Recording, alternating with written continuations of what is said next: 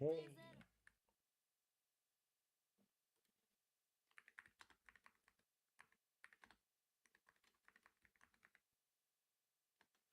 Hello. Hello. Hello, hello, hello. Ay, ay, ay. One second. Let me try and set up the music.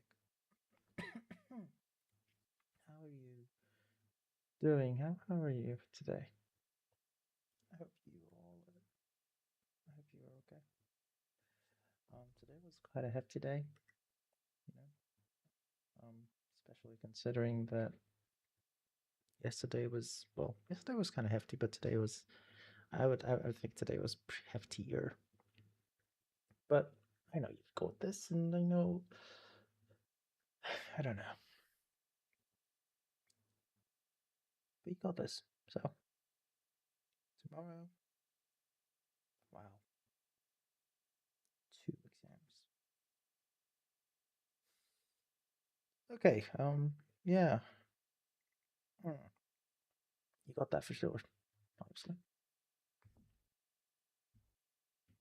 obviously, it's going to be easy peasy.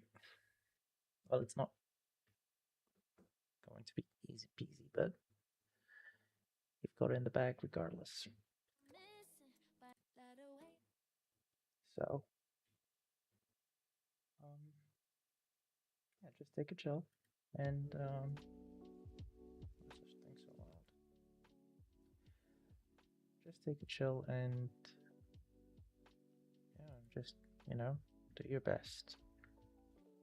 All right, that's all that matters. You do your best, whatever the result is, whatever the outcome. Um, you can be proud of it because you know you did your best,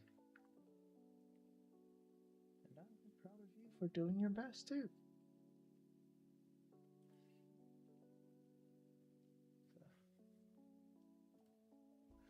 So.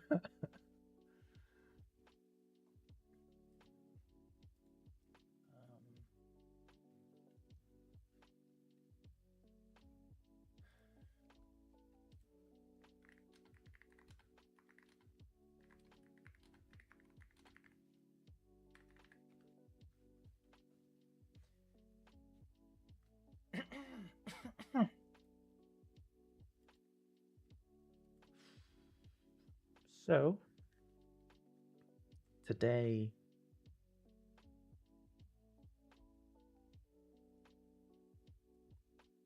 today why am I making it sound like it's a big deal? Today I quit my job working at Hive. So yeah, that's something that happened. And yeah. Yep. Yep, yep, yep, yep.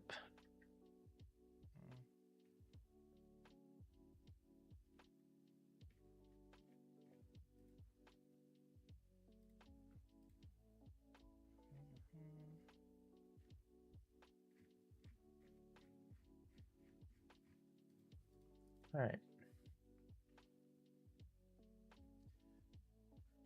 What does that mean? That means for one, I can now rest. Finally, I can now like rest and stuff. I can now rest easy. And secondly, it means I now have time to focus on my own projects. Because, like I've said so many times on here, the best case scenario, like the only thing I want is is for my own maps to succeed. Right. That is the main thing that's the end goal.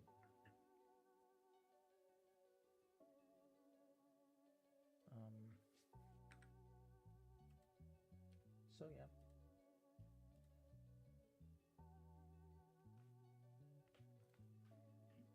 So yeah, that is it.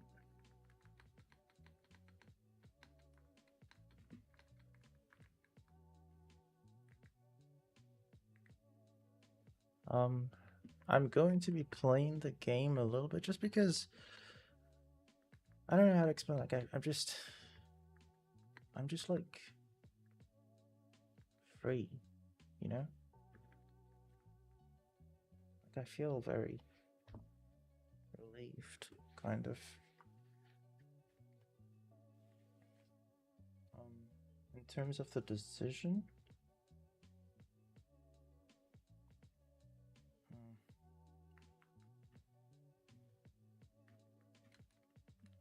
whoever's in my stream, can you just like say hello, say hi, say something? If not, just like if you can't say hello and you can't say hi or say something, and you're not my person, then like I don't know, fuck off the stream, please. Like just go. I don't want you here, bro.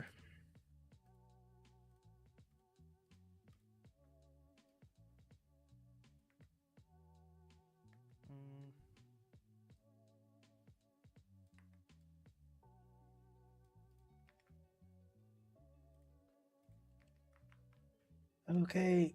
Thank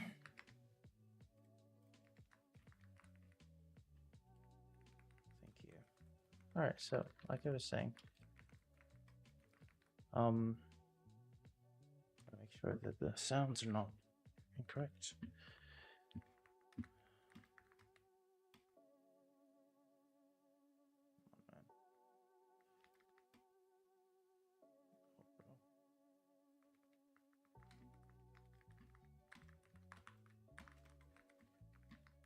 Oh wow, we're just gonna steal my kill. No way. Ain't no way. So yeah, like the thing is, the truth of the matter is,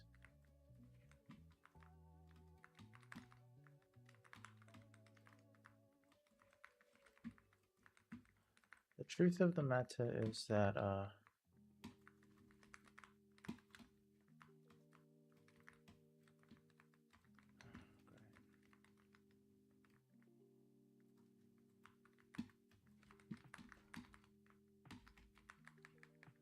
all right, let's see.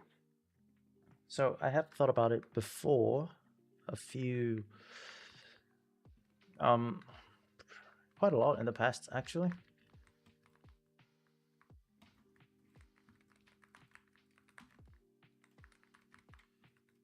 Quite a lot in the past I have thought about it. And the reason why I didn't do it back then, so it's basically, I'm just trying to say, like, it's something that has been on my mind, right? I didn't just up.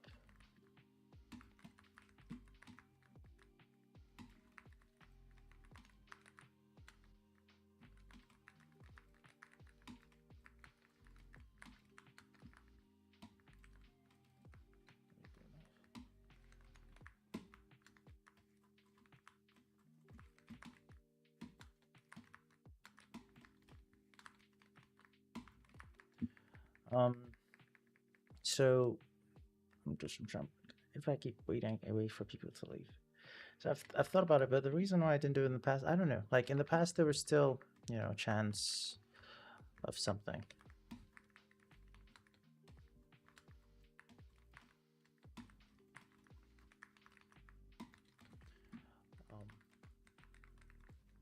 But yeah, it's something. Anyway, like what I'm saying is, the work there has always been temporary, right?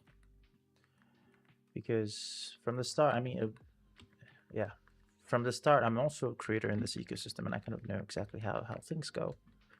So, like, there's nothing you can tell me. Nothing beats having a successful game of your own, right? That's the ultimate. That's the ultimate target, if you will.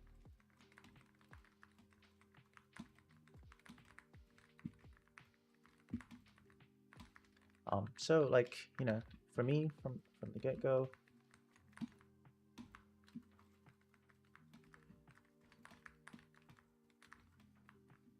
Hard work has always been temporary.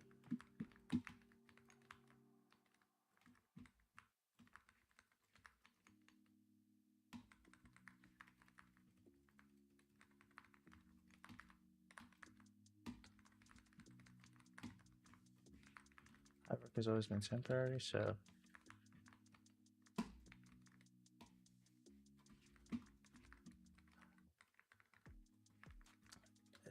yeah. But then if it was, why did you take it? Well, at the time, I don't know, it's a lot of things in life, except for one thing. Like, there's only one thing that I've only ever been sure about in my life, right? Like, well, two things. All right, the other one is not, I don't think it's appropriate to talk about here, but the second one is, my current relationships. Like, it's, you know,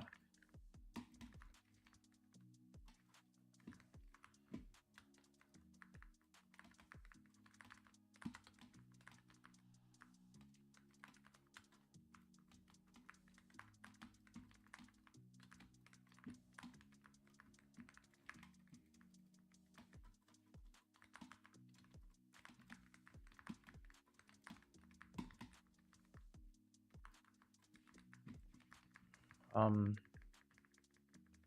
yeah. But like with this, I kind of, like, I don't know how to explain it. It's the same thing with school.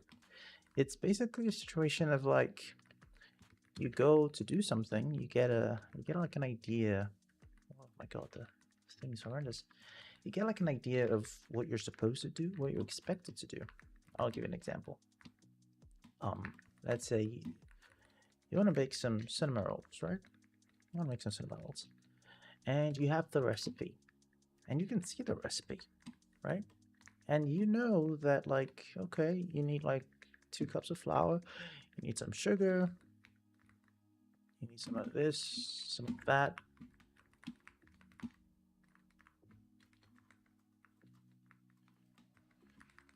And then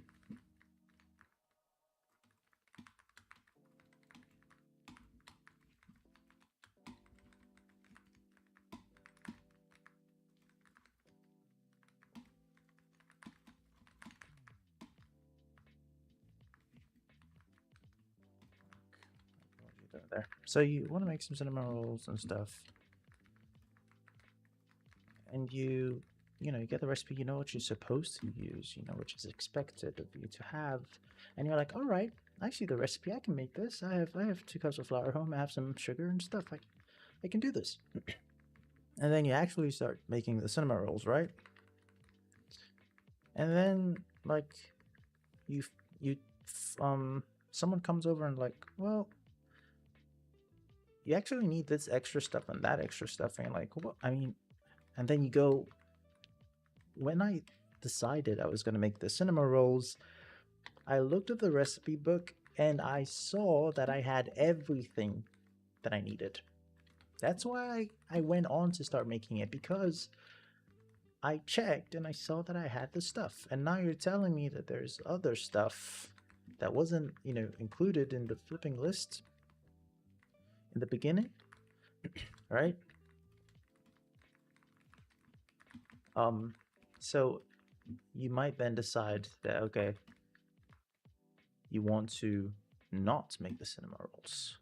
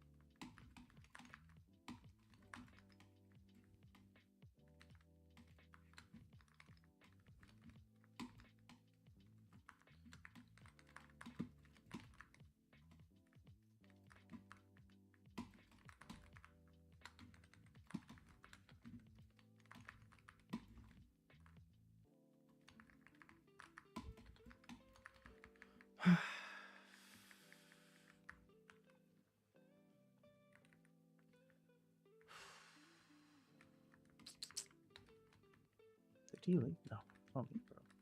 Don't be like that.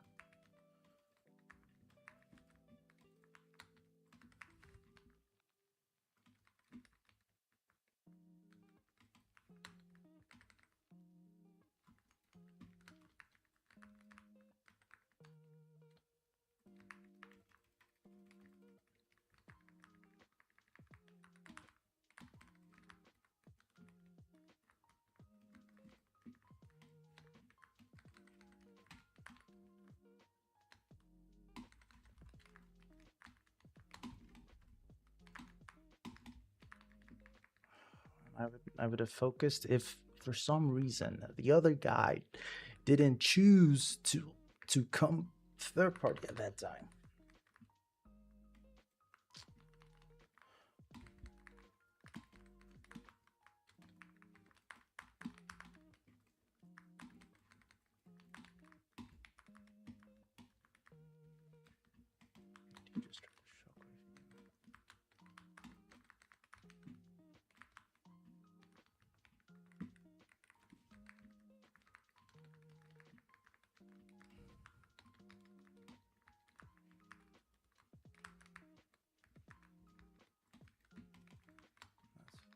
First line of thought.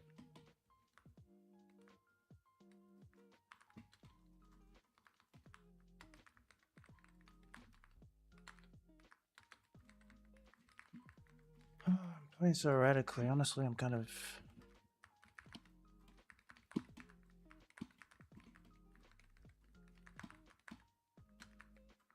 Wow, see that? See that?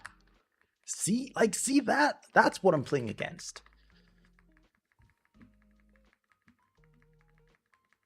That is what I'm playing against.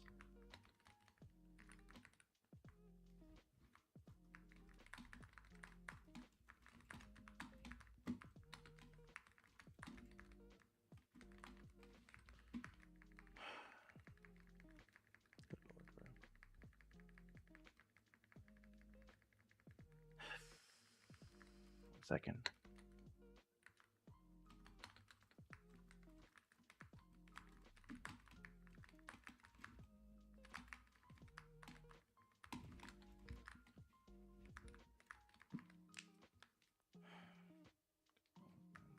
Good lord, I don't know.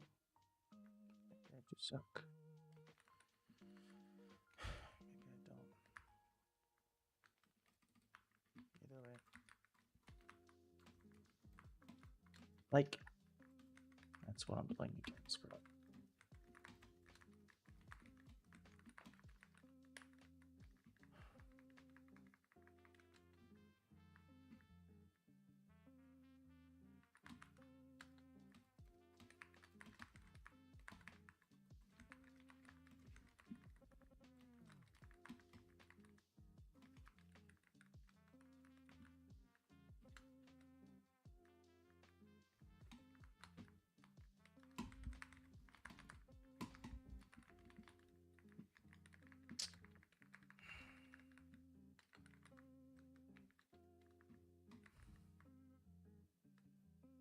Look at that.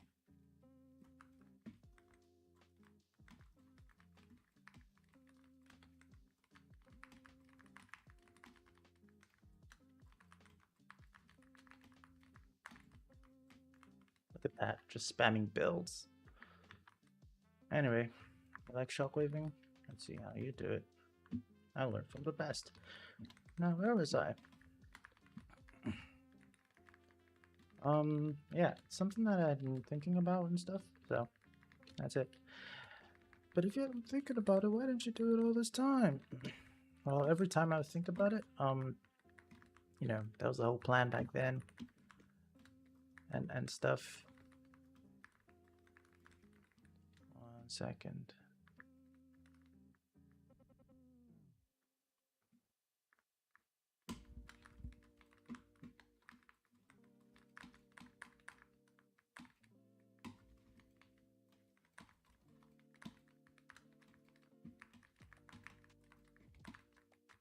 Edit, bro.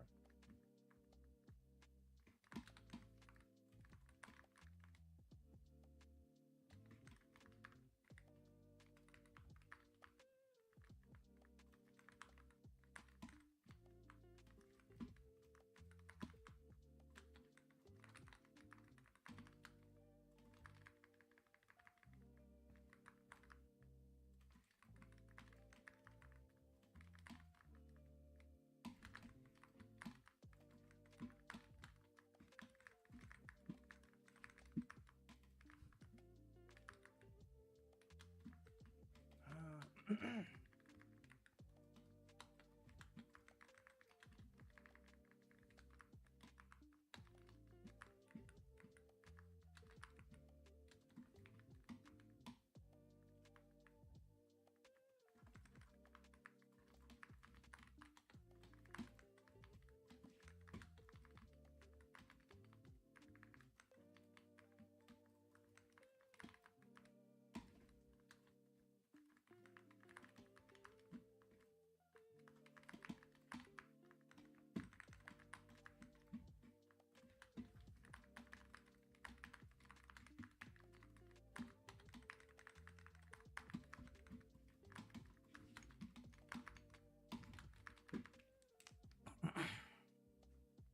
at that.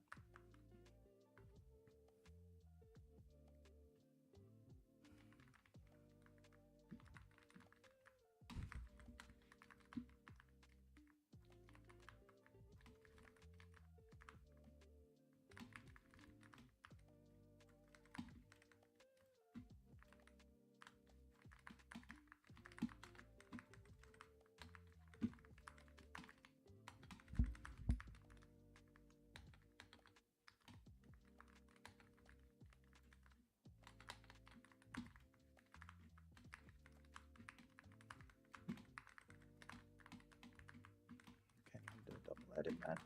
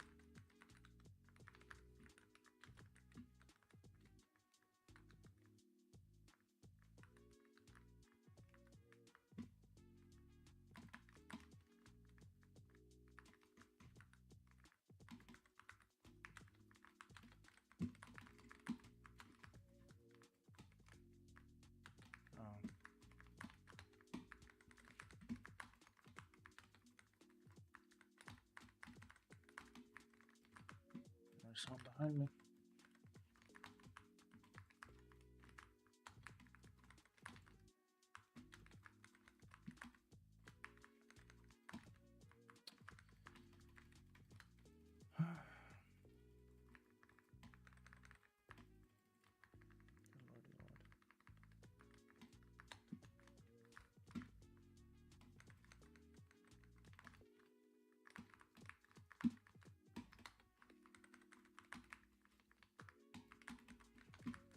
Bro, nice.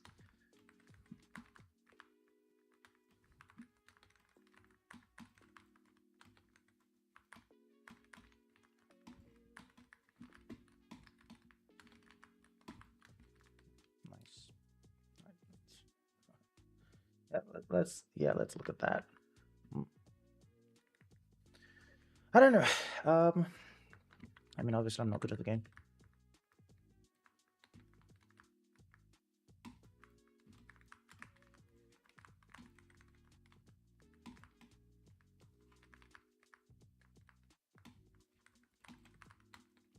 Does not matter.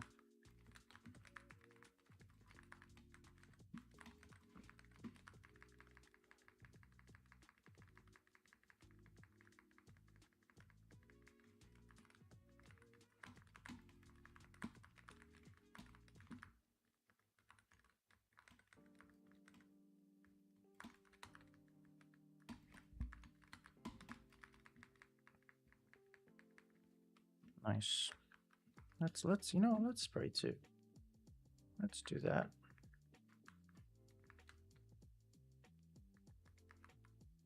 Oof.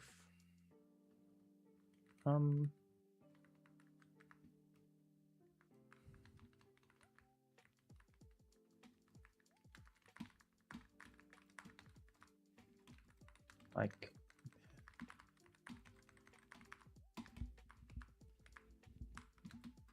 these are not my movements.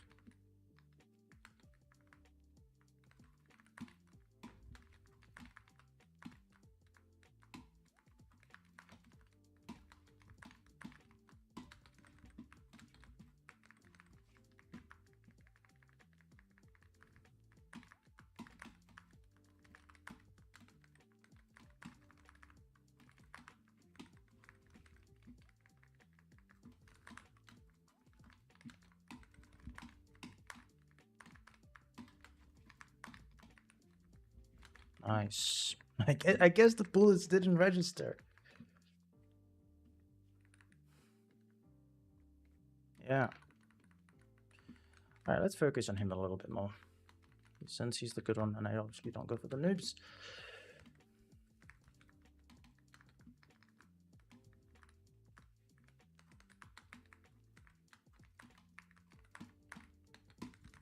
Oh, shit.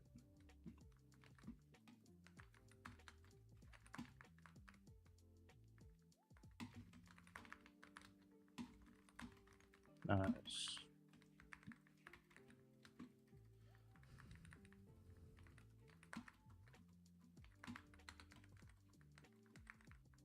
Okay. She'll just want to reload. If only I had like the one pump shotgun, a lot of these situations, you know, it's like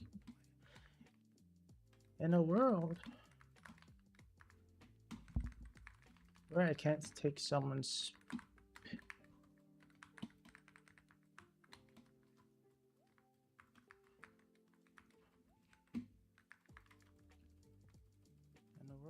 can't take someone's walls and stuff.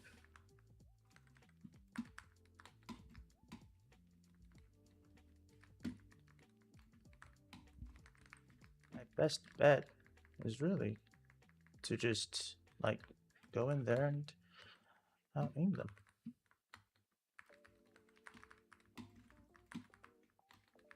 See? Nice.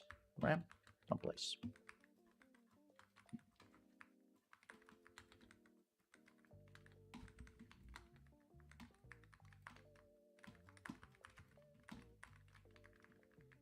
Oh, this is not mine. That's good to know. Okay, okay, okay. Floor, nope. Yeah, nice, nice. Anyway, where was I?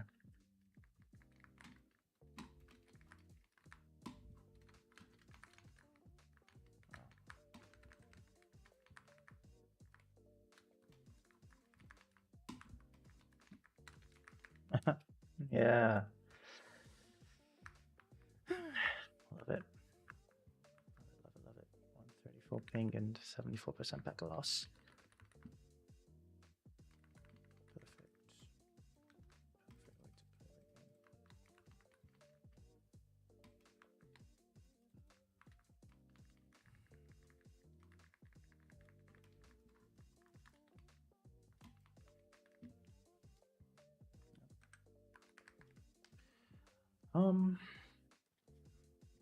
I don't even know what I came out to say anymore.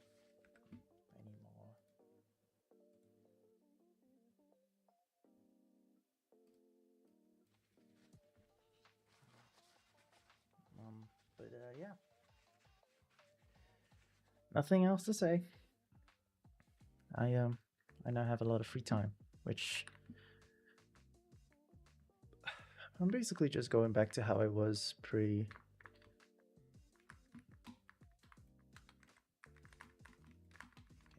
double-headed man.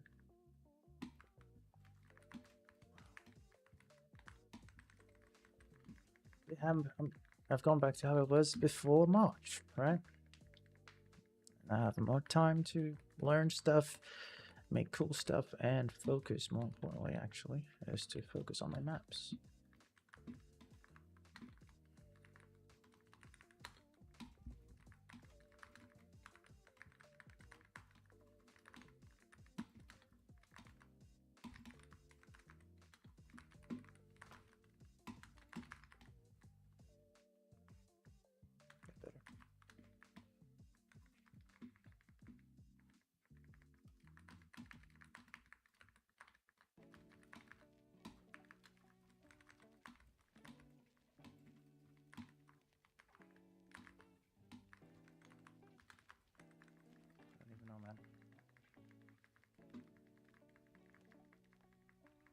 spray. And then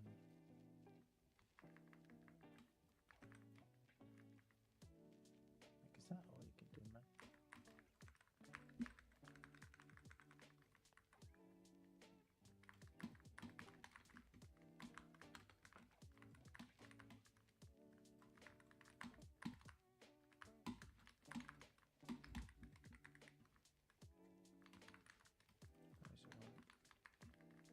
See, now that's the kind of thing.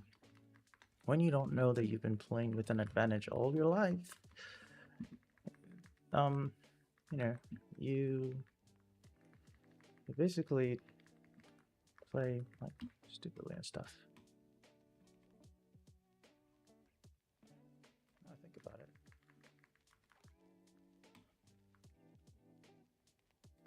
That was the guy that I was supposed to kill when he first dropped. I don't know, my aim is bad. Actually, I do know it's because I haven't played the game in a very long time, right?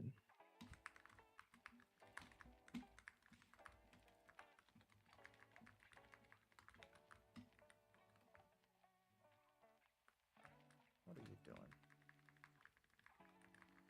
I don't think it's getting across on the video, but my aim is really bad. Like it's worse than it normally should be.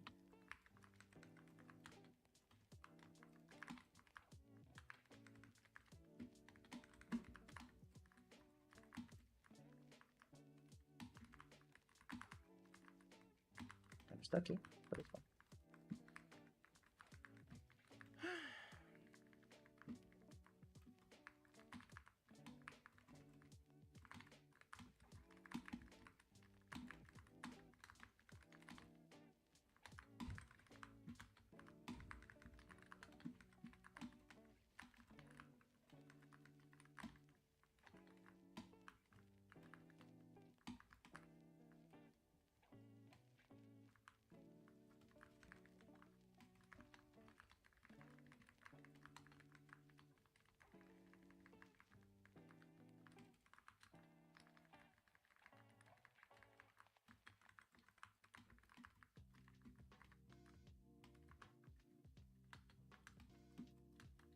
Wow, those aim is impeccable.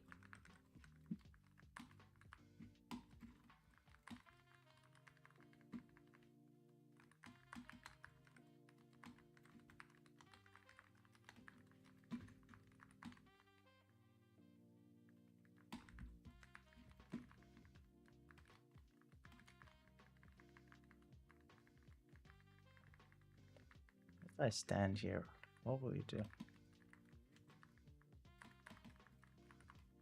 Yeah, see?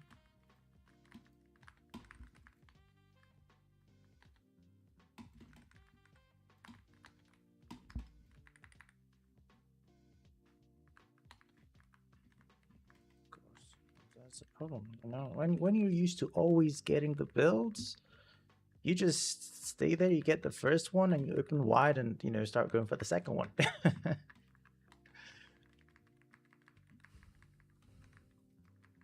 what happens. Anyway, it's Tuesday. The day has only started. I actually still haven't got my one-pump shotgun. Let's see.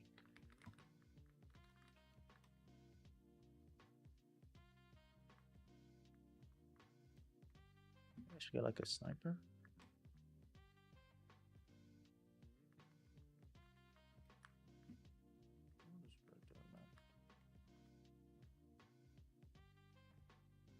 on, man, I'm helping you. Gotta kill him. Alright, we're gonna push.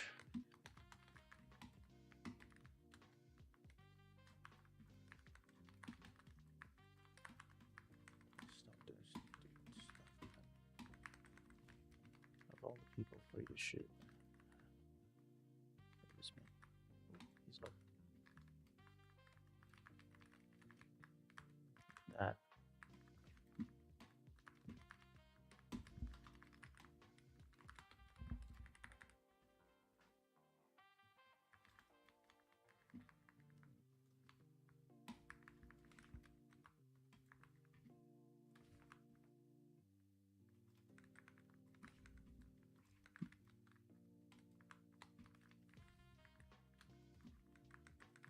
the default to shoot me so I can respawn and he gets the kill. See, that's the difference between he and I. He goes for the noobs. Only a bot does that. Like, I could have farmed the default for kills and stuff, right?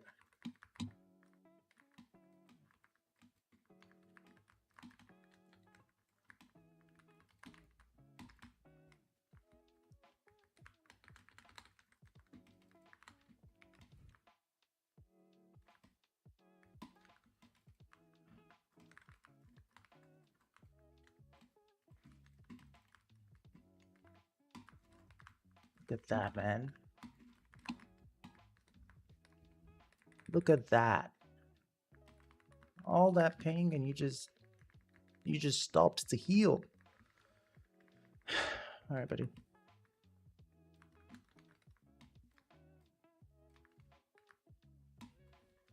There we go. I don't feel bad if he kills me because I obviously let him. Oh, he left the other guy. Anyway, whew, feels good.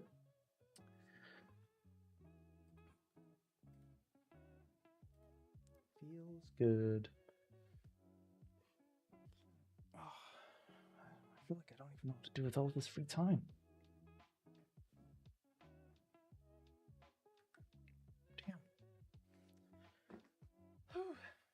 Damn. It's been a long. I don't even know what I spent. Wow. I don't want to call it a waste, but honestly, the past, like, what have I gained practically from the past 3 months? March. I started March. That's 1 month, 2 months, 3 months, and some days. Well, you know, it's life.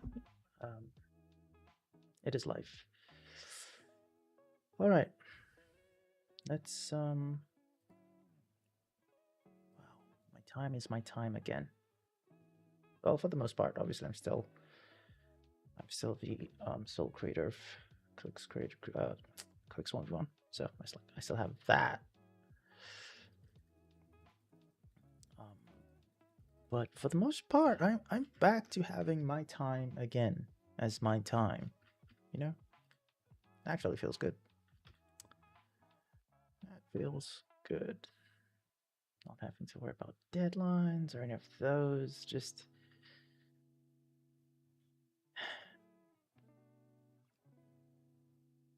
today is what March 1st was supposed to feel like. You know, back in February when I said that, when I figured, oh, I can't post videos. Okay, well, I'm gonna do live streams. Today is what that was supposed to feel like. I was supposed to, like, you know, have my time and then come on, and I can now like, oh my goodness, oh wait, no. I just realized I can now like stream like a lot more. Like I can actually stream, because back like the past few weeks, really it's just been I wake up, I do some of the, you know, the work for the job that I was working, right? The one that I quit. And I'll do that for like 8-ish hours. And then I would start streaming, and usually on the stream, maybe sometimes I would do some extra stuff for the work that I didn't get to finish because, you know, time just came. Or I'll just start, I don't even know. But yeah. Yep. It was quite the experience. Let's go in like one last time. I don't usually play this map, so like, this is not my map of choice.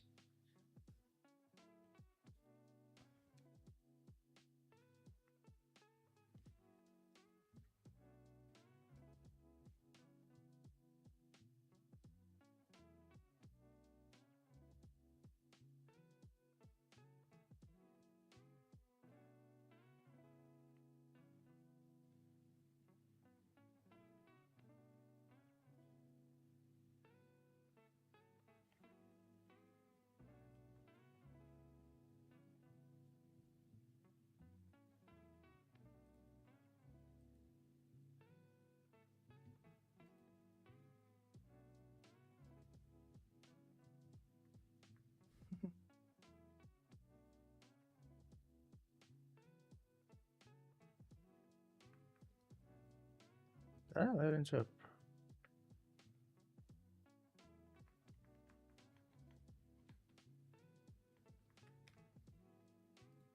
Wait, I loaded into a public one, but I guess I was the one who started the lobby.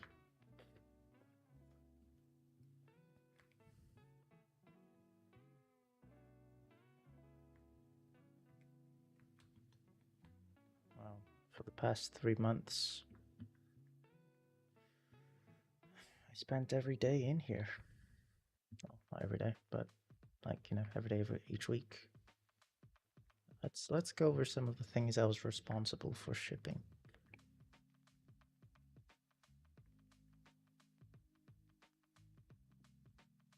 Well, this one, this one, this one, this one, this one, of course. And then over here we have this one, we have this one, this one.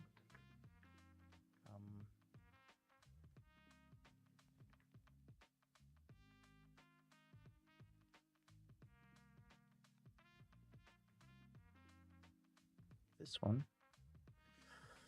this one,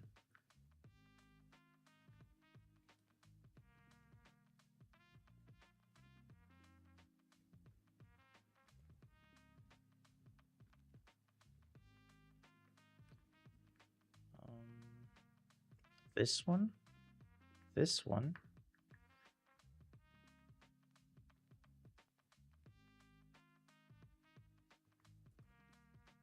oh, hello, hi, Didas.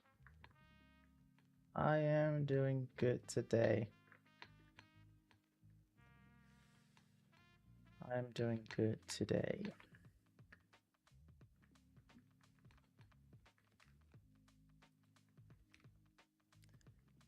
Let's see. Which one of these is the most fun? Honestly, besides, like, I never really, like, played with them, if I were to put it that way. Right? I never really, like, played with them. So, I can't say.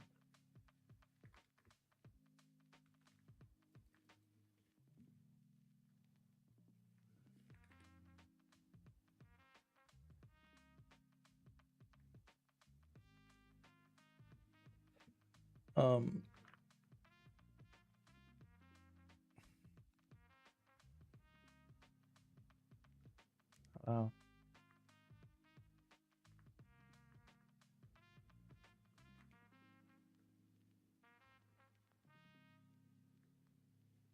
I wonder what he's gonna say.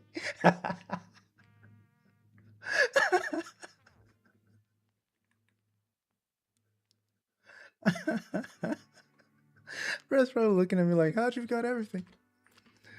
Oh, man.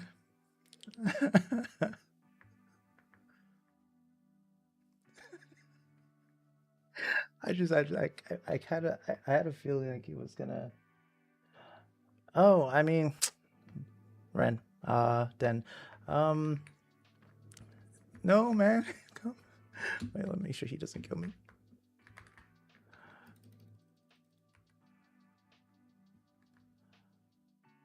Oh, man.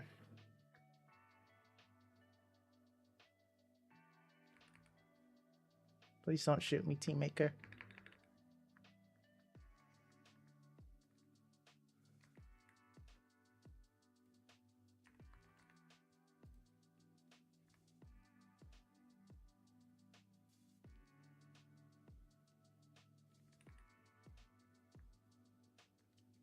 We're friends now. 1 second. Let me just move this over here, because I do not trust. I don't trust a thing.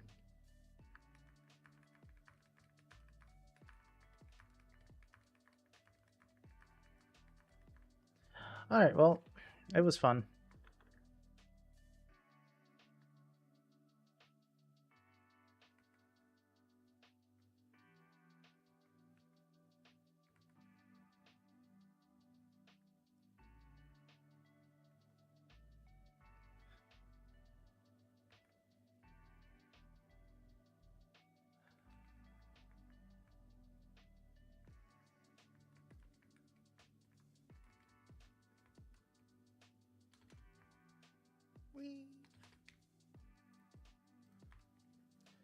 All right. How am I feeling today?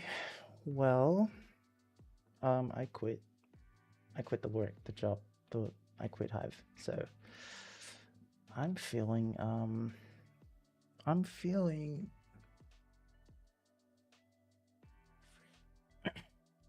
I'm feeling. Free. Um, just to focus on myself, basically. To reclaim time, because time is the most important thing. That's the short answer. That is the true answer, actually, as well. Honestly, yeah, that's what I said. Quit. I wasn't fired. I quit. Whoosh, whoosh, whoosh.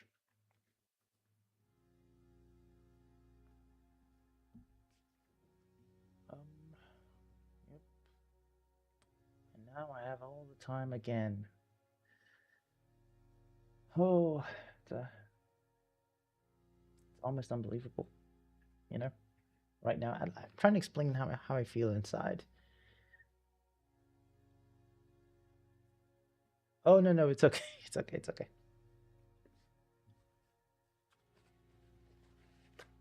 I understand.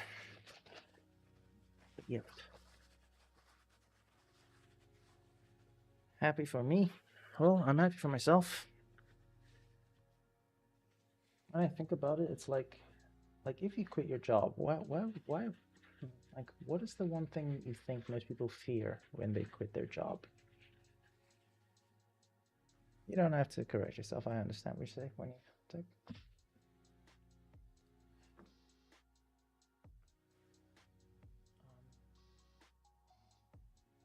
I mean, not it's not like what's next. I'm just me again, right? Before,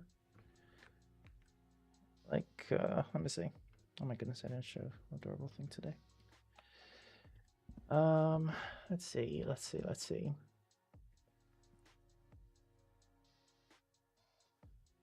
Yes, I knew that you could do that. Wow, 3 million copies. You know the funny thing? This guy used to be a, not used to be. He is a map creator. Like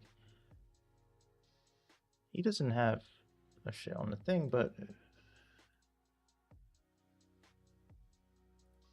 this is him.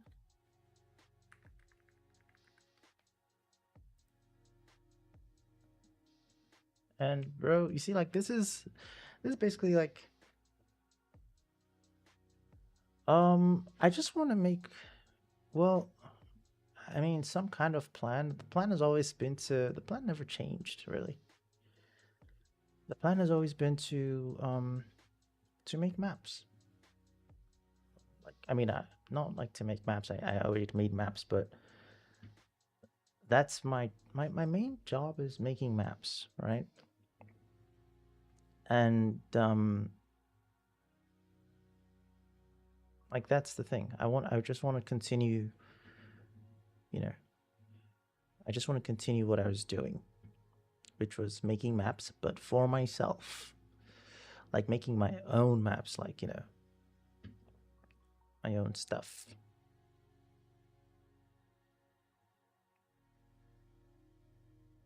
It may not seem like it when you look at the current state of creative today, but every single one of these people all started from one map. It just not necessarily their first map, right? But one map. Like Hive, for example, they didn't start with one with every gun. I would say pretty much edit Pump Wars. If we were to go by like say 2022, this was, let's see, sorts by oldest published. Let's see. Oh, I guess you would call this one back in 2020. And then Edipom. But this was the one that I knew was popular because this was the one I used to play. Right. Um, let's see. Red versus Blue quite literally started with the Oh, that wasn't the one. This was the one that got famous. Red versus it was like a red versus blue, but like with no builds. Um,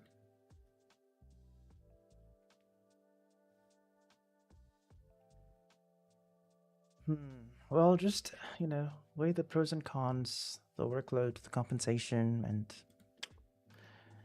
you will get your answer.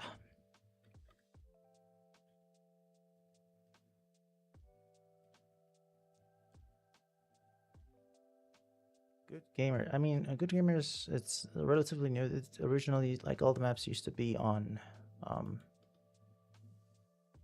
the Boy Dilly's main account. So this is essentially where you would start looking.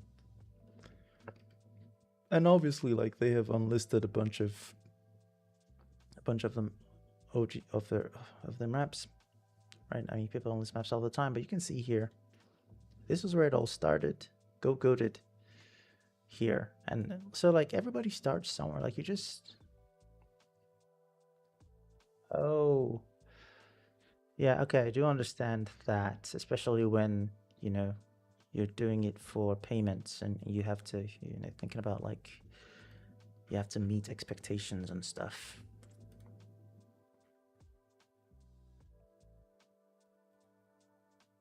Wow. But you see, this is like he was a yep. It's just having confidence in your skills. That's all, really. Just have confidence in your skills, and you'll be good. Um, actually, I am curious here. If you see, this is like a crazy overnight millionaire type situation, actually. So this game is about $6 on Steam, right? $6, and he has made 3 million sales. Good lord, um, that's gold.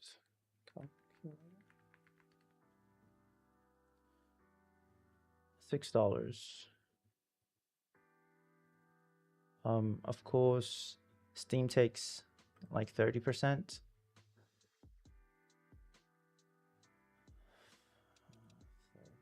6 times.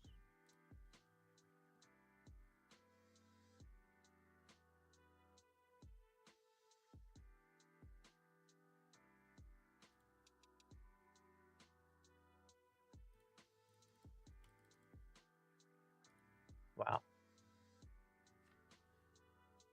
10 million in the bank.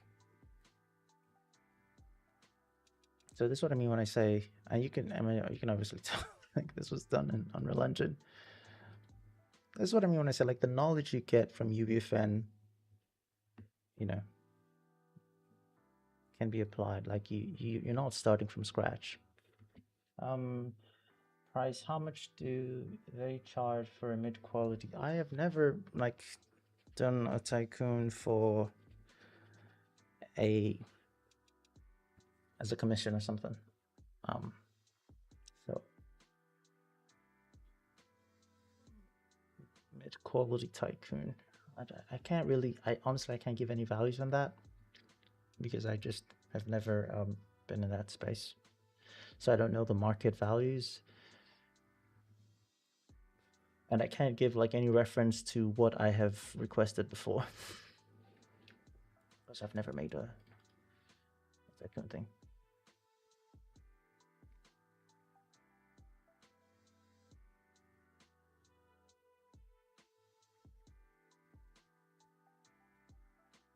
Is everybody just like putting SingGraph into their stuff?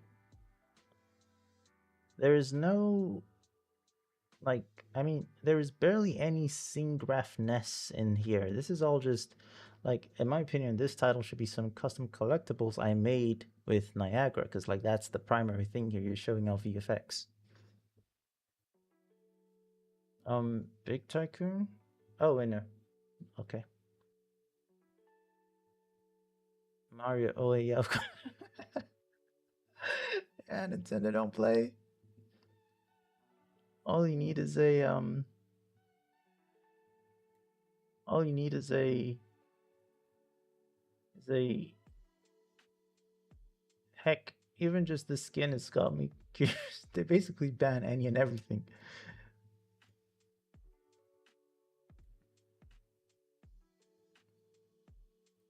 The only scene graphness here is just the fact that, you know, I mean, obviously using scene graph to do the detect when the player picks it up and stuff.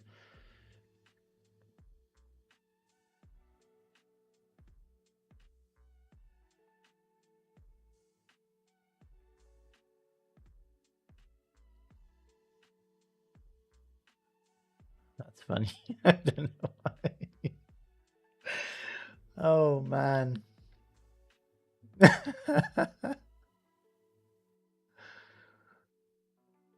Anyway, right. What was I gonna say? Yeah, prior. Let's see. Before happened. Last thing I posted before joining. This was the last thing. Oh, maybe this one.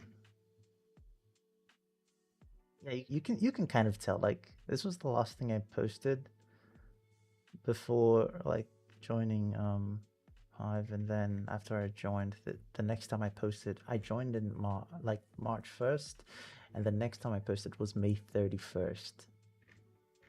Like a whole, practically just a few days ago.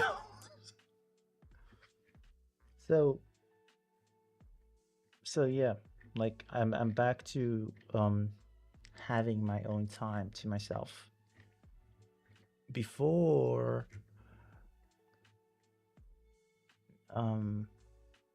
November 17, before right around here was when I started learning how to use SceneGraph.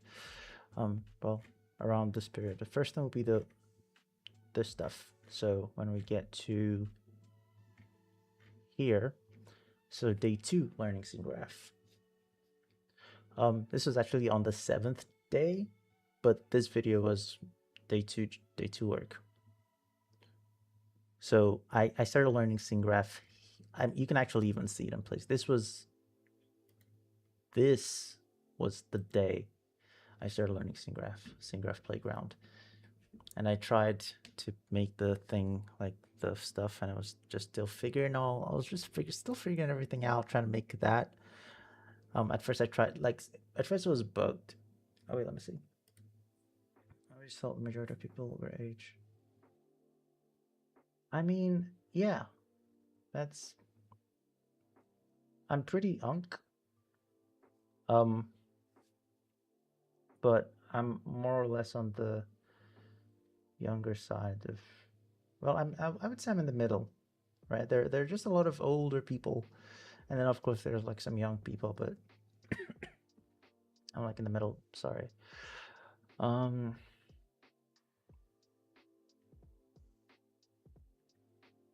But yeah. So what happened here was I finished making my my Squid Game map. It went live on the 15th of August. Yeah, you know, I put my all into this. I put my heart in this. And then it went live on the 15th of August. It should be down now. I think I took it down. Probably. What? Okay, well, 15th of August it went live. And then over the days, I just kind of yeah.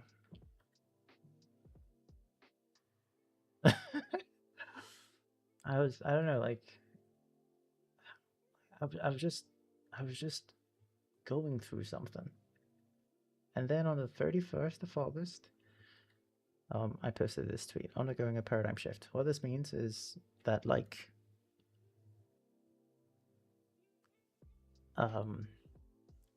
basically the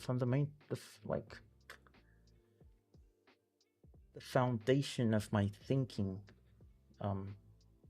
the way I thought about the whole what to create and what not, and like, you know,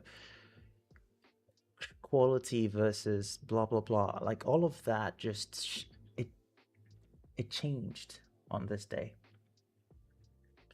And so after that, I no longer you know, I I no longer sought, like I knew that the type of games I had to make in the show, like currently, like they had to change. No more, you know, this. It had to change. Quantity, basically, yeah, that, I guess that's a good word. I shifted from valuing quality to quantity. So I would rather make 10 games that are 50 that are 10% good than make one game that's 100%, like, you know, not like good isn't bad or good, but like, you know, high quality and stuff. Like I would rather make 10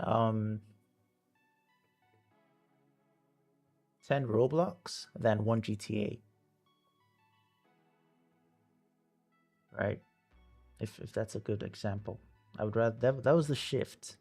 I would rather make 10 Roblox. I mean, for one thing, the content on the stream is now going like to be like, it's not just the content of the stream. It's also, I would say, like my energy during the stream. Because what had happened was, in the past, well, the time leading up to now, I think I talked about this earlier. The time leading up to now, um, I would wake up, I would do, you know, Hive work, and then at the end of the day, I would get onto stream. So I would wake up, do Hive work for like 8 hours or whatever, depending on when I woke up, and then at the end of the day, I would start streaming. And usually, what that meant was, towards the end of the day, I would be tired. Like first of all, for starters, I would have already had spent the entire day, the entire day doing UEFN. And honestly, I really just wanted to go off, but I have to stream for my own personal reasons. So that's why you would hear me say stuff like, I don't want to think, you know, doing materials or doing some verse. Like during the streams, I never really wanted to use my brain, kind of. And that's a bland way of saying. Basically, I was tired, and I wasn't in the, I didn't have the capacity to do things that required serious thoughts, basically. But now, for starters, whenever I don't know, like right now, I'm able to actually stream like a lot more, because part of the reason why I didn't stream earlier, like why I streamed at the end of the day, not just at the end of the day, but like why I just did the end of the day streams, was I didn't want to stream development content.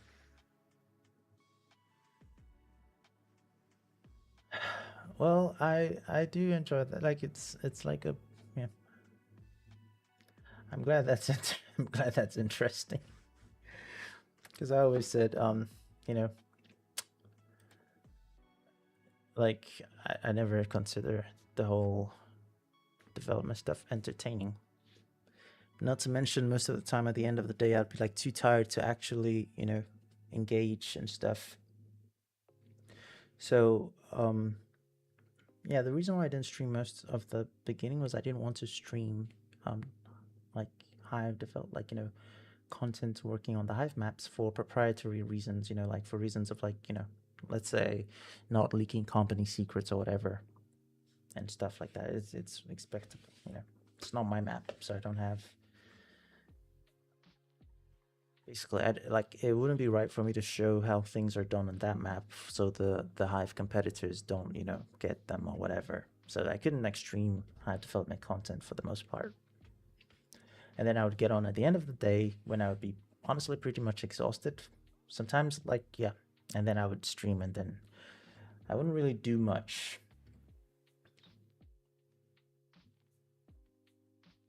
Yeah, it was kind of part of the whole thing. Anyway, going back to it, around here, I went through this change in mindset. That's the best way to explain it. I went through a change in mindset here. Because prior to this time, prior to this tweet, I had been a like this is what you'd say ever since UEFN released. This is like my first map. Every like the moment UEFN released, like a month after, I got invited to Clicks Creative. So from UEFN's release, pretty much, I have been doing like work. I haven't really done a map for myself, if that makes sense. Like a map for myself to the capacity that I like. Um, so yeah, this was my first, and then I did this map, and then you could say it flopped. Yeah, it did flop, didn't it? Yeah, it flopped 100%. It flopped. Hold up, let me look at the stats.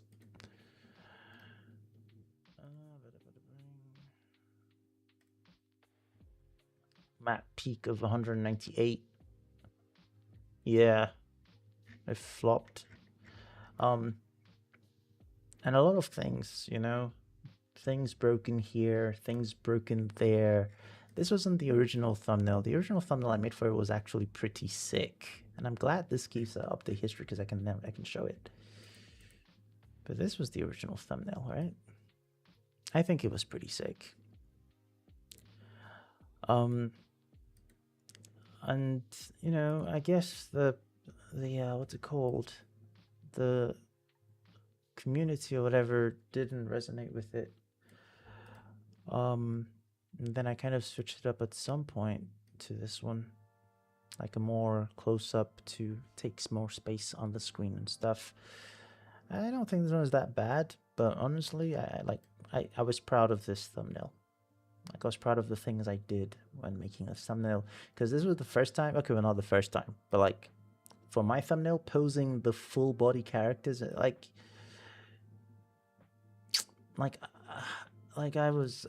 feel like I cooked. I feel like this was artistic and it was nice.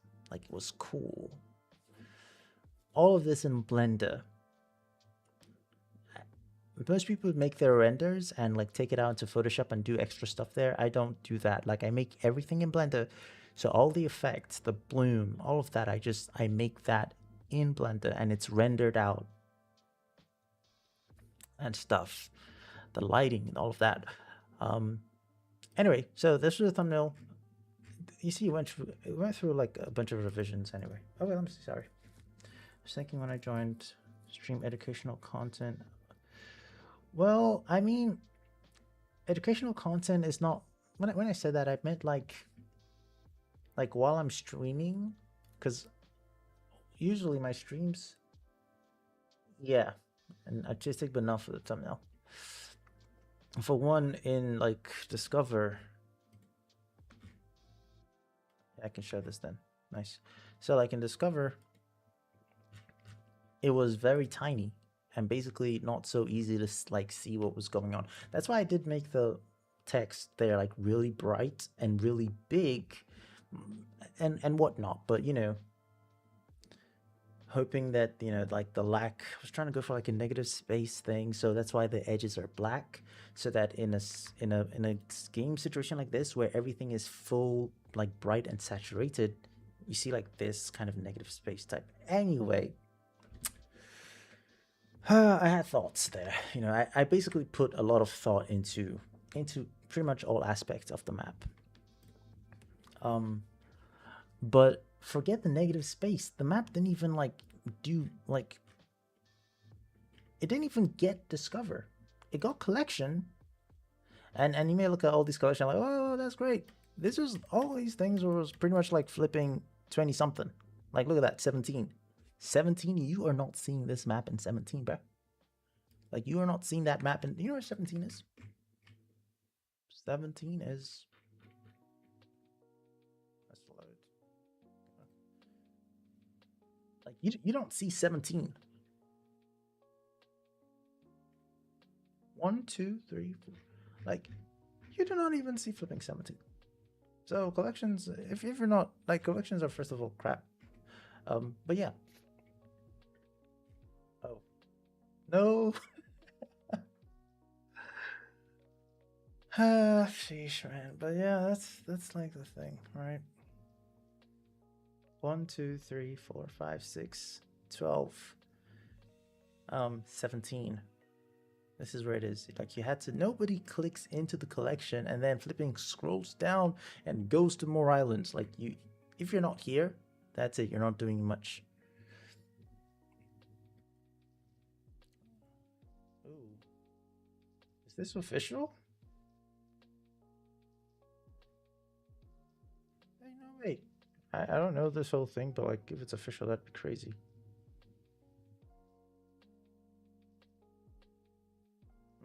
I don't know. I don't think it's official. I think it's one of those things where it's like the creator says you can make your own content, fan derivative, whatever. Anyway, after the whole schnazzle around here, it wasn't even the fact that I thought as much. It wasn't even the fact that the map wasn't doing good that made me realize this. It was just the fact that like things were happening. So it was basically a replay of the old situation with my 1.0 maps, where some stuff were breaking in this map, and it wasn't my fault. No, like not like it was my fault. Obviously, it was my fault, but like it was Epic side. Like if a thing that Epic gives you breaks, you cannot go fix it yourself. Like you cannot do anything. You can only look for workarounds, right? And in some situations, there is no workaround. And then I started getting like, copyright strikes. It's a Squid Game map. I started getting copyright strikes because it was crazy. Like Squid Game Island.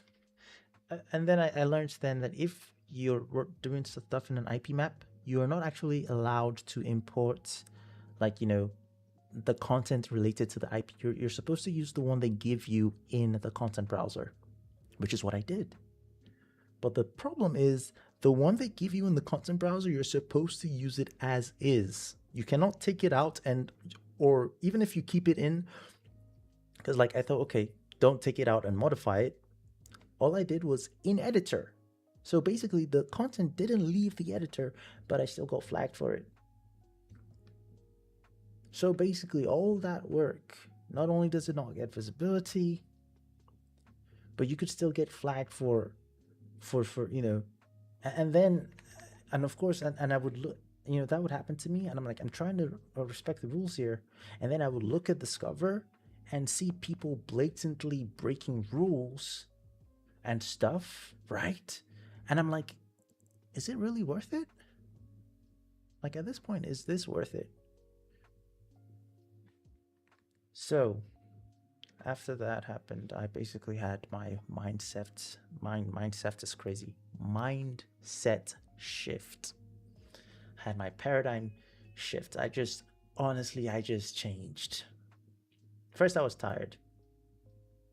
And then I changed.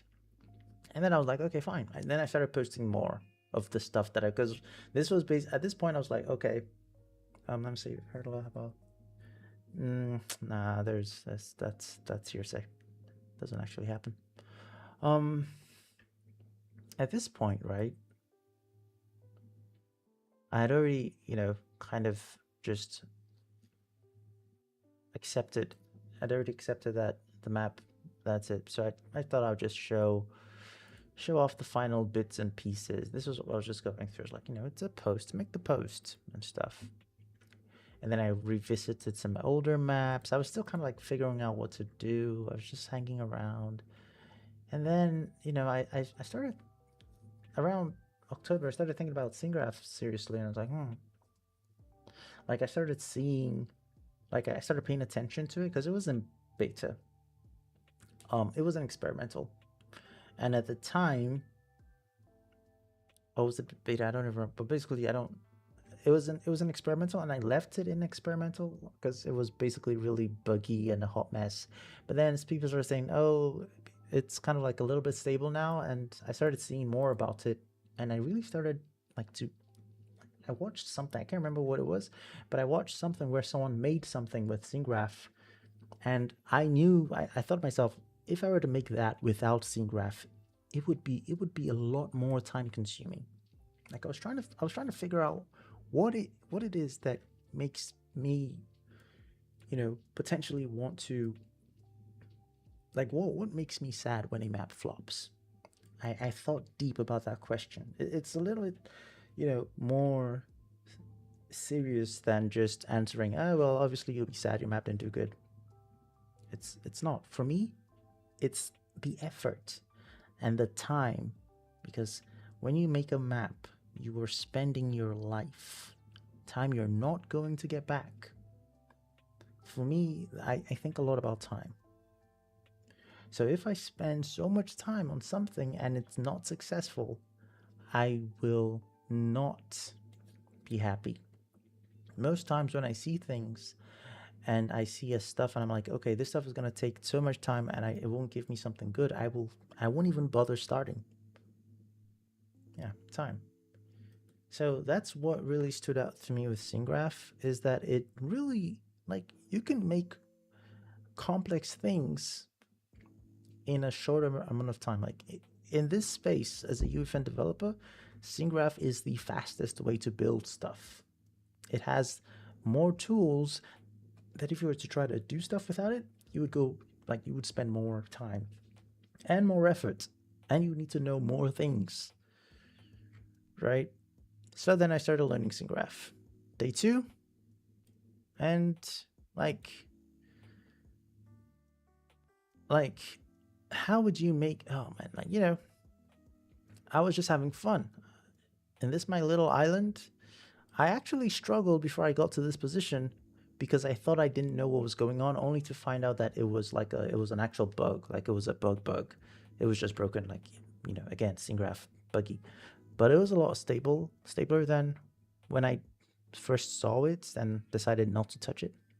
But I just SingGraph, like, did some SingGraph stuff. Like, at this point I was in a SingGraph craze. Let's see what we could do with SingGraph. Then here's first example of a thing that I saw. I saw this on Twitter. And I thought to myself, I could probably do that with SingGraph, huh? And so I did. And it didn't take, and the whole idea for me when making things with SingGraph is to make them virtually the same, right? In Fortnite, if you wanted to do stuff back in the day, like you could make something like, oh, that's cute, you made a like a thing, but it's kind of janky and it doesn't look right. Oh, because I'm just recreating stuff. So every time, like when I looked at this post, I didn't think, okay, I want to just make bouncing balls in a thing. I thought to myself, hey, I want to make it look as if I plopped the video and put it in Fortnite. So stuff like, it's very blurry because it's flipping annoying. But the ball itself, if I can zoom, I cannot zoom.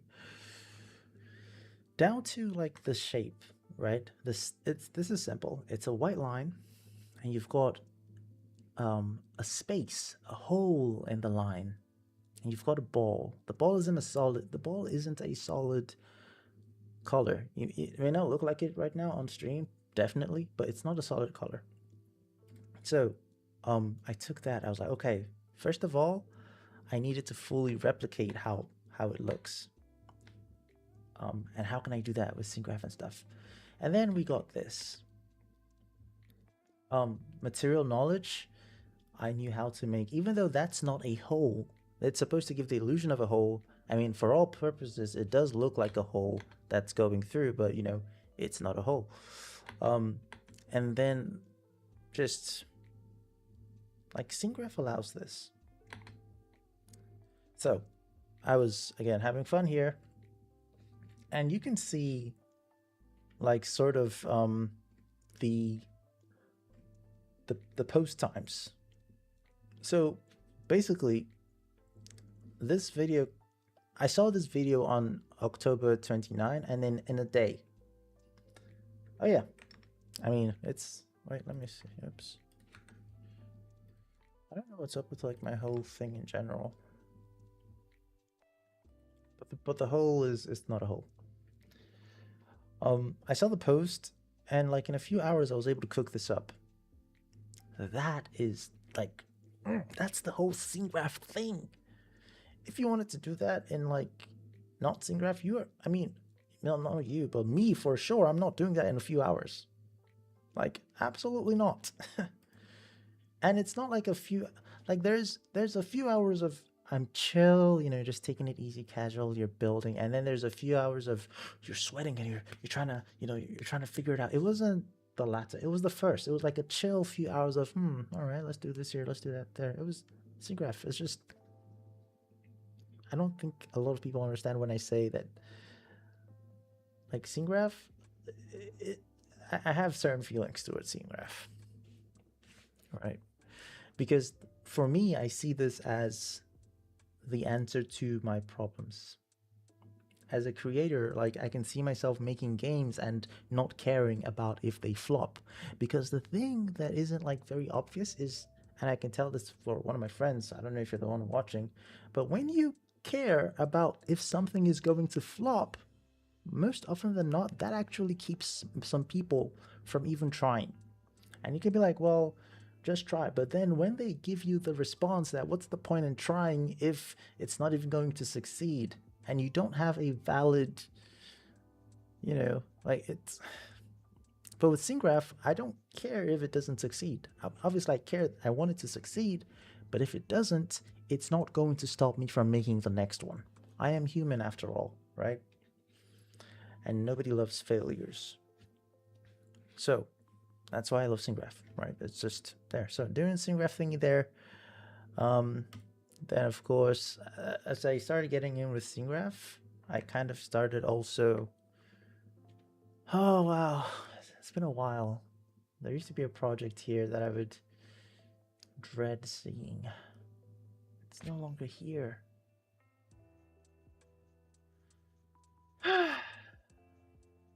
Freedom. All right. SIGGRAPH. What was I saying? As I started getting in with SIGGRAPH, I started, seeing the fact that, oh, I really don't like devices. Like, devices is the source of all my problems. 1 second. Oh.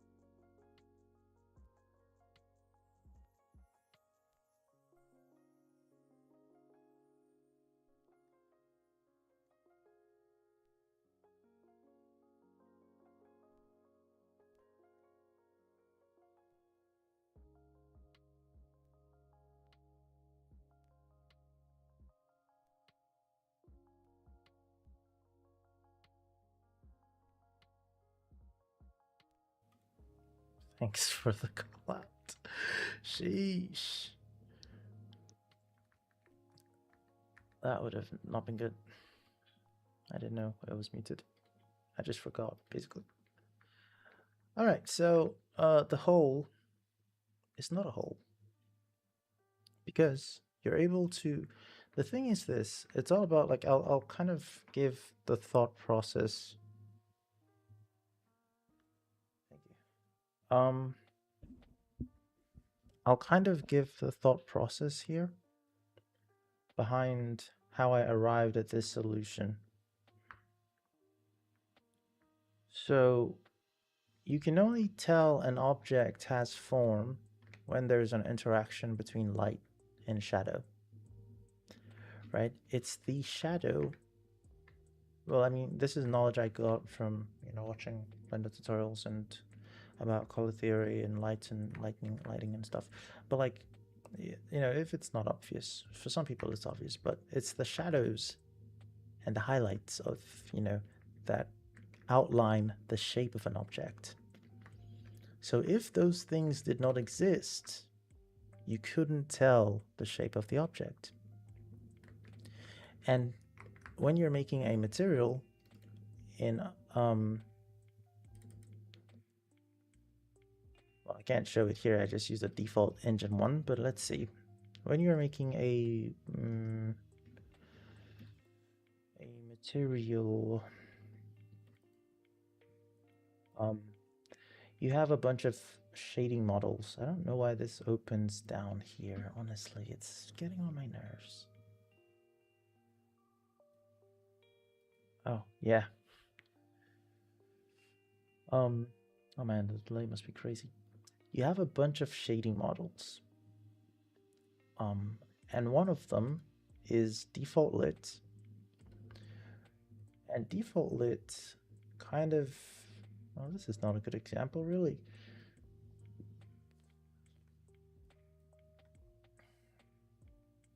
But default lit allows light to interact with the object. And another one you have is unlit. Unlit simply does not perform any light calculations. It just shades the vertex with color and opacity and the other stuff, but ignoring the influence of light. So I just knew that that was what I needed. And so here I have this thing. You can see when I get real close. That is a cube, well, a cuboid, a rectangle, a 3D rectangle. And I just put it over the actual flat stuff, which is also unlit. Like everything here is unlit. When it's unlit, it doesn't interact with the external lighting, and that is practically, if you want to give off the illusion of like a phone screen, not if you want to give off the illusion of something that is like on a screen, you would use this shading model, just basically to not have it interact with the light. If I wanted this to look like it was on a phone screen, then I would make it unlit. Well, I wouldn't make it unlit. I'll make it lit, like lit, affected by the light, and then I would, glossen it up by turning down the roughness to simulate glass reflection, glass. So yeah, just setting the material. It's all about material, like material stuff. But yeah, that is, it's not a hole. It's just a mesh that's over the hole. And I needed that because I also wanted to, detect when the balls land on it. That's all by the side. So, yeah, hating devices. Devices were really limiting. And right about here, I had started, really diving into scene graph and stuff. I started posting more and stuff. Started doing random, little tip here, little tip there, little tip here, little tip there. I basically aim to post something like frequently. And then here again was that I found at the time, like I was just, because coming out of this map, like this map drain. It was one of the draining thing because I was trying to make it in time for the release. So I was rushing and I was just cutting, like I did like 16-hour days back to back, 16 to 18-hour days back to back on this map for 3 weeks. So at this point I was kind of like in a resting period. So I wasn't really making any particular thing. Like there wasn't a rhyme or reason to what I was making in scene graph. This one, I thought to myself, this is a good first, like I thought to myself, this is a good first, you know, thing to make in terms of like it uses one of scene graph's core features, which is that you can dynamically change the relationship between objects in the scene, such as making that the child of that so it follows the rotation. Oh my god, I was so happy here. Like, oof. Like that looked unreal. And then this one was a trend thing that was going on. I just made this because everyone was trying to make a keycap thing, and I was like, oh, let me try my hand at it. A scene graph there. This again, like 2 hours ish. I already had made the keycap from an earlier project. It's my keycap. I modeled my keycap from an earlier project. And then this was just me polishing the thing and then making it like, you know, playable and adding all of that. Like, it's just nice. Then here I found this random stuff online and I made it. And then we go on to here, another random thing I found online. And then so that was kind of like the whole theme of stuff. I just scrolling, I see some random stuff and I'm like, you know, let me try to make this in scene graph. And then this was a pretty monumental day. We got the ability to attach entities to the player, which, you know, I then made this showcase. This was an update day. Usually like back then on update days, I would do something cool with what we got. But recently I just haven't been able to. Honestly, I don't know, I'm actually glad that I have my time back. But then, you know, I posted this stuff, and like it got quite a lot of, I said I was going to, I don't even know why I said that, but I said I was going to make a full tutorial if there was a lot of interest. And, you know, there was a lot of interest, 40k views, a bunch of likes, people asking for tutorial.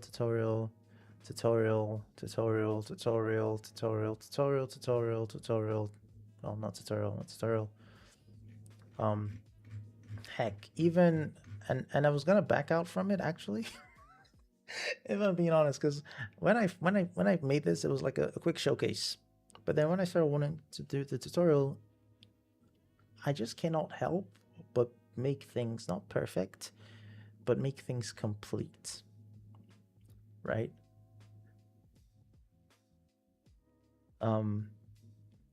So when I wanted to do the tutorial, I wanted to do a full tutorial on the flashlight itself, not just attaching things to the player entity, right? Not just attaching things, because that's actually just like a single line. I wanted to do a tutorial on like a flashlight system. I felt like that's what people wanted, and that's what people wanted. And I kind of I didn't underestimate it, but like the more I started thinking about what to make in a flashlight, the more I started realizing that it actually is, you know, it's a lot. And the problem, right? The problem wasn't actually making the thing. Like I actually finished making the flashlight completely, like a full, you know, system, full enough that I sell the flashlight on my Patreon, right? I made that pretty quickly, but the problem was making the video, the tutorial. So for starters, I had never used DaVinci Resolve. That was more or less my first time. I had to download DaVinci Resolve because I made the tutorial cash flow.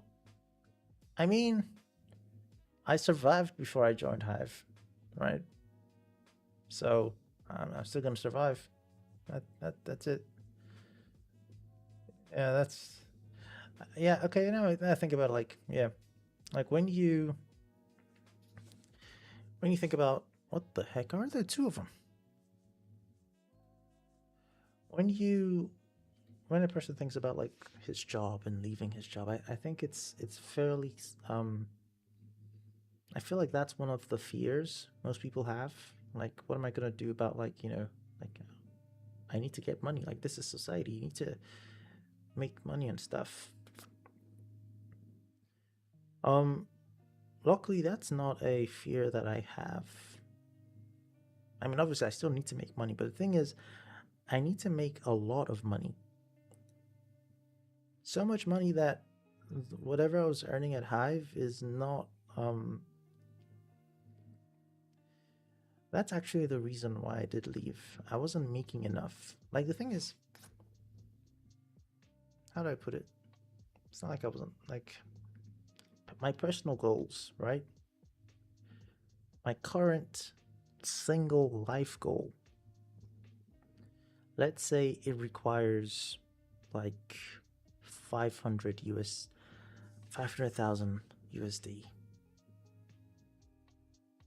Like, I'll explain, everything's all relative, right? My single life goal right now requires about 500,000 USD. 500k. Now, at Hive, I was earning 7,600 a month. And yeah, to relocate from Nigeria. That's it. But not just to relocate, but I also need to make plans for um, rights and stuff. You know, like resident. Like, I don't want to just relocate like and be held by a thread and stuff. No, no percentage. So now the thing is, 7,600 USD. Like, wait, hold on, let me see. Uh,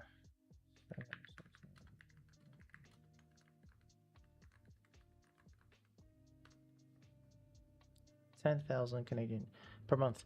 Now, it's not like like, it's obviously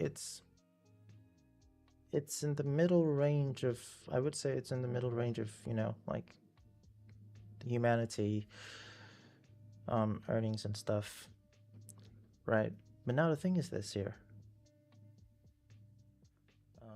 Let's see. 7. Oh my goodness, I have shifts.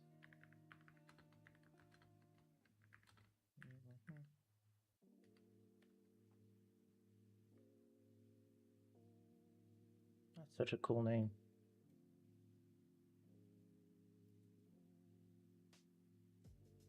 I love names with Y's and A's.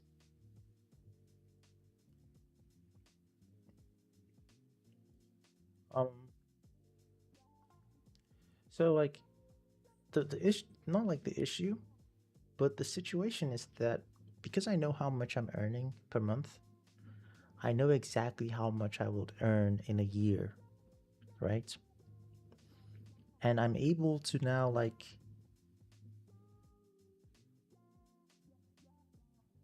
oh, yeah, it's like I'm not belittling the money, obviously. I'm just saying I know how much I would earn in a year.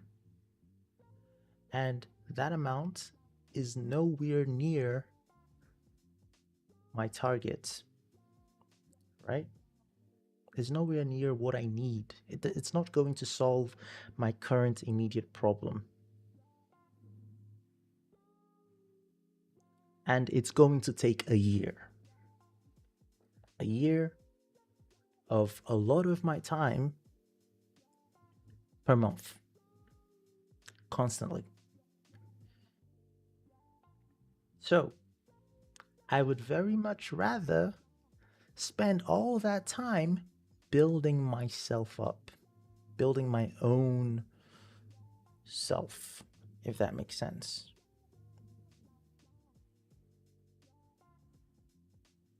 So that's kind of where it's at.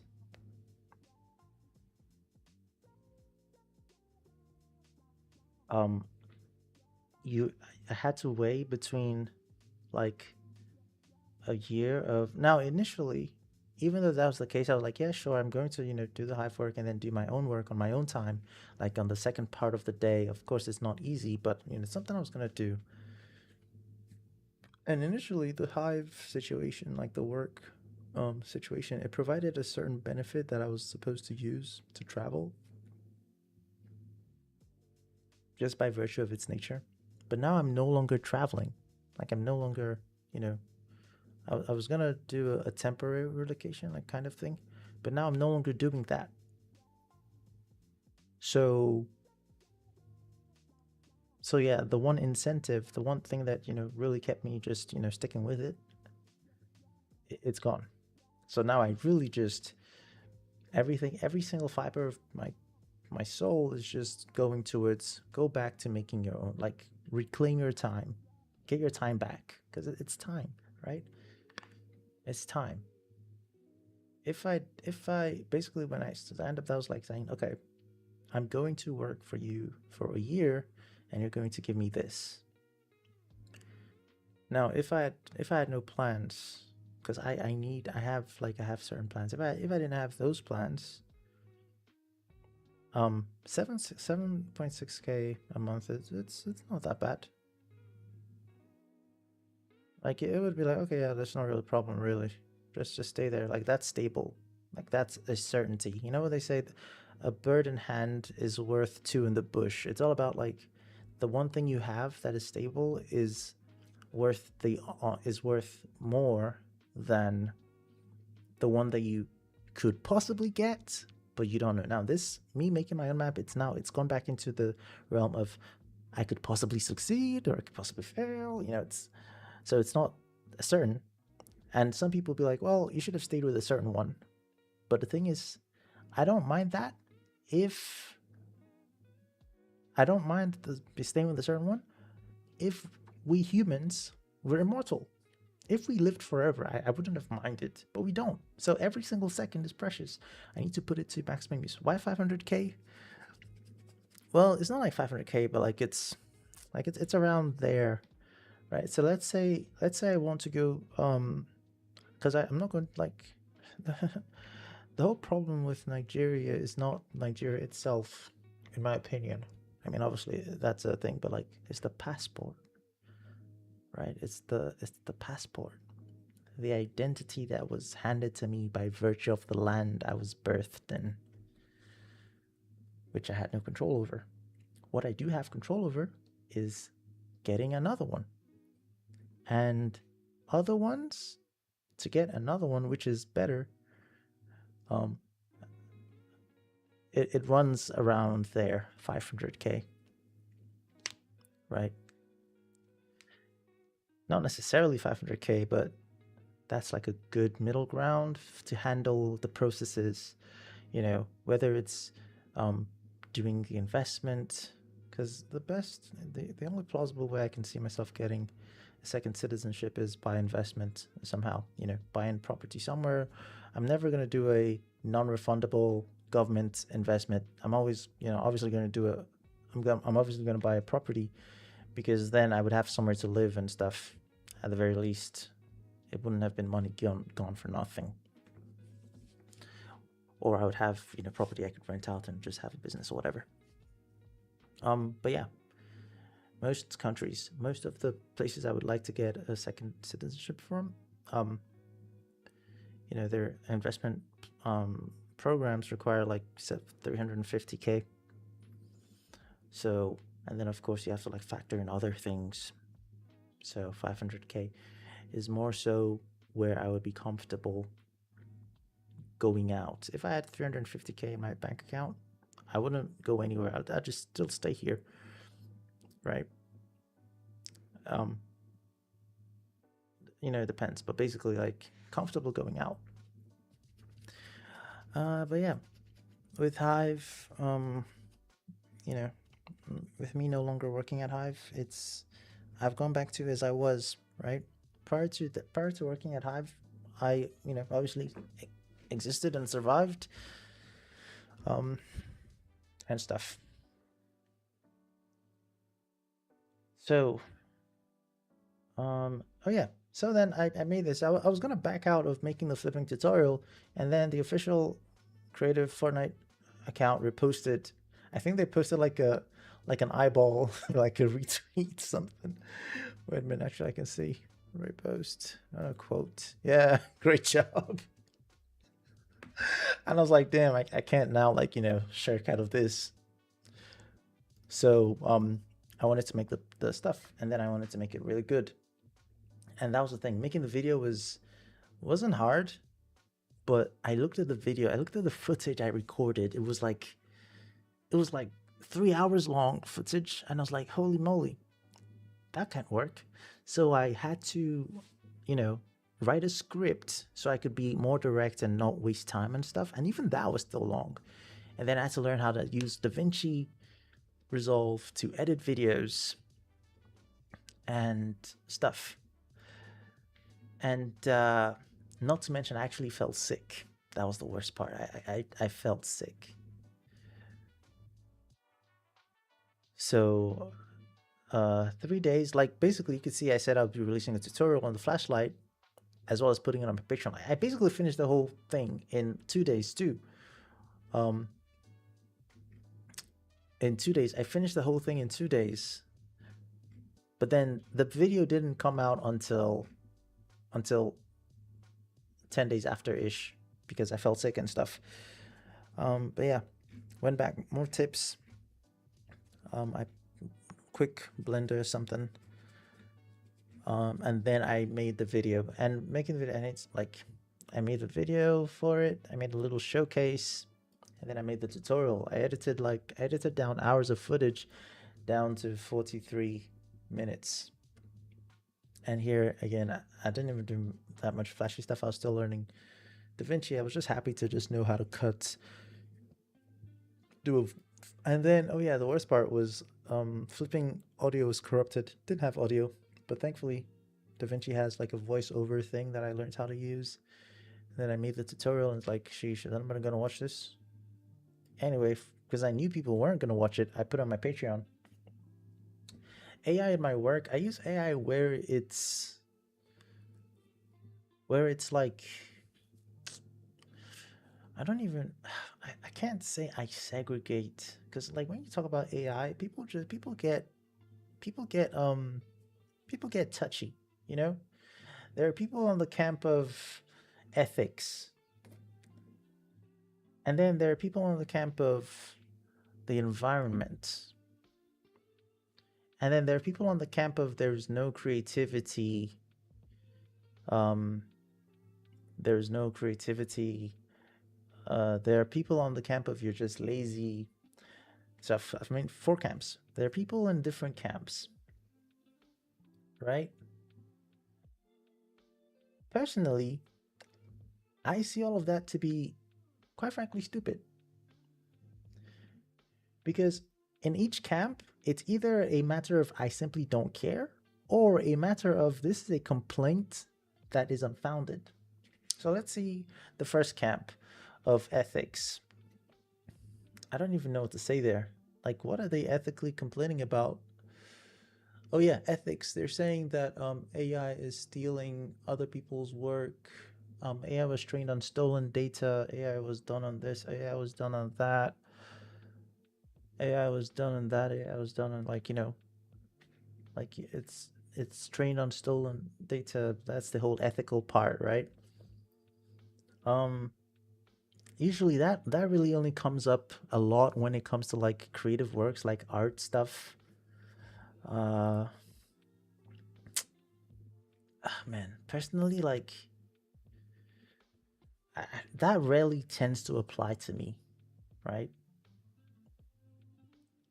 That rarely tends to apply to me because I like making stuff, right? Like this Steam Cube, someone made the Blender one, and he was like without AI. And the reason why this person posted it was someone made one with oh, never mind, yeah.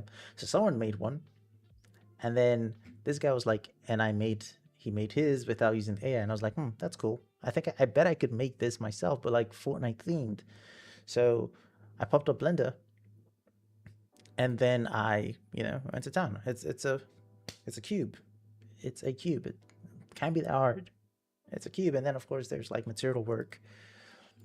So I made this one. Someone actually said, did I use AI? Something. He said no. He said, what AI did I use? And then I posted a picture of the scene. So art wise, I don't, if people use AI for their art, honestly, I don't care. Again, time is very important. So now you see now art wise, I tend not to use AI. So let's say there's ethics. Oh my god, it's just other people's art. It's stolen on that. Like, what's stopping a person from looking at someone's art? I'm getting to that. What's stopping a person from looking at someone's art and then tracing over it or something? People get inspired. Like, almost nothing in life is invented anymore. Everything has been done. Right? I mean, obviously that's not true, but like basically. So that whole part, honestly, I just don't care. Like I don't care.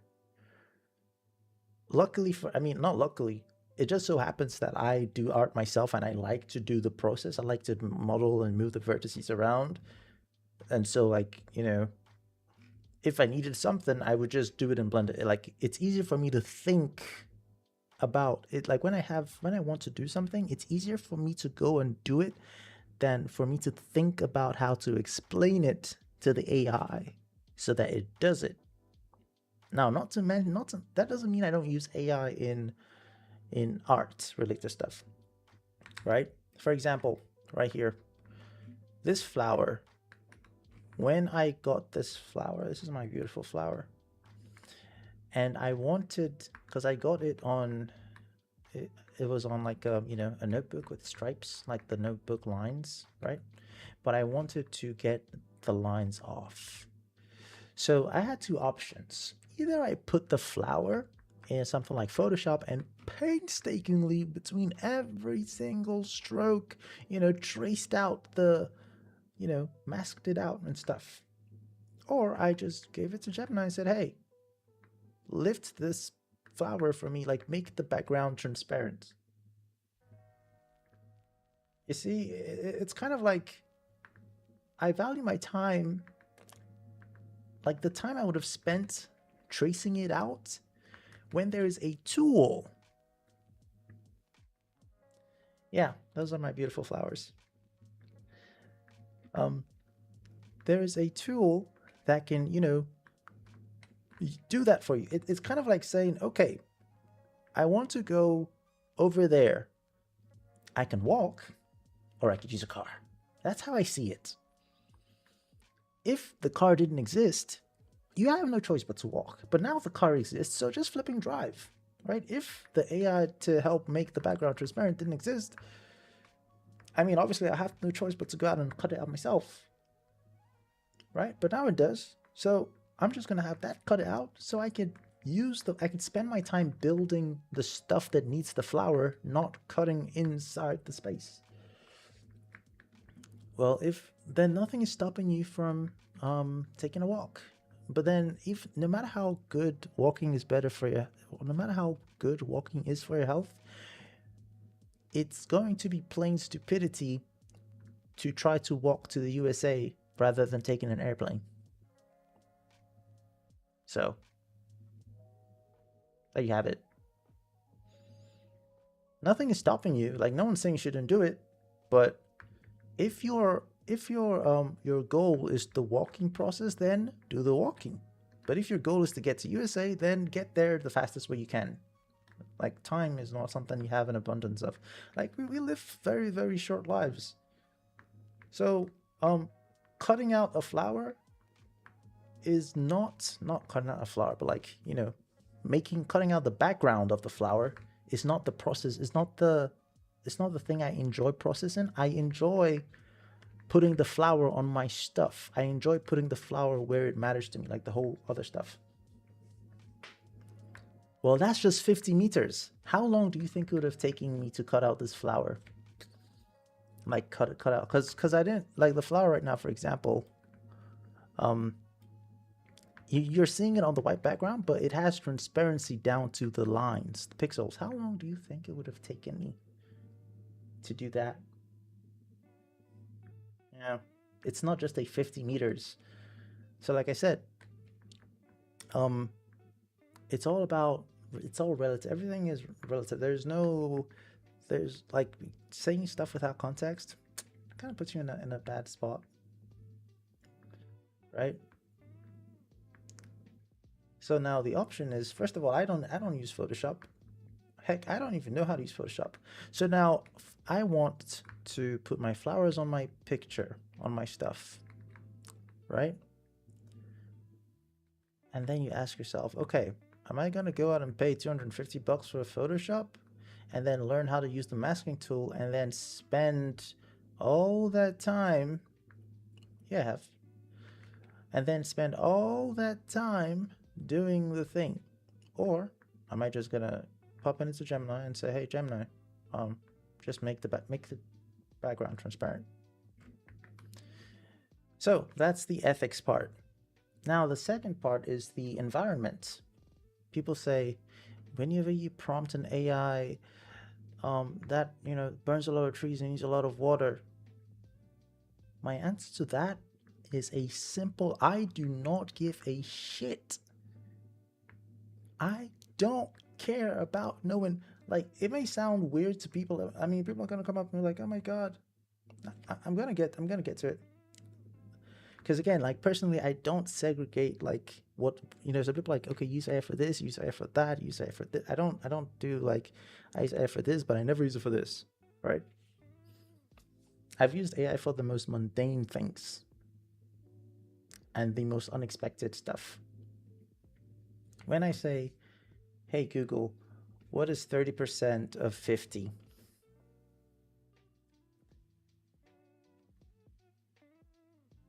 You see, 30% of 50 is 15. Here that you might say, okay, well, that's not Gemini, that's the Google Assistant, and it probably ran it into like a calculator stuff. See, that's the thing.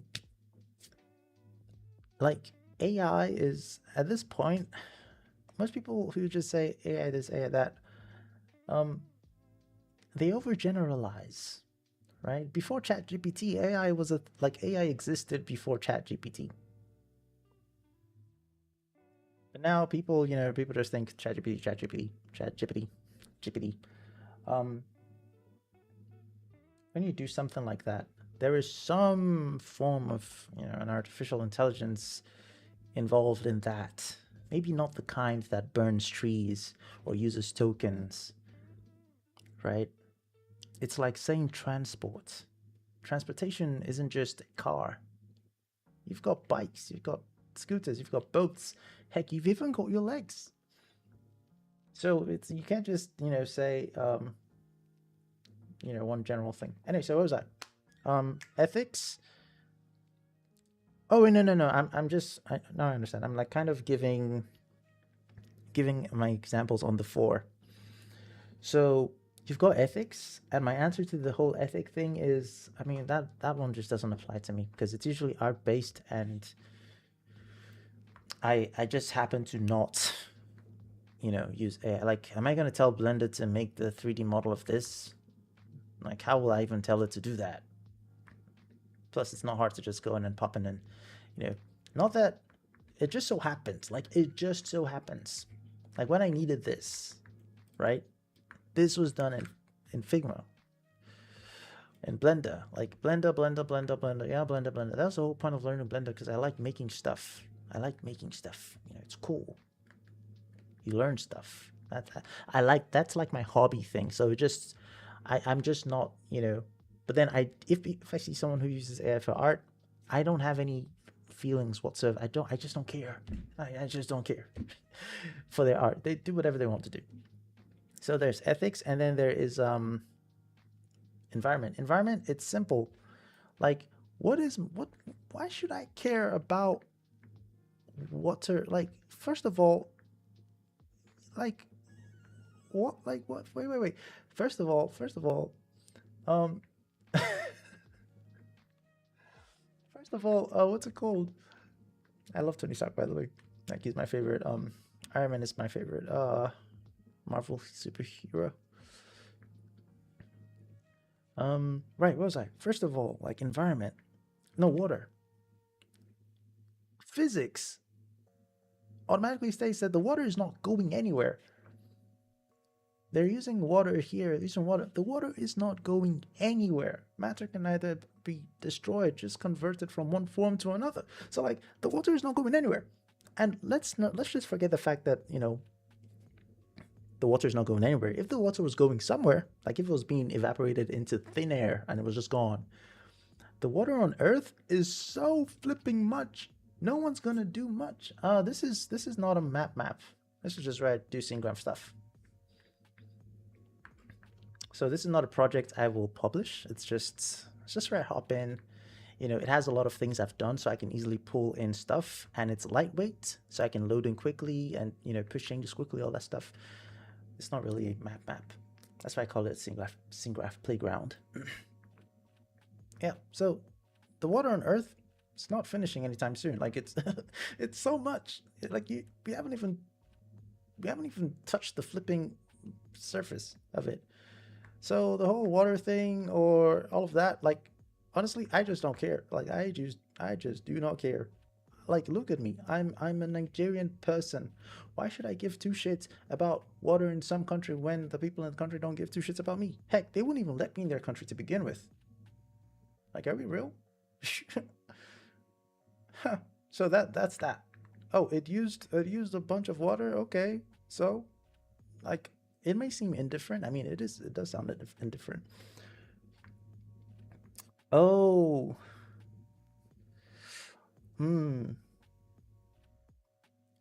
Loki might be the situation. There's actually a lot of stuff, but like I said, I usually just keep them away. Ah! I meant to delete that one.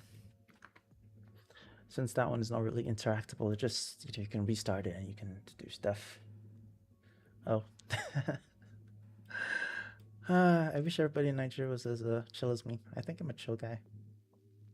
But unfortunately, they're not. But yeah, I'm glad I give a good impression of the country. All right. So yeah, ethics. I'm just it doesn't cross me. I'll just say chill, like chill as die. I've met some pretty actually. I don't know. There's some people who are like pretty chill. Like they're just so chill they don't even talk.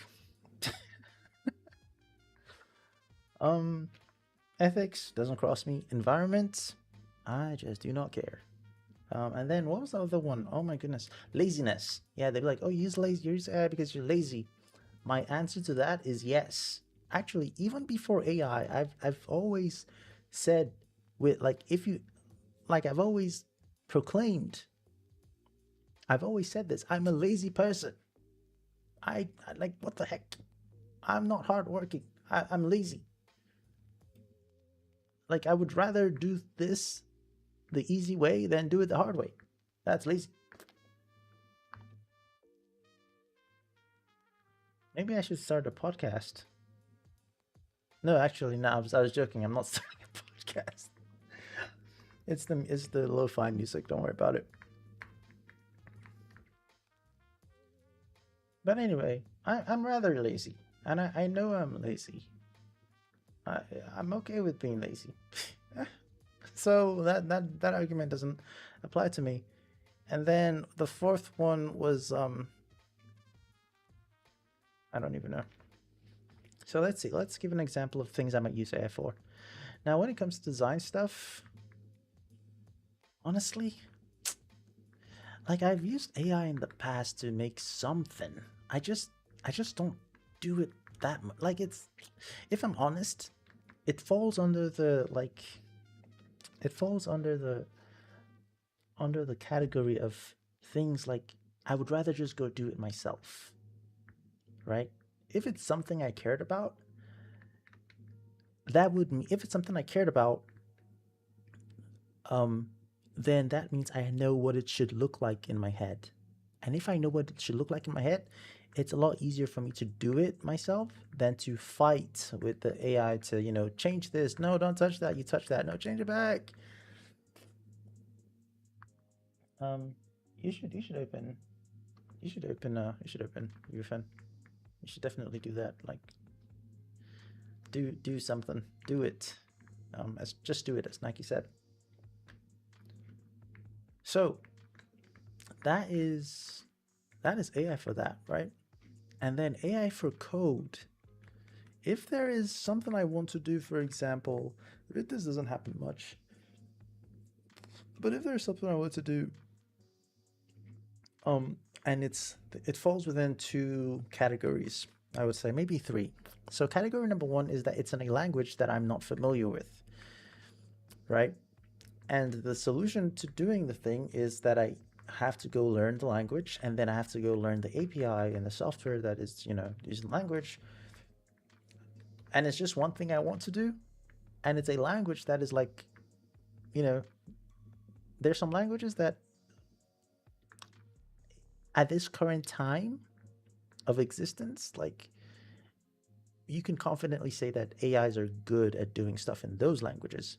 And there's some other languages where, the AIs kind of suck. I don't really do much. Yeah. But like, let's say I need, oh yeah, this is a good example. Yeah, you see, now that's where it's like, honestly, I think they kind of suck, right?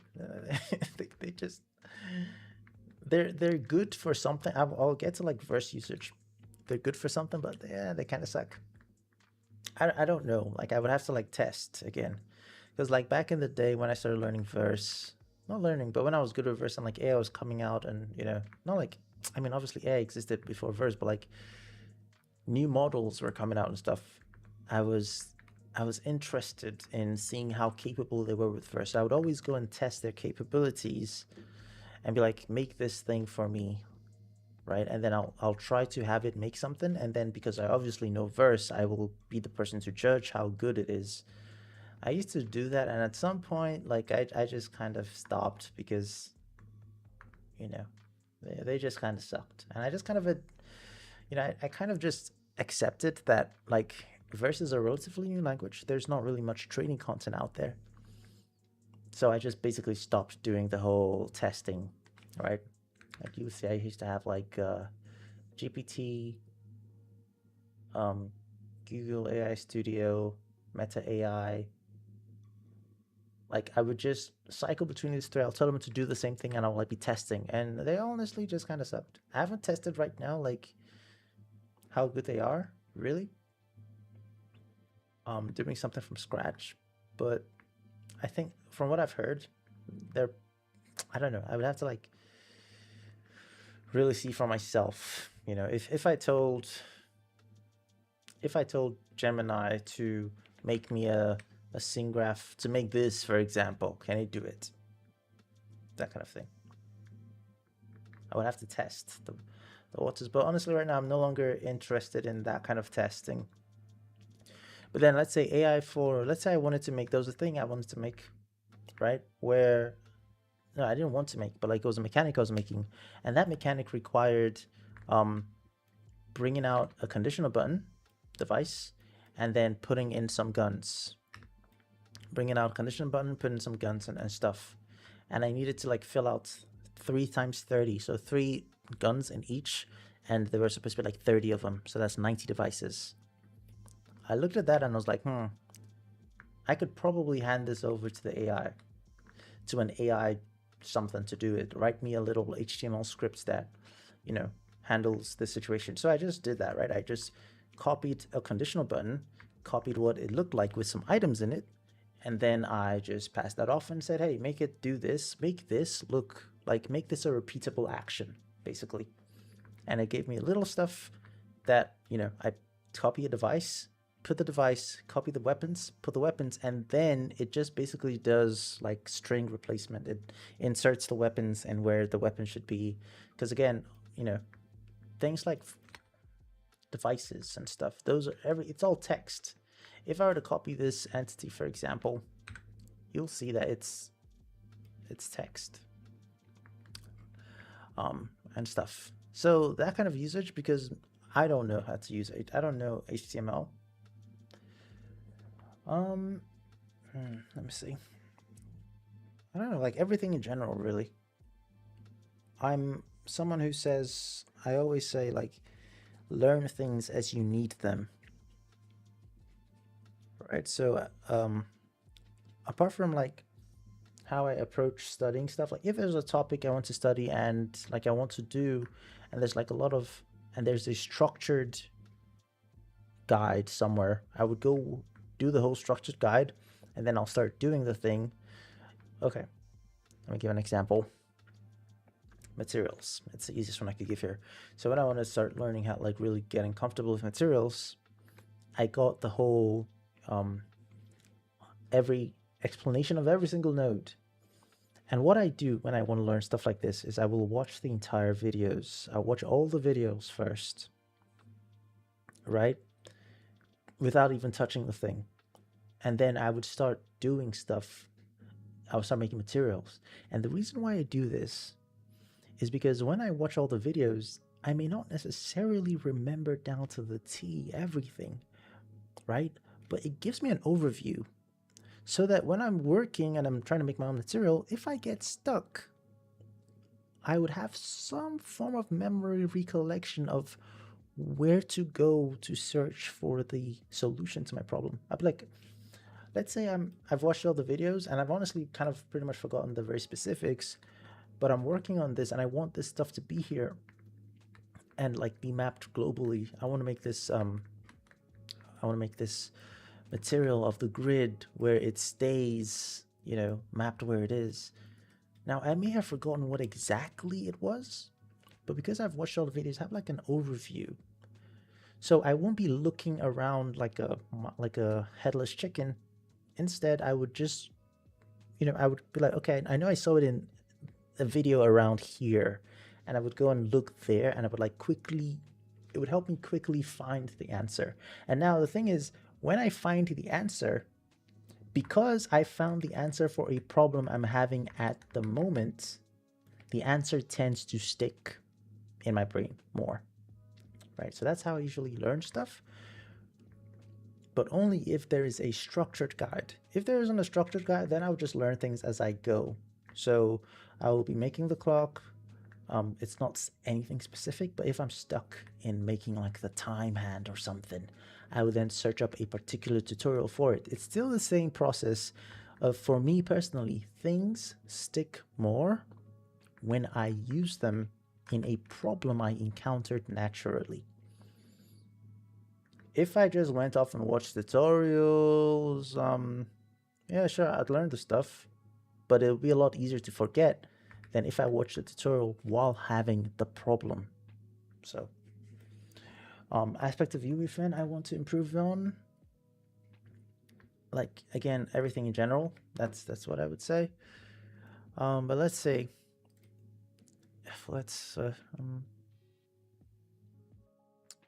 I guess we'll start with like Niagara. Yeah, if I were to give like one thing, it would be Niagara, because like Niagara is the Unreal Engine VFX pipeline, VFX method. It's what handles VFX.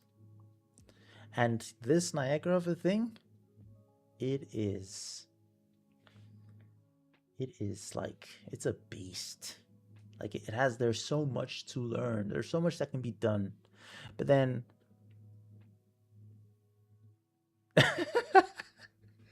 hey, you should start your own podcast.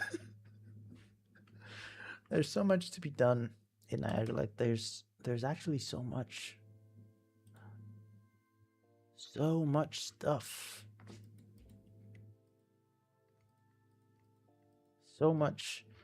Like Niagara is, the thing about Niagara is like, I actually know the person who wrote, like who created.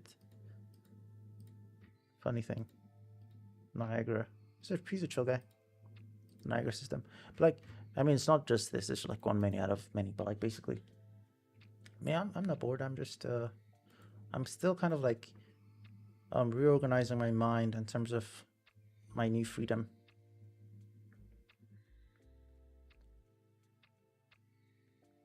Whoosh, whoosh, whoosh. But yeah, well, gotta keep the viewers happy. I've forgotten the original thing I was answering. Damn.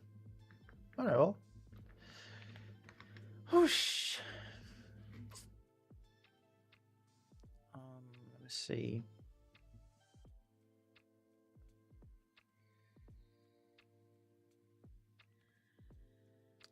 Yeah, then I made the tutorial and then I went back to, okay, so this is kind of how it went, right? So I made the tutorial and then I was like, okay, back to scene graph. No, I would don't like, I have my own reasons for streaming, and my reason for streaming is all, it's quite frankly, like it's all the motivation that I need. I would stream even if there was no one here. Because yeah. But thank you, I do appreciate. Oh, all right. Let's see here.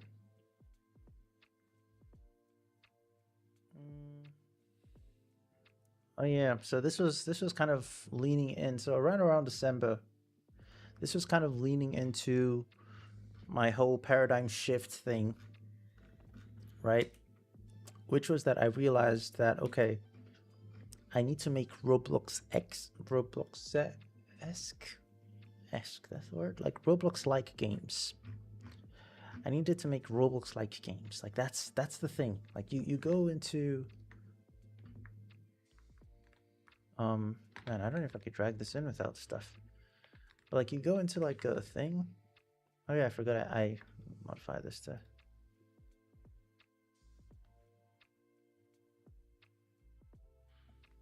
Yeah. I mean, in the old days, I would be upset if my map had 0 players. But like, but now I wouldn't really, because oh my goodness, what is my reaction time? Holy shit! Holy moly! Okay.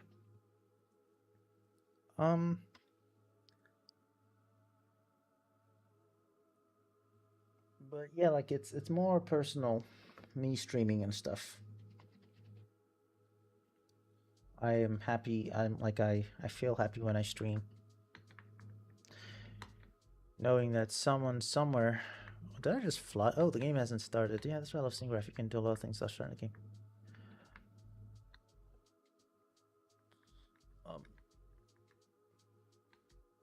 I'm happy knowing that somewhere someone is watching.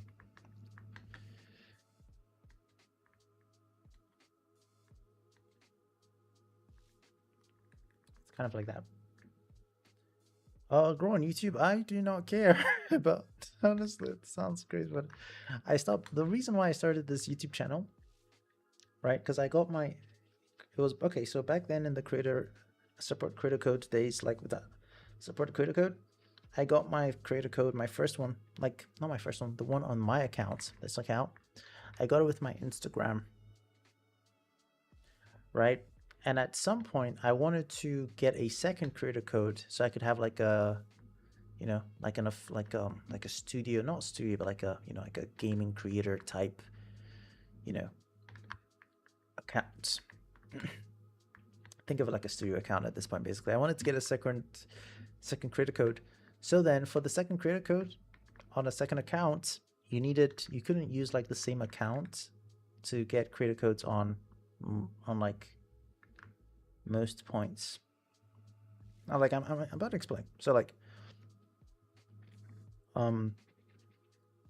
so that's why I started this account, right, to get 1,000 followers, so I could use this account to back up to get a supported creator code on my, my game, my studio. I was gonna make a studio thing. I ended up not doing it.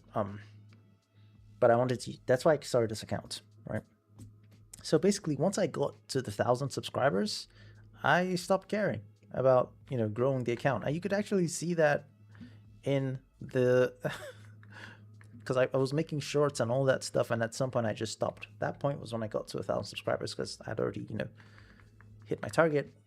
I was never trying to be like famous on YouTube or any of that. I just wanted enough subscribers so I could get a supported creator code. So that's why I, quite frankly, I do not like inherently, I don't care about growth on YouTube. But then right now, growth on YouTube or growth on any socials is not useless because you could always apply that to promotion of your games. So that's kind of how it is. Do I feel like a lonely person? No, I'm not. I don't feel like a lonely person. Um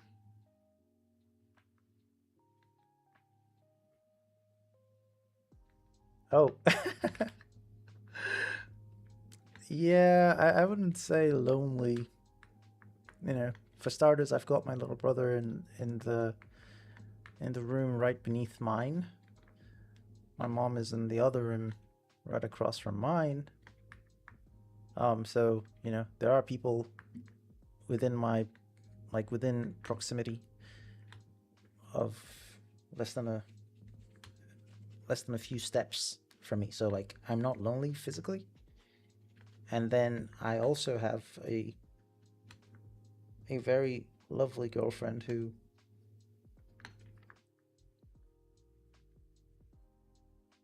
is just like everything, that a guy could ask for. So there's that too.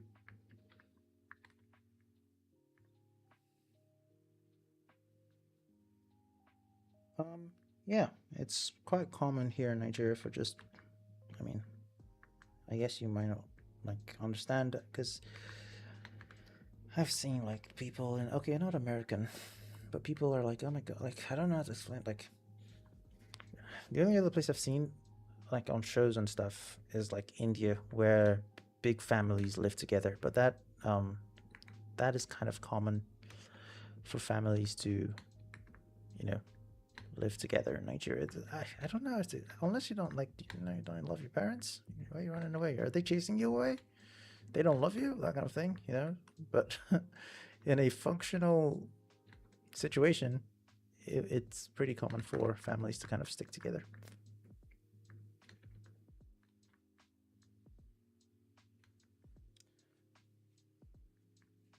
Um, but yeah, I'm far from lonely.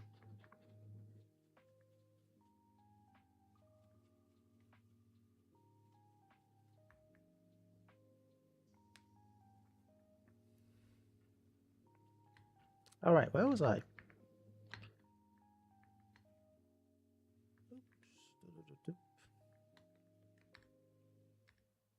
Oh yeah, making Roblox type games. So again, I can always very, explicitly explain what happened in time.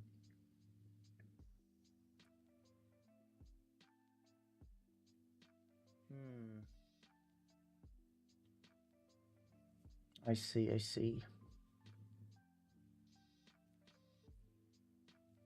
Well, I would say I'm like that too.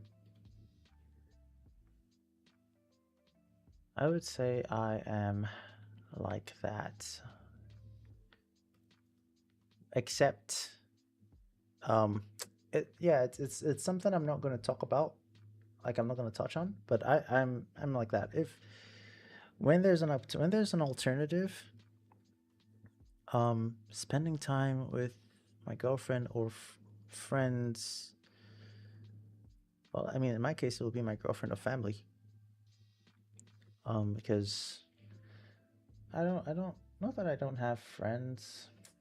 It's just like the way I've lived my life, I just stopped making in real IRL friends, right? Because I moved a lot. I moved a lot. Not across countries, but like across states. I moved a lot.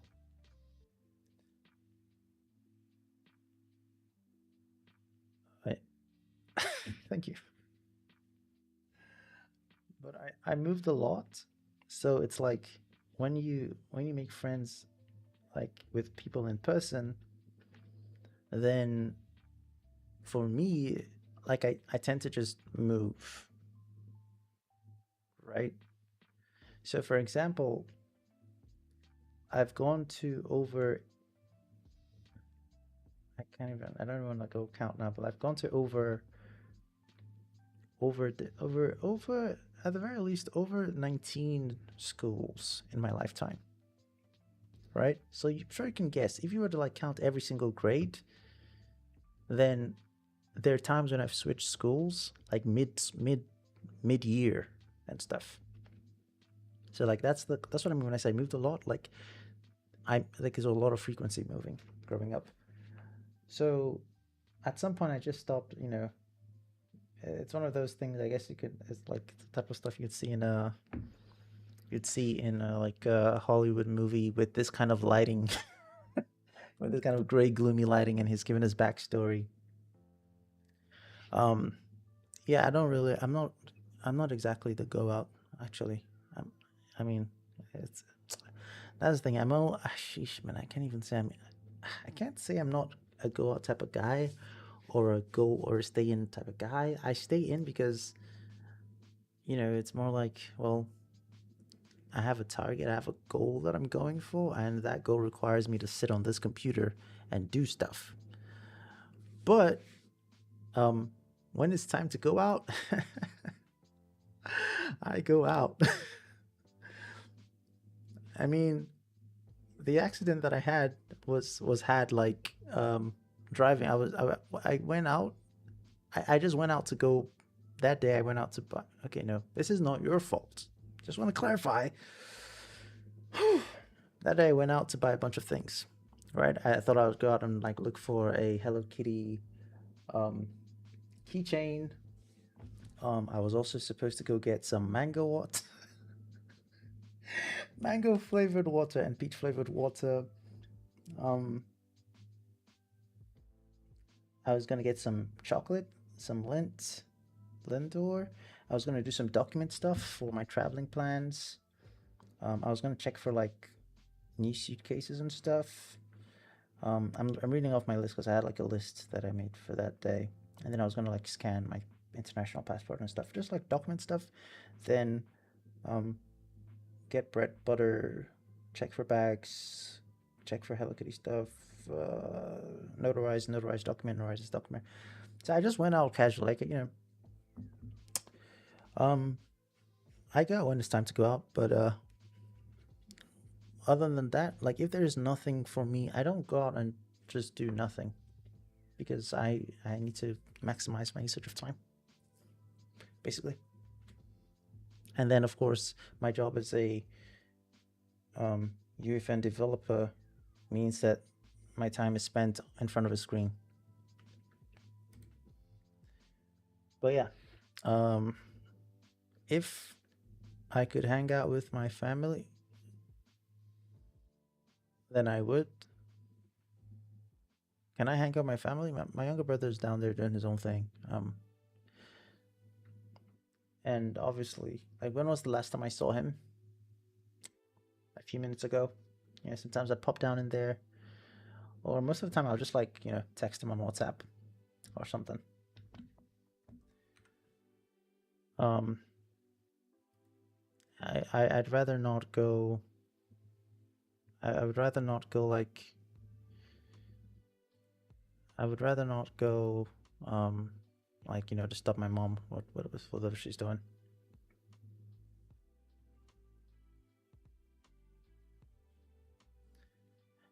And yeah. So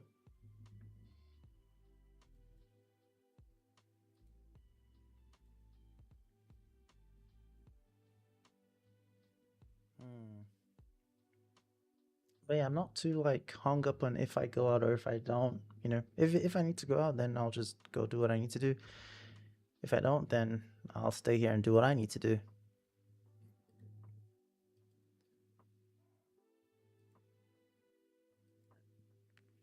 Um,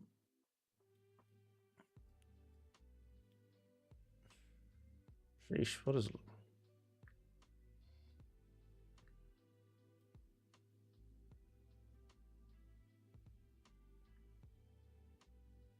Damn, will we be able to do this one day? Apply a custom material on the Fortnite character.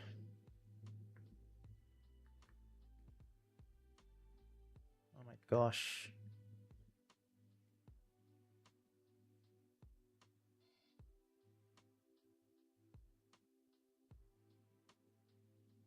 By the way, my little brothers are cracked. I'll say this ever. My little brothers are cracked Roblox animator slash. I mean, he makes like he you know does like the full game and stuff. Like he's learning, but like I've seen the stuff he animates. It's really so cool. Like his animations are like actually insane. Like he's got talent. Like I'll shout that out anywhere. Where is he? No text chat. What the heck? Oh wait, I do this. Text. No text. Ain't no way, no text. Uh oh, this. Yeah, no, you can't.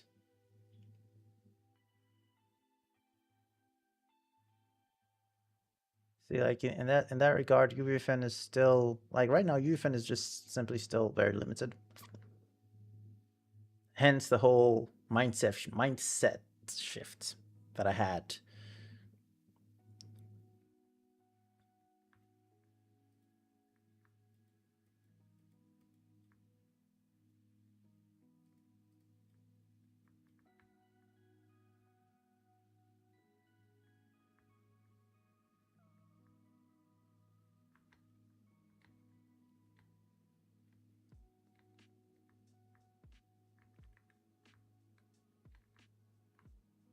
Yeah,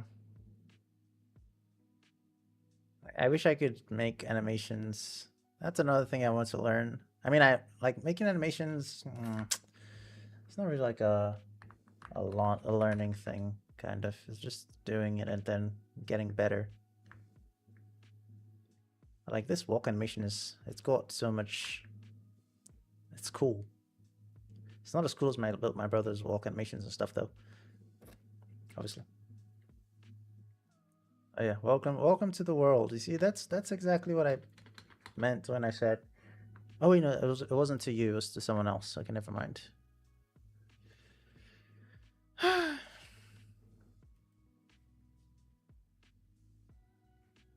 Anyway, December-ish, I realized, okay, well, and the one thing stopping me from making Roblox type maps was the interaction type.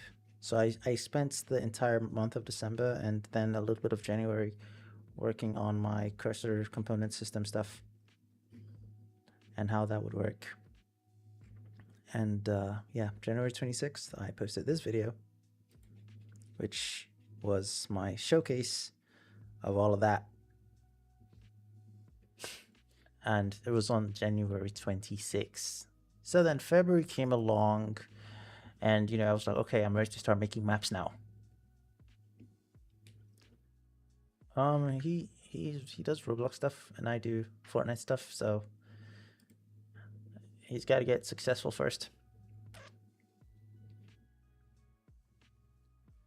And then I will, actually, we actually did something together. What? No. My brother and our relationship is it's not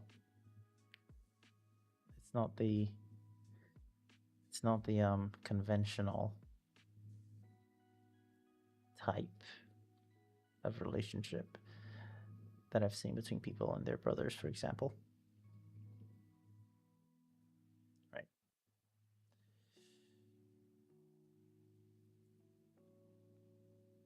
It's not. Yeah. If I were to make a studio with my little brother, uh, hmm, how much percentage would I give him? See, that's the thing. Stuff like that doesn't exist between us. Things like I would give you this percentage or I'd give you that, percentage or stuff like that. I don't know how to explain it.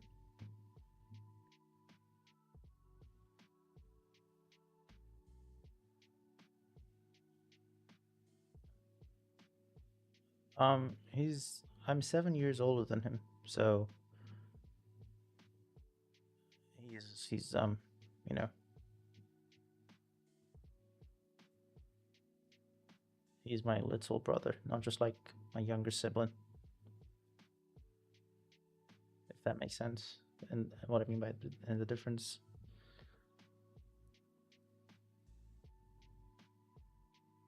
Yeah, yeah. So I take care of him. Like I carried him as a child. In fact, you could even say he's my son at this point.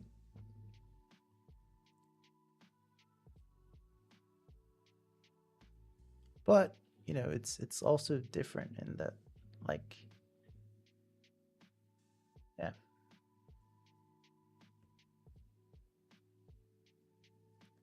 Um,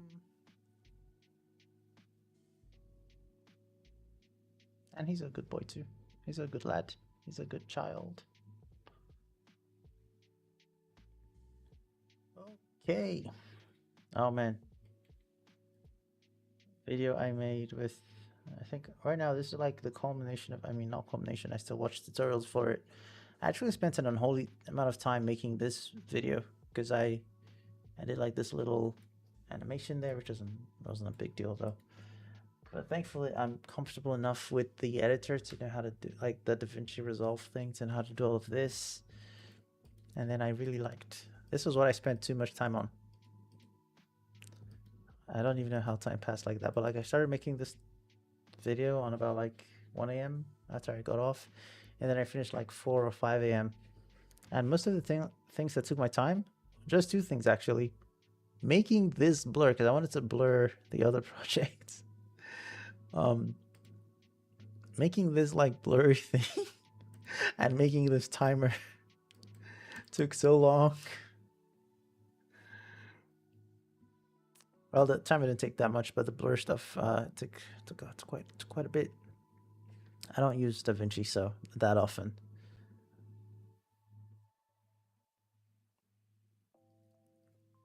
Time was actually pretty quickly, but the blur stuff took a while. I don't even know. I was just having fun making the stuff there, and then before I knew it, it was 4 a.m. Yeah, started by 1 a.m. But good. Had 5,000 views, and I got to connect with a bunch of new creators, and I think even as an Epic employee followed me or something. Yeah, it's pretty crazy. DaVinci Resolve. It's. Oh wow! I just realized now that I'm no longer at Hive, I can no longer make these. I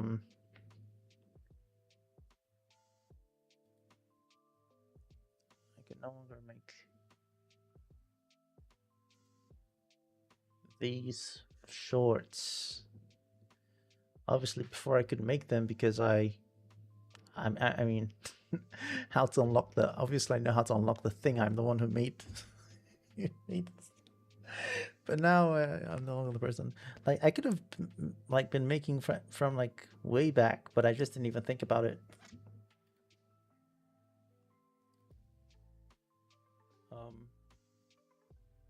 Yeah. It was at this one I was like, you know what? I can make the video on how to do this. Most of the views from this video are purely from all of them actually are purely from search because people are searching the terms and stuff. Anyway, it was just something I did for the sake of doing something because I could. But Now it's no longer there. So then, what is next for Juno? Today's stream isn't really a do something stream.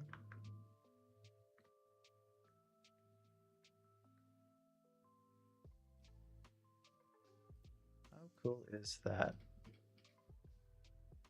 Today's stream isn't a do something stream.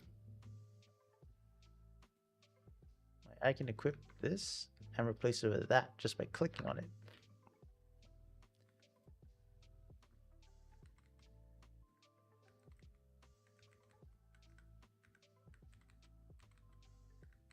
Oh my goodness, my thing doesn't work.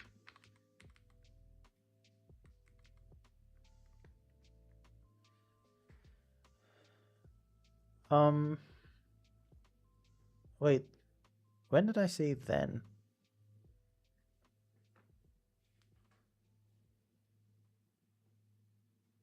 Oh, wait, no, I probably said then. Not then.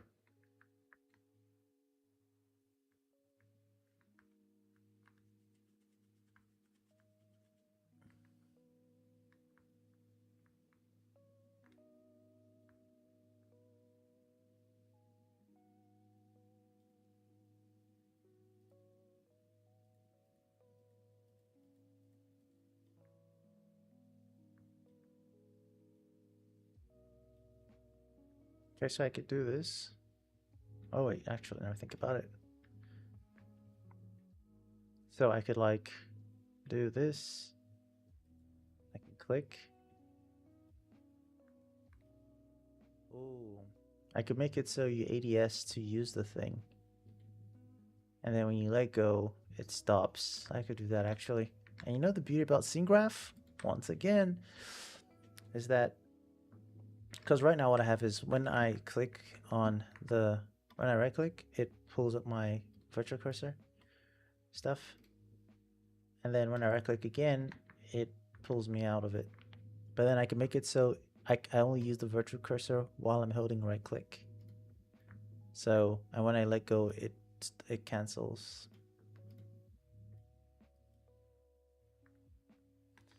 And what that would look like, because this is SingGraph. Custom, no you can't. You can't make a good one. You can kind of like, no, I mean, yes, it's kind of like, yeah, you can't really do. That's why I decided I wasn't going to delete the one I had. Because the one I had made in my cursor thing, you can change the cursor of it. You can like completely change the cursor, make it custom, make it animated, make it stuff. You can, yeah. So I decided not to, because this one, it's just your actual cursor. And you can't really change stuff about it because it's your actual cursor. And it very likely wouldn't be something you can customize because it's a touch mapping. So it has a version for mobile, and on mobile, the interaction is based on touching the thing, right? So because it's based on touching the thing, you can't have a custom touch thing because when you touch it, your finger is the location, and then obviously the thing will be under your finger or something. But of course, you could do stuff to like attach an object to where you're clicking. That could, yeah, but it's limited to by the fact that the first server runs on 30 TPS, so, and also the fact that you must be clicking to get the location of where you're clicking. So you can't just like be moving around without clicking. So I'm going to make my thing to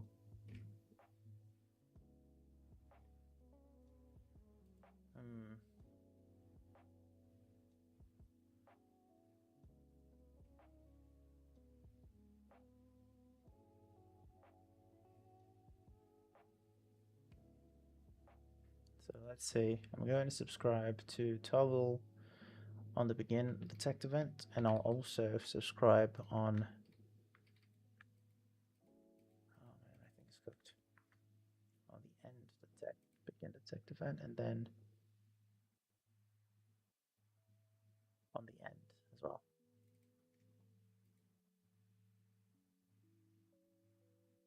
Mm.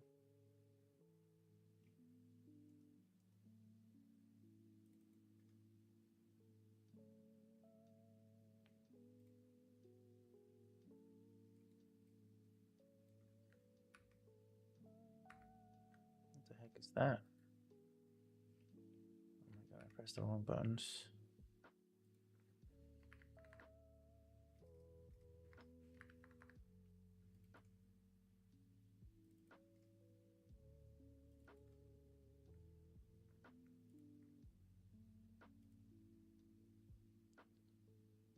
So, triple player float.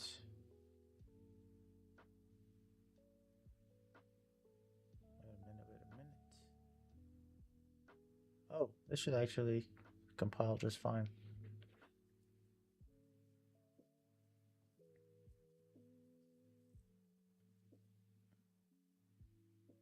Wait, you mean like I should make the cursor a cat face that gets angry when you click? Oh, I should make like a cat face in the world that when you click on it, it gets angry.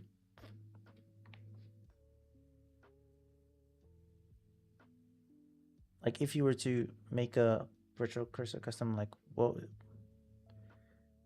Oh no, I said you can't like customize the virtual pointer. Or are you talking about like my cursor thing?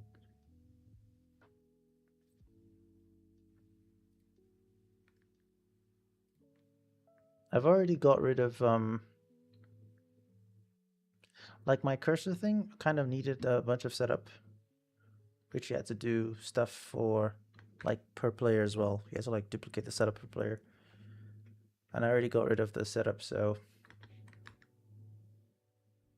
yikes.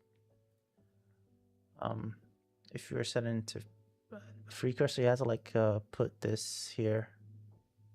Actually, where is this? Oh. Okay. Well, that one is actually still. I guess I didn't get rid of it then. 1 second.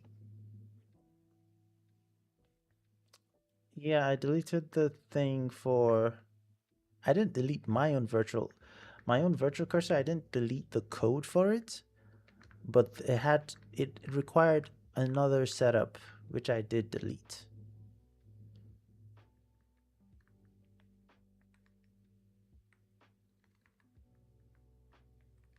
And of course, the whole. I don't know if this even compiled.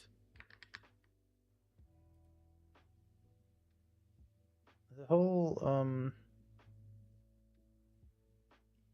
Oh, I did compile. It just pushed so fast I didn't see it. Okay, let me see.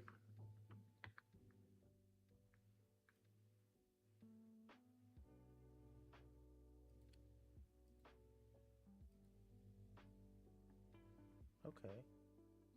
So yeah, I click. I don't know, why is it not? Okay, so it's working, and then when I let go, yep. So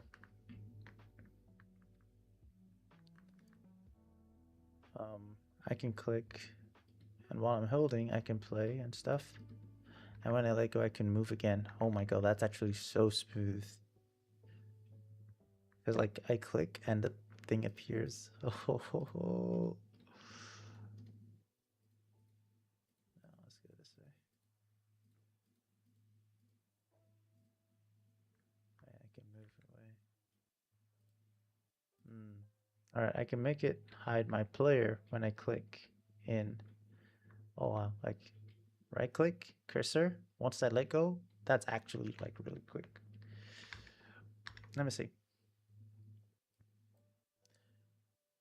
Um,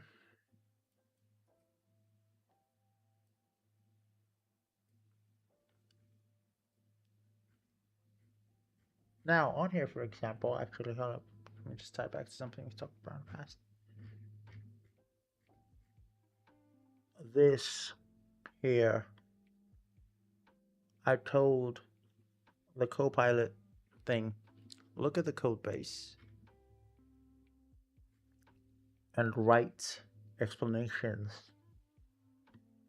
for what's happening. Because I sure as well damn well wouldn't be doing that. And then it wrote it, and of course, you know, some of them were pretty straightforward. Others, because I read through everything of them, I'm going to leave it like that. And others, I just went in and corrected some stuff here and there. Now, in my opinion, that was a puzzle map. Wait, do you mean like the? Oh, I mean that's actually, yeah. So for now, I guess I'm still on that. That's the thing. Like personally, I have like a lot of things going on here. There's a puzzle map. Well, I kind of combined it, so it's gonna be a brain, like a not a brain. What I said, like a no brain puzzle board. B is the word, board. So it's gonna be a board games map, like maps of different board games, and I need to get to making those. But then ultimately, I also want to just make like a hangout map, and just put those there. And I commissioned someone to make the hangout area, like the ProtoRel, you know, context. And that was the OT guy who basically hasn't made it yet for me. I might as well just make it myself, honestly.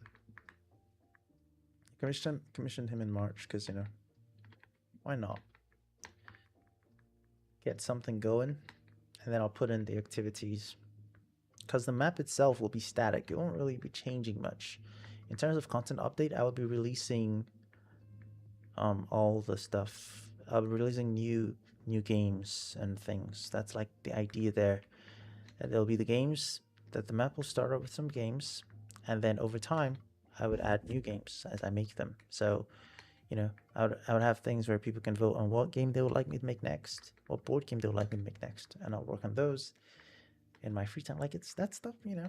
You have a successful map with a few thousand players, and you're just, you know, spending your days making the next thing that you could add to your map. That's cool. That's chill. That's what I want. Right. And then I'm like, hey, you guys check out this thing I added to the map, and I put the ice. That's how it used to be. With with my one successful map that well, not one, but like the longest running successful one. I would just spend the days, you know, making something. I added a new event, I added a new this, I added a new that. And like whenever I make an update, you would load in, and I had like a system to detect when, I mean, back then it wasn't like, it was kind of a little bit not, I mean, no one was really doing it. That when you would load into a map, you would see a list of things the first time that you're loading in and stuff. You would see like the change log. I would say, okay, this is what I updated. This is that. SimCity like gaming. I actually thought about it today, but not SimCity-ish. More like there's this ad that keeps popping up on my stuff. It's God. Good lord. The name is not, the name is gone. I cannot bloatware, not bloatware.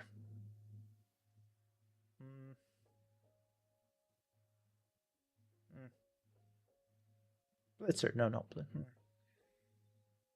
Bifrost, no.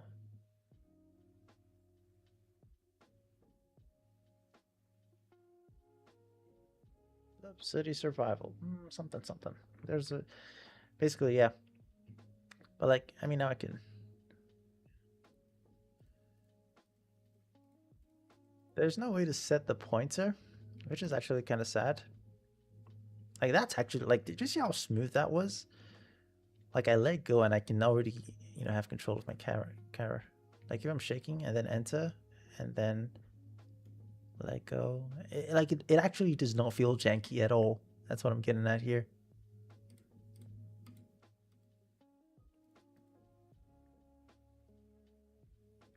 What's up with this guy?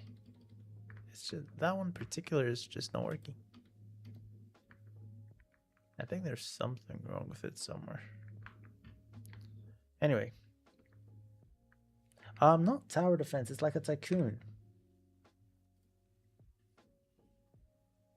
It's this kind of stuff that I gotta have to like.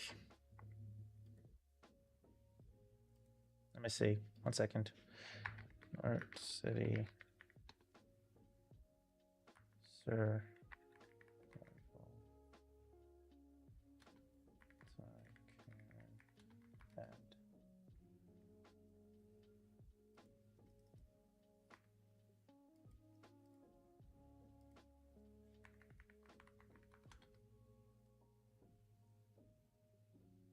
Whiteout Survival. Yeah. Yeah, that one. Whiteout Survival.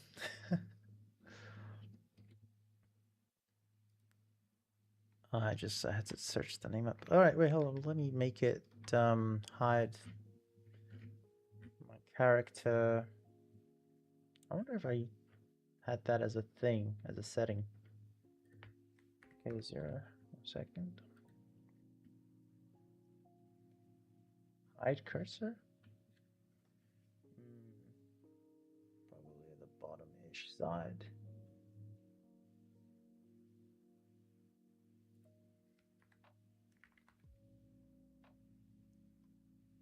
Okay, so I had that in like, yeah, I had that in I had that baked in. All right, let's just put that back in here.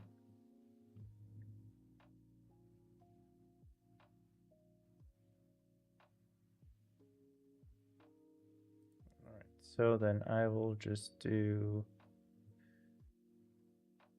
all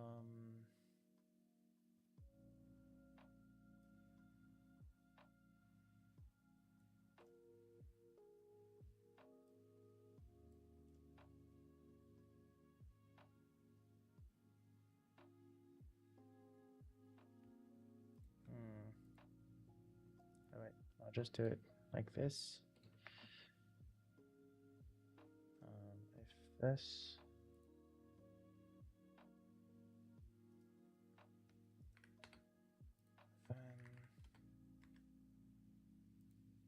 Now you see, like, this is where, like this right here. Now I have two options.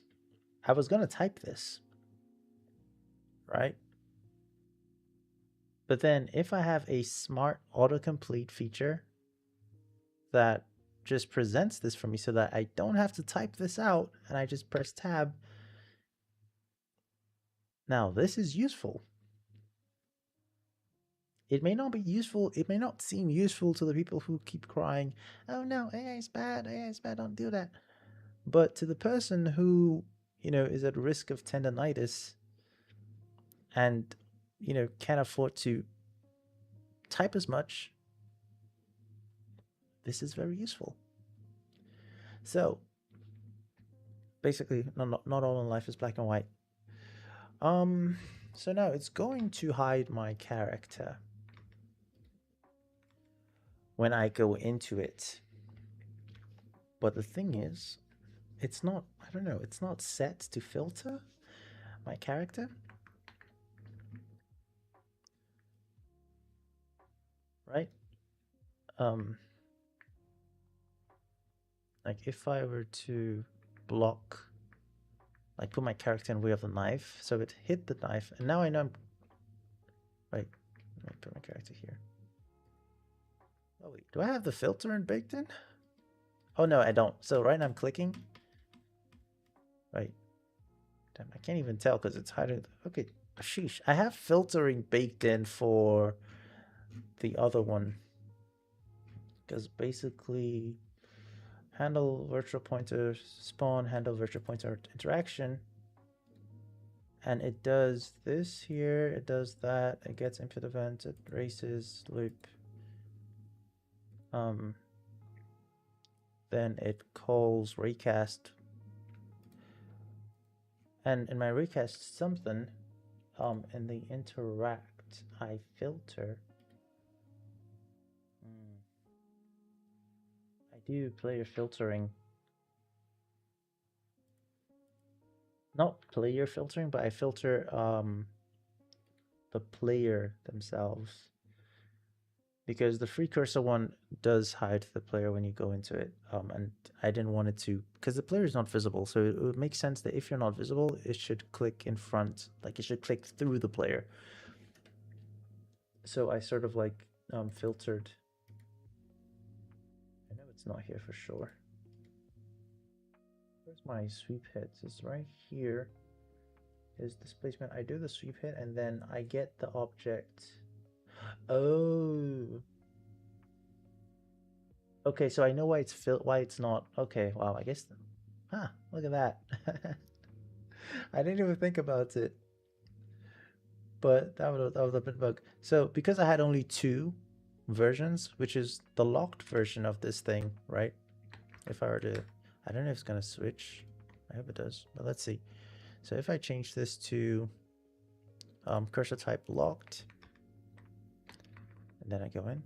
So the locked version of it, because with the locked version, like you naturally, it's pretty much almost impossible. The locked version clicks from your center. It's almost impossible to like look at yourself and kind of like click on yourself. So I don't filter for the player. Oh yeah, that's just very good. I don't filter for the player in the locked version of like the stuff. But back then I only had 2, so I didn't like specifically say if it's the free version then filter the player. I just said if it's the locked version, then get the first hit result. But if it's the free version, if it's anything else, just get the first hit result that is not the you know, the agents themselves, like the player.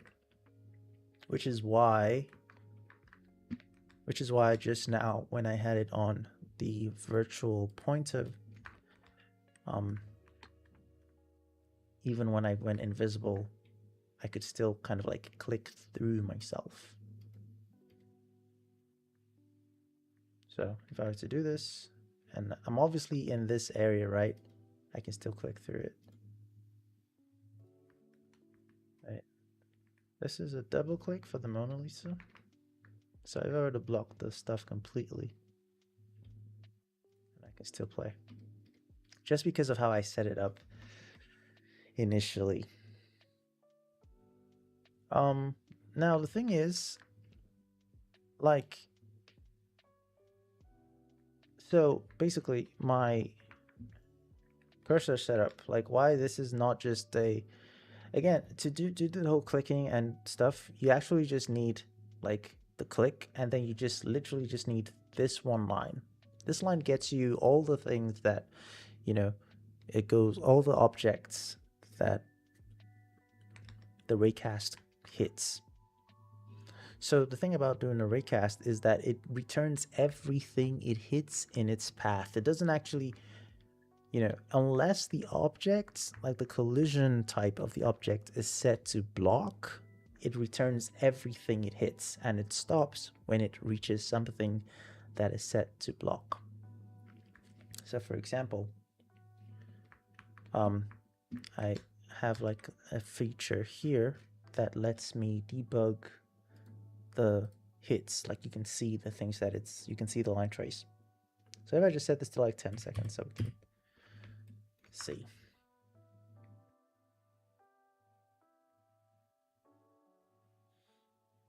So just know this, the raycast is only stopped when it hits an object that you set its collision to block, right? So for example, if I were to go into this tic-tac-toe prefab, well, okay, terrible idea. But one thing is this, like, I'm going to explain this about the tic-tac-toe. You don't see it in-game, but the tic-tac-toe, okay, now let's use something physical. So you have like you have collision presets. Again, why is this opening there? I don't know if you can see this, but here at the bottom, on the object itself. So you click into the asset, and then here at the bottom, you have collision presets. You have a bunch of them. If you have any of these that are set to block, right? So there's usually 3 types of collision interactions. Not usually, but there are three types of collision interactions. You have block, you have overlap, and you have ignore. So block is that it should stop. I mean, it's not like it should stop. You kind of have now the thing is we can't really do this yet. We should be able to do this, but we cannot like do it yet. And what the it is setting up rules for collision interactions, right? So for example, if you go here, you have a bunch of collision profiles, and when you go to the collision profile class itself, you have this get channel interaction, and it's of type collision channel 2 interaction, which is this. And what this is you basically set up you're able to set up rules that, hey, if object A has interaction type ignore, anything that and it hits object B, do this or do that, right?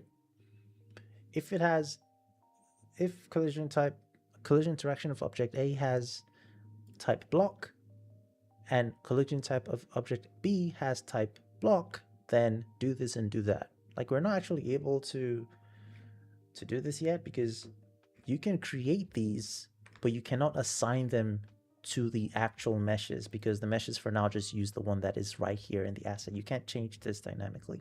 So it's kind of useless for now. But basically, usually when you say block, it's like, okay, block, but it's a little bit more than that. But for now, just think of it as block. So there's 3 types. There are block, there is overlap, and then there is ignore. So ignore is literally what it is. It ignores it in queries. So overlap and sweep queries. So if you do get overlap hits is basically the current bounds of this thing, or you can specify like a bounds. You just like a pulsing check and be like, what am I currently touching? As I am right now without moving, what am I currently touching? That's an overlap query. And then a sweep query is, if I were to move a thing from here in this direction for this amount of for this distance, what are the objects that I would touch? Give me all those objects. That's a sweep query. So when I do, so basically a sweep query, line trace, raycast, whatever you want to call it, is kind of like the method here. Now the thing is, the sweep query can, if the thing is set to ignore, it won't show up as a result of, hey, I hit this thing, because it's set to ignore. It just doesn't show up anywhere. If the collision type is set to overlap, it will show up in the sweep query, but the object will not collide in the physics simulation. And if you have it set to block, then it's going to show up in sweep query, and it would also collide in physics simulation. But let's forget about physics stuff for now. If you have it set to overlap, for right now, for example, I have this floor set to overlap only pawns, so players can go through the floor. Where's my useless entity? Oh, over here. I also have this one set to overlap, so that's why I can go through it. And these ones are set to block.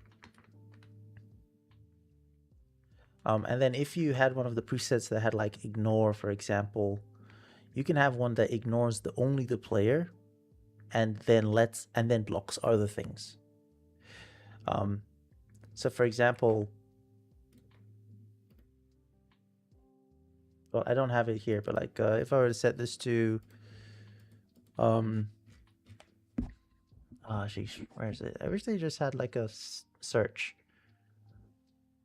this is a preset. So like these are like the channels, like the things, like it's a preset where you say, okay, well, not us, but the Epic have been like, this preset should have this button here checked. It should block this. It should ignore that, block that. So, but ideally we should be able to like create our own. Now the thing is, these presets are actually usually created on an engine level.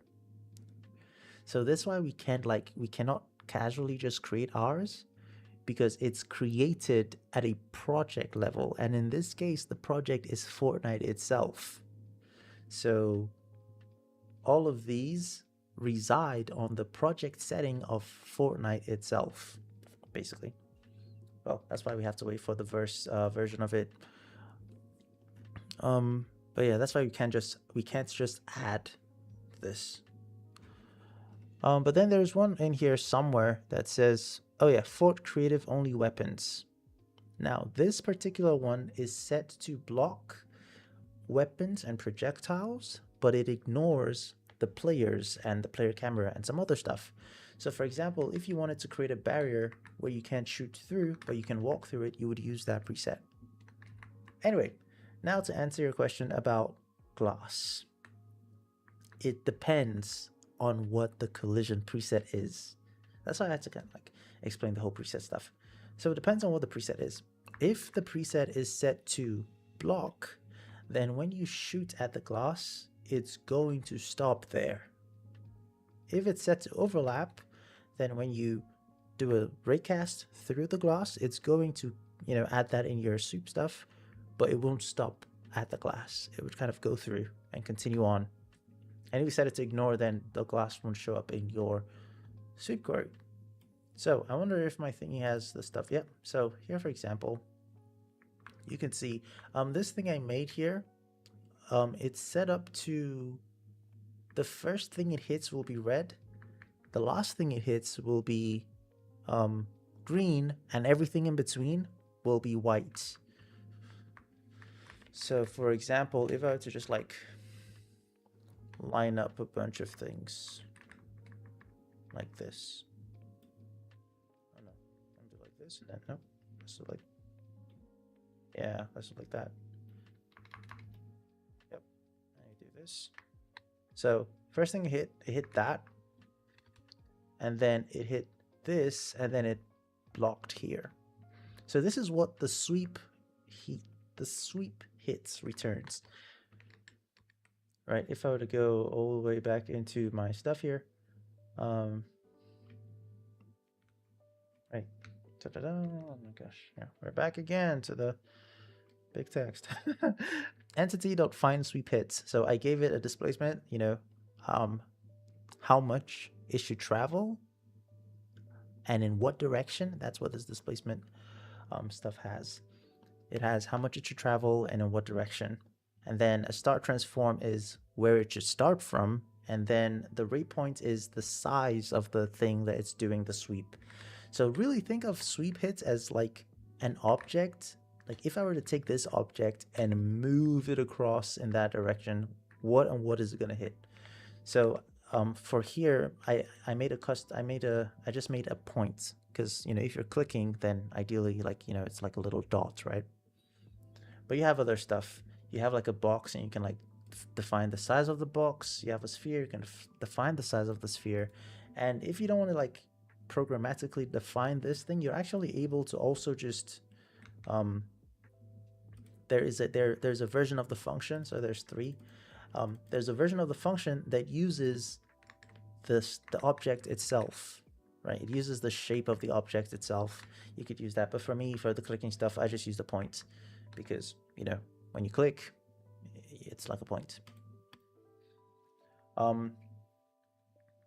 So now the thing is, this sweep hits, it returns all the objects along, like all the objects that it intersects with, right? But it would always stop. It would stop at the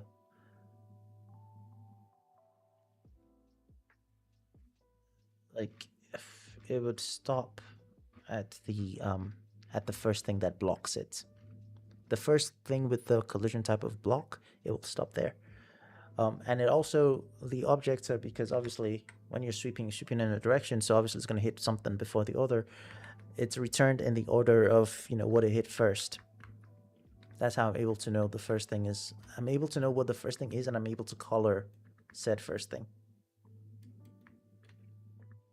Okay, so you see here, it didn't go through because I have this, I have the flipping bowl as a block type. If I did this, for example, and I did that, you see it went through this, and I think it actually went, yeah.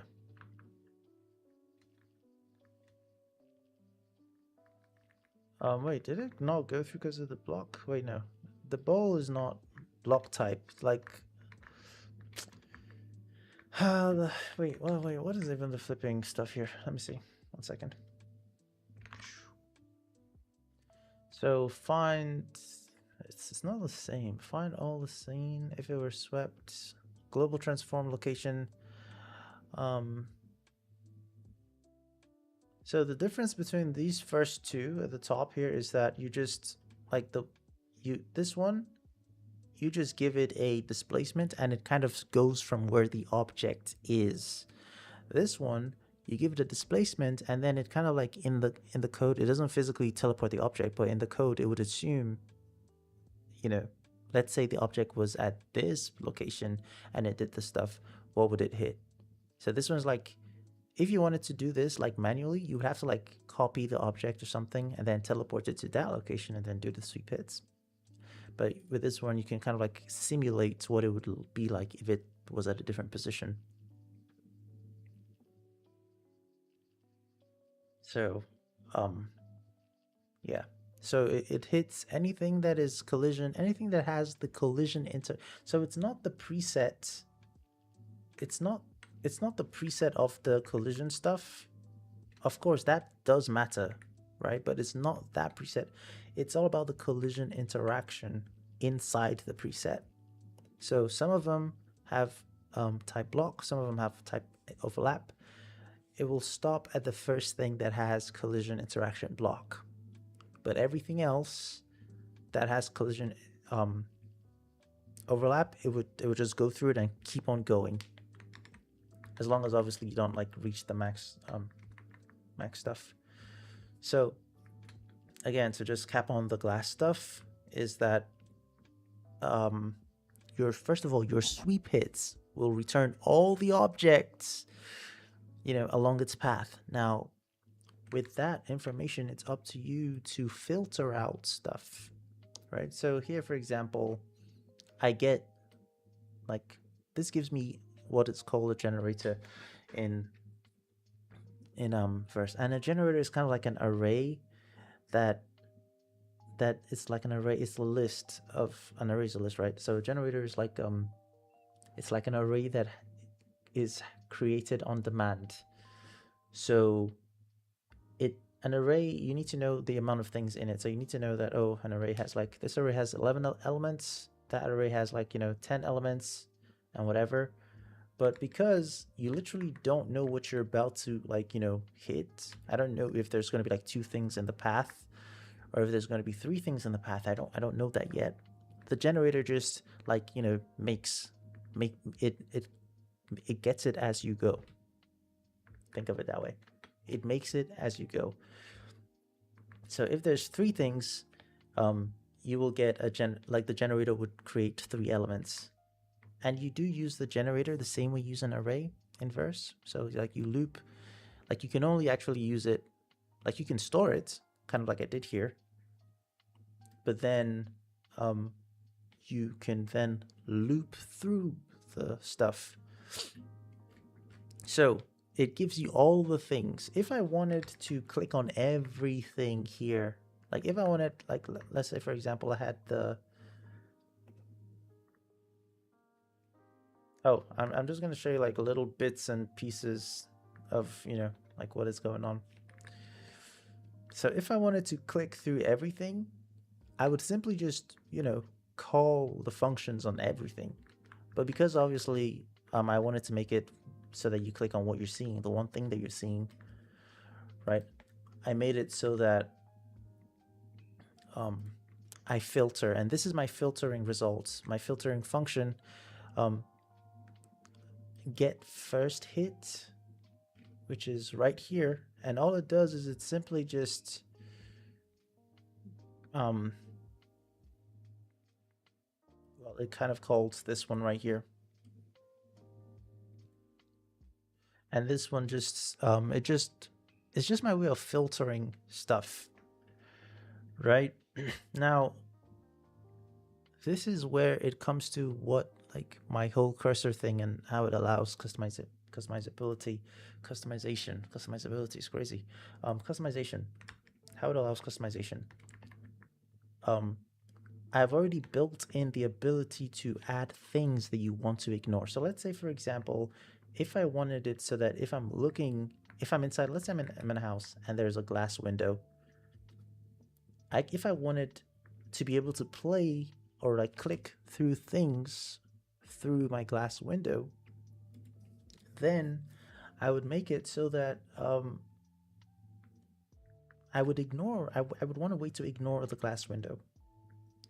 And I've already built that feature into my stuff, so that if I wanted to ignore stuff, I would add a list of things. Somewhere in here, there's a use ignore this tags. So if I check this, then I will be able to add on the entity, if you edit tag, cursor mode, ignore this. If I just put this thing here, if I put this tag on this object, then if I were to click through the object, I would basically ignore the object. So I set up that feature on my stuff so I could easily ignore stuff. But if not, if you don't tag or find a way to filter or ignore the glass from your results, then the glass is going to be the first thing you hit, and it just depends. Basically, just depends. So, for example, I'll just show you what is good, because here I have like a bunch of in my main stuff. I have like a get first hit result, and then I have a get first hit result that is not. This is also another function I made that you can simply just put one thing you want to exclude, and it's going to get the first thing that is not, like, it will if this is the first thing, then it would exclude it and get the second thing, basically. That's what this does, really. And I can change this now to be better, because we got first. I was doing like a whole that there. I should just do for. I could do like first now. We got this. Get rid of that. Yep. So basically, what I was doing before was I would like write the whole generator into an array and then get. I had this. I would write the generator to an array and I would get the first element. That's what this was for. But then we got this macro, and what this lets us do is not have to make the whole thing into an array and get the first element. It would just return the first thing that satisfies the condition. So yeah, you get the sweep hits and then you filter and do stuff with it. So if I didn't filter, for example, right, what's going to happen is I would click on my, let me put my player in place. I would click on my player, and as you can see, that's the first thing I hit. But because I'm filtering, I'm ignoring the player and then getting the other thing, and then I'm using that, right? So if I were to click here, that's my player. So my player was returned in the sweep hit, but I'm just ignoring. I just said,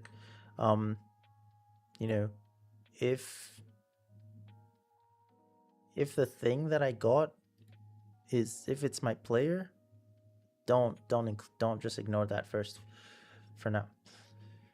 So yeah, you get a bunch of stuff and you just filter and do what you want based on, like your game rules and stuff.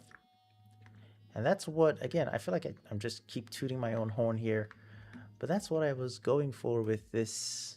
Um, that's what I was going for with this, my cursor stuff. I made it to be super comprehensive so that I won't have to do this all the time. I won't have to, like, do this all the time. I could just simply just, chuck a little thing. Well, I mean, it's part of the fun.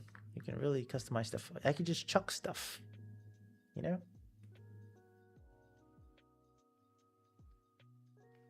All right, let's talk about that a little bit because it's pretty straightforward once you get into it. um, it's all about knowing stuff. Like the thing is, each thing, like all these little bits and pieces here, there are parts that you just like once you know what they are, you kind of know what they're doing. You know, they seem random to you because you don't know what they do specifically. But once you know what they are, then you know. Now the thing is with stuff like this, even if we were to make verse into a visual programming language, you would still need to indicate somehow that it's a decides context and stuff. Now the difference is that you might do that with nodes and noodles, but then it wouldn't actually be impossible for you to be like, oh, this node is simply just adding this bit of text here. Well, not really, because you will know. If I did that, you will absolutely know that something's missing. So, for example, like, what's that the one? Yeah. So here, this is the name of the function. This can be whatever. I just called it this because I just wanted to call it this. Get the first hit result that is not the thing that I just tagged to ignore. So of all the things that I have tagged to ignore them and get me the first result that is not one of those things. That's what I was thinking when I called it that, right? And then we have the private, and this private is saying, hey, I don't want to be able to call this function from another file, right? If I wanted to be able to do that, like for example, you can see here that on single click, ignore this top part, but this is my test entity. So I mean my test component, I can put it on anything really, but for now I currently put it on this thing. Oh, okay. Well, I see. I mean, I don't know what else. Oh yeah, well, you see, like, I don't really like the fact that I have to type it in manually either. That's why when I'm typing and my little Copilot buddy here does a what the fuck? Oh. And he does like his little um you know, he does his little suggestion of what he thinks I'm about to type and it matches and I just have to press tab to autocomplete. I'm happy that I don't have to fully type it out. So yeah. Anyway, cursor stuff is pretty. I don't know. I'm still kind of hesitant on what I want. Right now, actually, the cursor is something. It's supposed to be like bound to this volume, but wait, what did you see?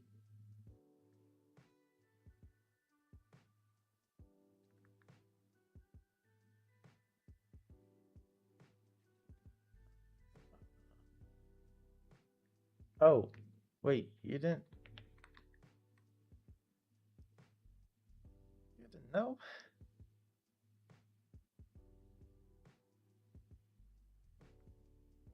It used to be an extension. Now it's not even an extension. It's just now baked in there in VS Code.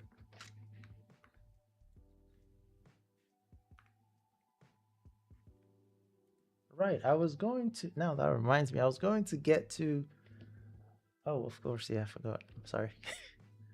I was going to get to the whole Copilot thing. When you asked about the whole AI stuff, but then kind of drifted away. My user drift AI in code So, for starters, oh man, yeah, yeah, like I think I've already said this before, but I am lazy, right? So for starters, this I don't think this counts as the lazy part, but um, stuff like this where it's like, hey, I don't want to.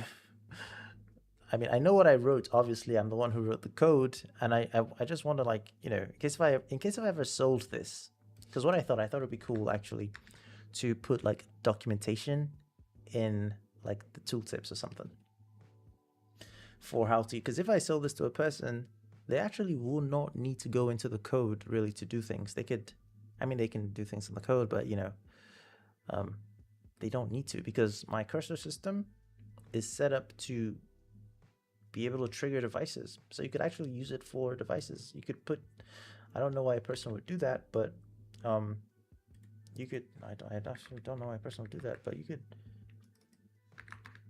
put your little devices in the scene and stuff.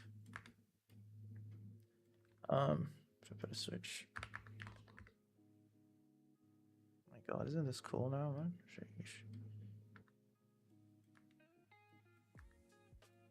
If I put a switch and stuff, and I went in here and I just made sure that I had interaction, trigger devices. I just checked that on, just like that.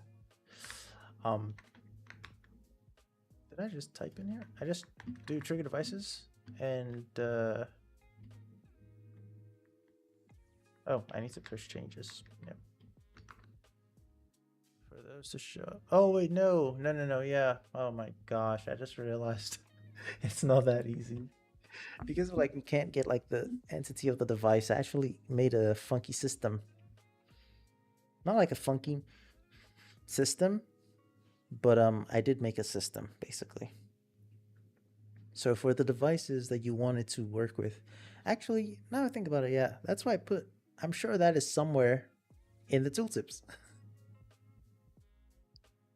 One second, let's just go over. Oh my God, I'm actually free now. It feels unreal. Okay, so documentation. I have like all these little stuff here, and then there's the thingy filter and devices. So yeah, I mean, you definitely cannot see, but there's the devices and stuff. So for the devices, you're supposed to go on there and add a verse tag markup, right? And then on the triggers, you would just cursor mode. You can't select this, but it opens a drop down list, and then create a device trigger. Just do that. And then on here, you would add a tag as well. Ideally, this system was not made to be used with, not like it's SceneGraph. Like, you're actually supposed to just use it with SceneGraph stuff, obviously. But, just in case you wanted to use devices, you could do that too. It's still pushing, so this probably shouldn't work, yeah.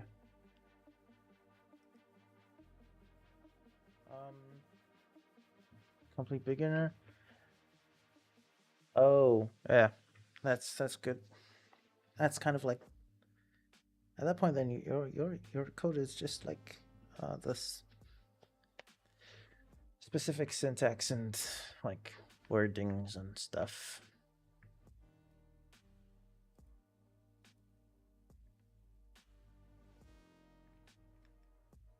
So I think, is it the tag? Yeah, it's the tags. Those don't push.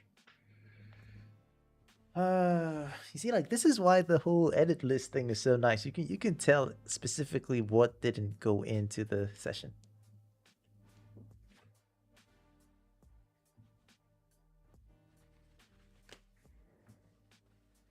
Okay.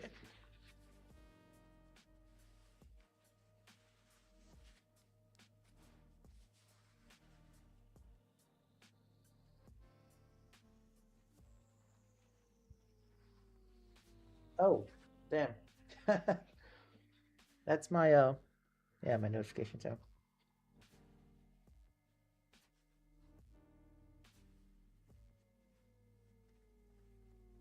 That's from Steins Gate, by the way, if you watch anime. Oh.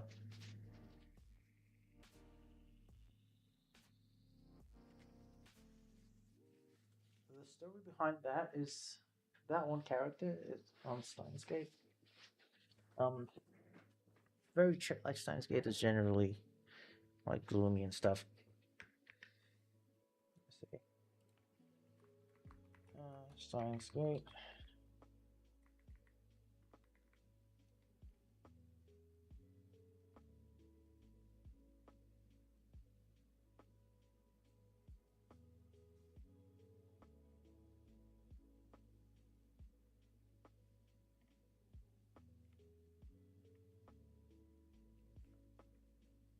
It's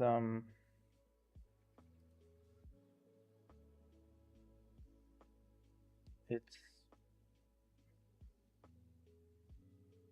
oh, I do not know any of those streamers. Any streamer that might be. Um, but yeah,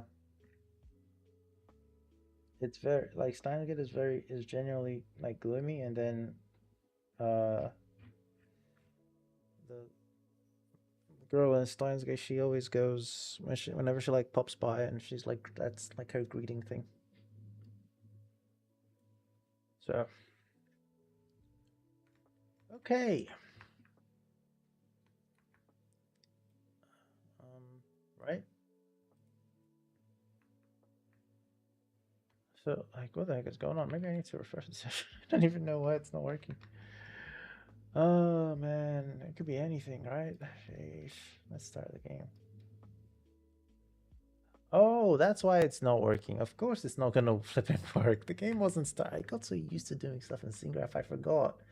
You normally have to start the game to do stuff like this. Damn. Right? So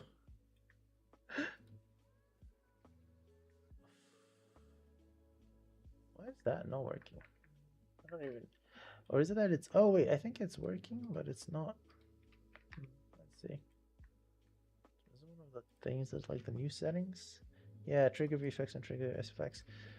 Alright, so let's see. Yeah, so um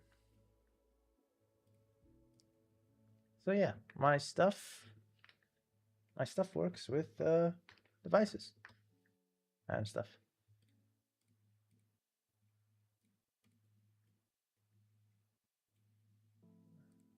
Oh.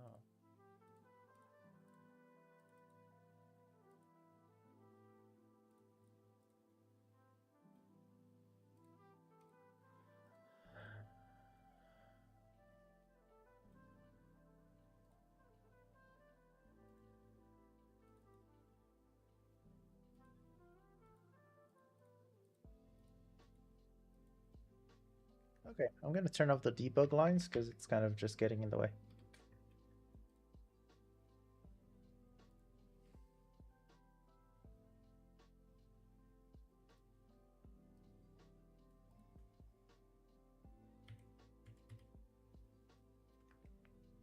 Of course, you have the beauty of Fortnite and UEFN.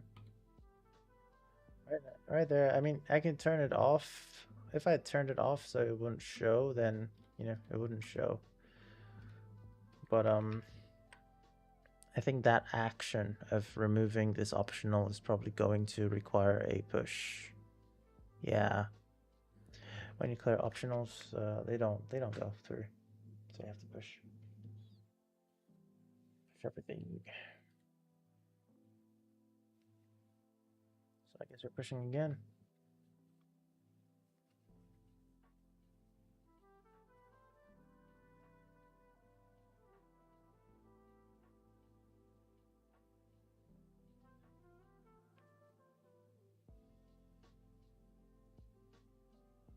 All right. So, oh yeah, where were we? So this is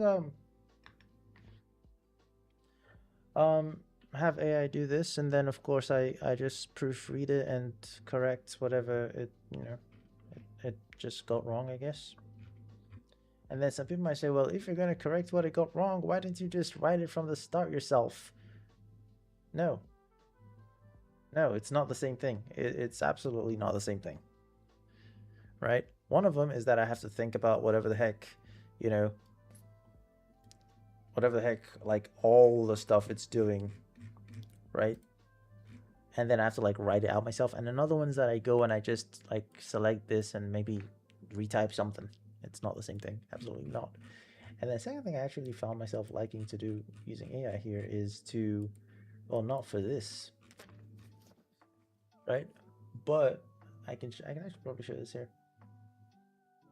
Um, Something like here. I'll show where I've done it before. Take that right here. See all this, like the comments and segments and like organization. Well, not this, but like this and these ones actually. I think. Um, this one. No. Well, you can kind of like tell the ones I did myself as I was writing the code, and then there's ones like AI, and then some of these. Hmm,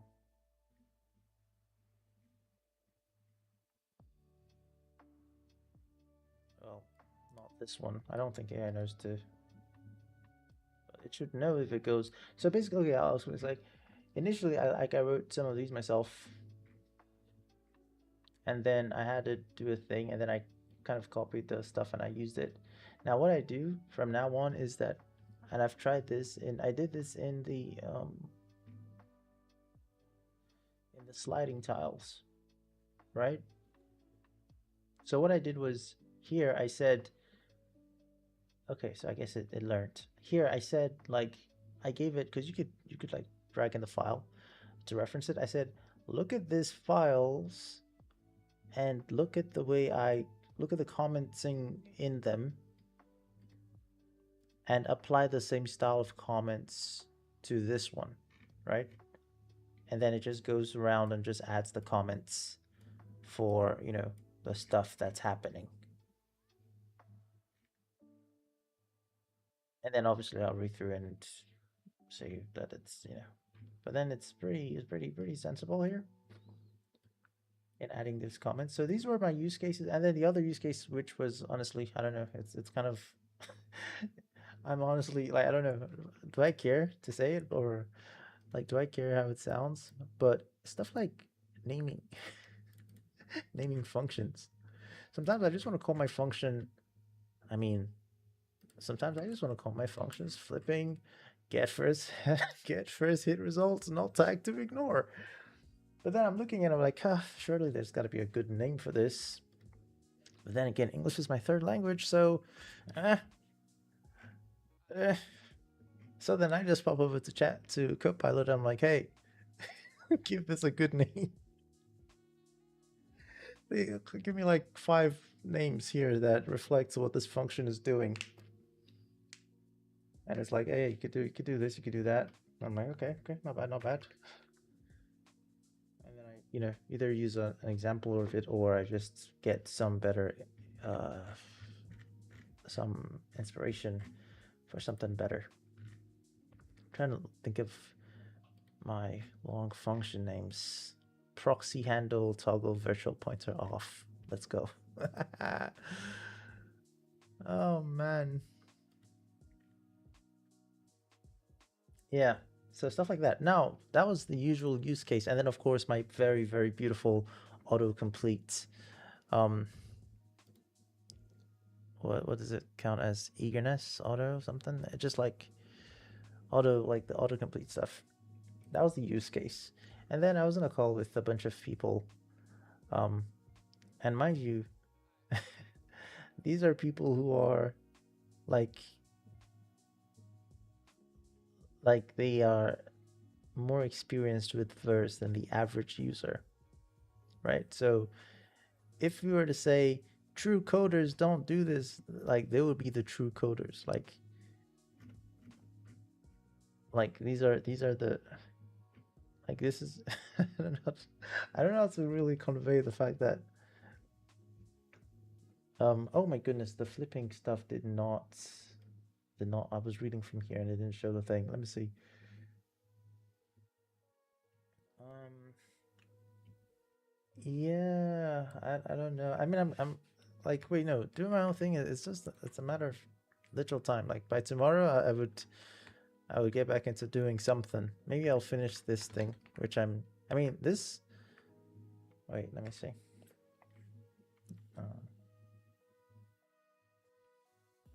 Okay, you weren't here when I made this.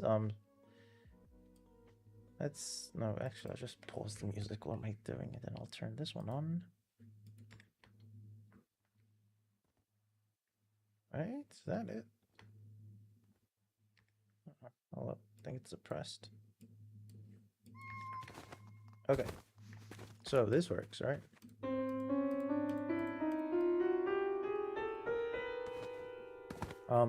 And I even have like 2 styles for it. I started making this. Let's see. Oh wait, no, I should do that in code. Because I mean, I could do it manually, but in code it would just apply to all of them, so it's easier to just set it there. Response glow. Where is response used? Response glow. I just built here. I haven't finished. Usually I have like a thing on the stuff to show it up. But let this start cooking. And so I have 2 versions of response for key response that I have.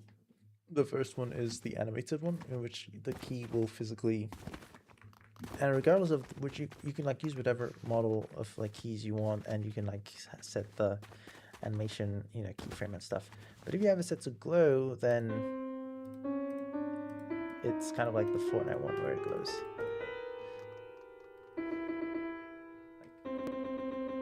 Like it's actually like that's me. That's my unk finger click speed now.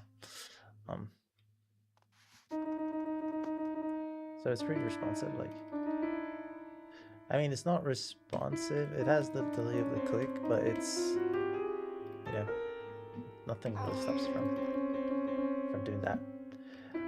So I want to I want to do like this to be on the click, like the videos. So maybe I might finish this up. But yeah, this is finishing. This is for I mean, this is like my passion project, just the 1v1 there, and then I will continue with stuff. I will should get to this, or is it this one? Yeah, it's this one.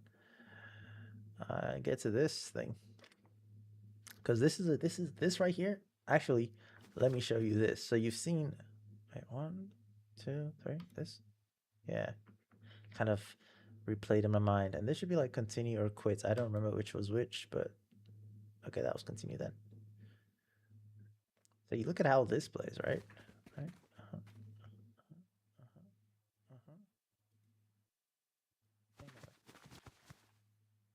Okay, so it was here. Let's just quit for now. So, you've seen this, right? Yeah, you've seen.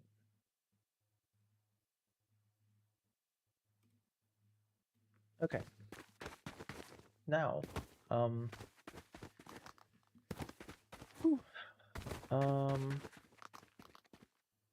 yeah. So I was in a group of,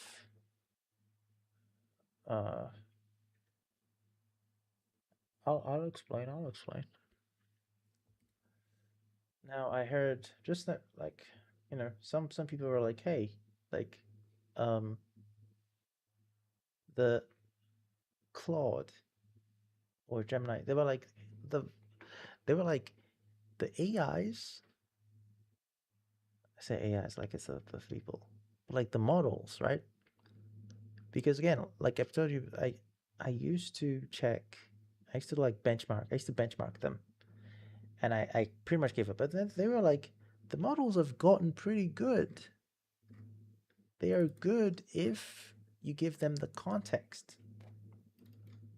So if you, and it kind of started making sense, because I remember like my what's called the Copilot stuff. If you start a new project and you start typing, like you start doing your editables and stuff, one place where it really boofs, it just absolutely just jungles itself, or whatever, I don't know what word to say, is logic. If you're typing you try to make a type logic, it will try to autofill with bool. But then the more you make your project, I just noticed it stops doing that and it starts using logic where, it should use logic.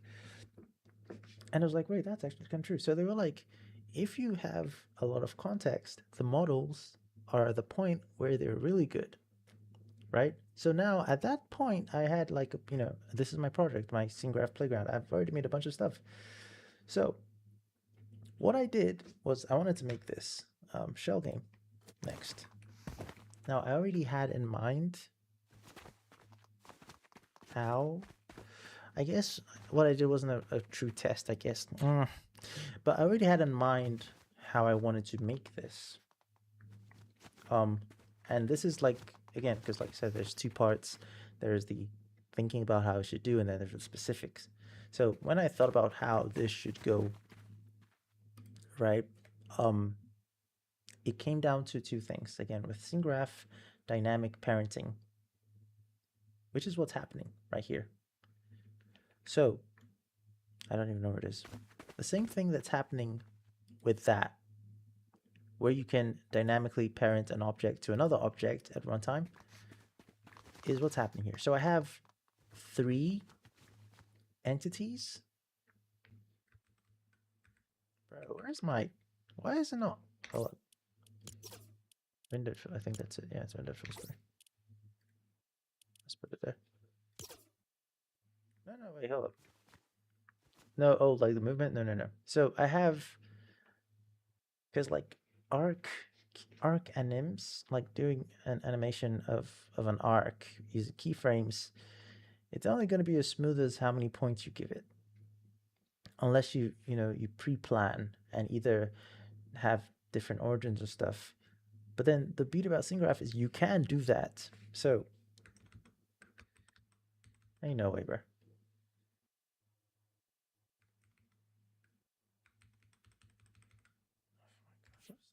Okay, this is what I'm gonna do. I'm gonna go like this, go like that, and then I'm gonna go like this.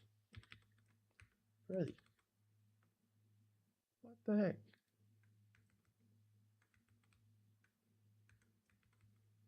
Okay, so man, I don't know. I don't know what's up with Tower Toys.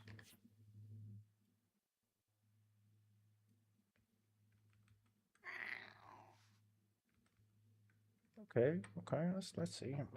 Challenge accepted. Okay, so Power Toys is just messed up right now.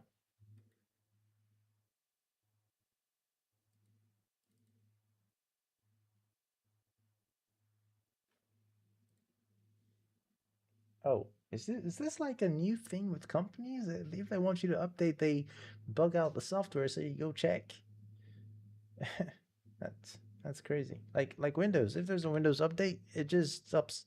Like there's an update telling you, hey, you can come download this right now. But for some reason, the whole entire software just starts malfunctioning, so that I'm forced to go do check for updates, and that's crazy. If that's actually what they're doing, like sure, it's working, I guess, but don't have to poof me up like that. Anyway, let's just look. So the way I thought about it was this: hey, I'm gonna have. I don't know if you can see the cursor. That's what I'm actually concerned about. But I'm gonna have a. Maybe I should install my OG cursor. It was like a little Anya. I'm gonna have a entity here, one here, and one here, and then I'm gonna have turns. If I want to swap these 2 cups, I would parent them to this entity, and then I would rotate this entity, and then that would naturally carry the cups along. And then if I wanted to swap these 2, I would parent them to this one and rotate this entity in here. The entity doesn't have to have a mesh. It just has to, be an entity just existing there. And if I wanted to rotate these 2, then I would parent both of them to the one in the center, and then I'll just rotate this entity, right? Oh, it's actually waiting for me to give an input. Oh, I was right. Wait, I just realized, no, that you can't actually cheat this now I think about it, because it's not even there. Yeah, look at that. So when it puts the thing, it actually disappears. That's how I design it. It disappears, and then it just keeps track of the right one. Because if I were to like move them a lot faster and I had the other thing, it would actually flip and do some stuff. So it keeps track of the right one, and then when you click on one of them, if it's correct, it will teleport it to that location. And then it would open the cup. That's like the algorithm I did. So I had that idea, right? That's like before I start doing anything. For example, this one, right? I thought about how I would do this, and it came down to I don't want to keep track of the empty space in terms of which is an empty space. So I thought to myself, I could just have the empty space be the tile, but have it be invisible, like put an invisible material on there and then mark it as the bottom tile. So that anytime I want to make a move, I'm not checking if it's valid. Like, I mean, I guess I could do that somehow, but the math, it's easier for me to simply check if the empty space tile is adjacent to, you know, this. Like, I don't have to like keep track of the empty spaces here. I can simply just get the empty space because you know, it's a that it's actually there. There's something there. That's how I'm doing this. For example, sorry,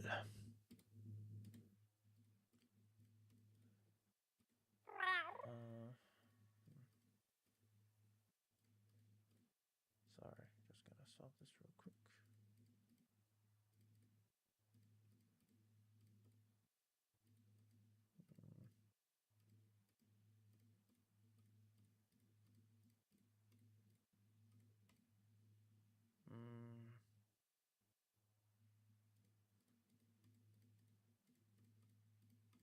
So I'm not, you know, it was a tile, right? Oh, hello, Galatians, what's up? And I just, you know, every time I do it, that's how I do it. It's there, and I'm just checking, you know, if I can swap it with the nearest thing. And then every time I do a move, I check because each tile when they spawn, they have an index. I just check if the index reads 1, 2, 3, 4, 5, 7, 8, 9, and then I know they're all in order. And then when they are, this material for the tile has like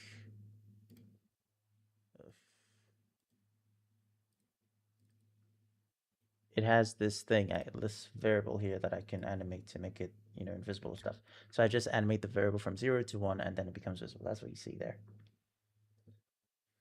Do you want to do that for real?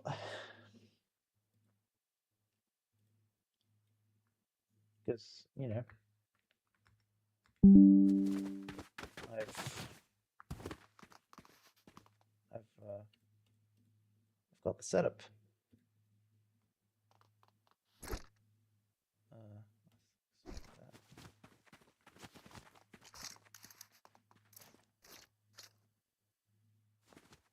You know.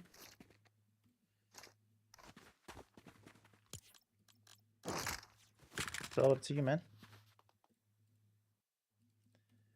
Actually, I should remove this stinky UI. I was just using it to test because initially there were problems with this stuff not showing up. Isn't that cool? We could let's see. Haha, I bugged.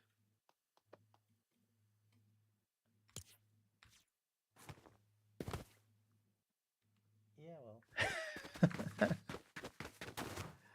well, that is true, and you know, we've obviously proved it before. So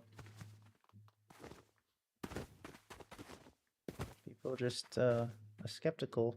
It's all about the saying that there's no such thing as a free lunch, right? So people are like, I guess they won't believe even if we are literally offering them a free lunch. I mean, it's not a. That's the thing. There's no such thing as free lunch. It's not a free lunch. They have to play, right? So there is no. But they, I guess, I don't know, man.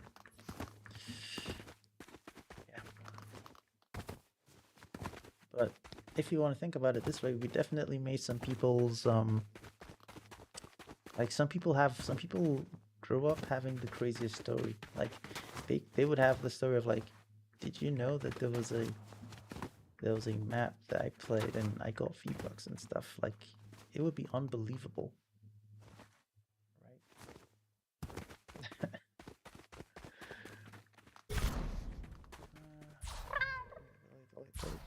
Delete.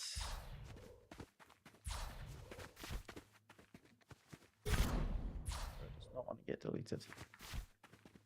You want to get deleted? No, I will never delete you, my little.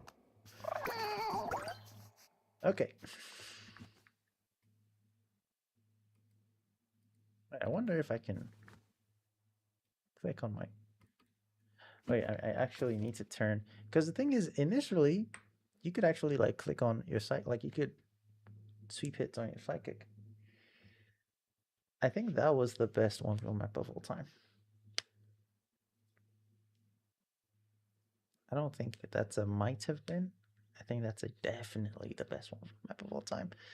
Well, of its time, because I'm about to make the best 1v1 map of all time now. Psychic.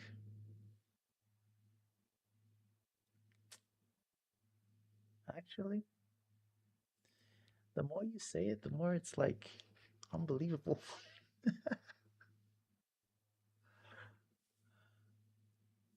Well, quite literally, no. Damn. Like we were out here doing. Oh my gosh.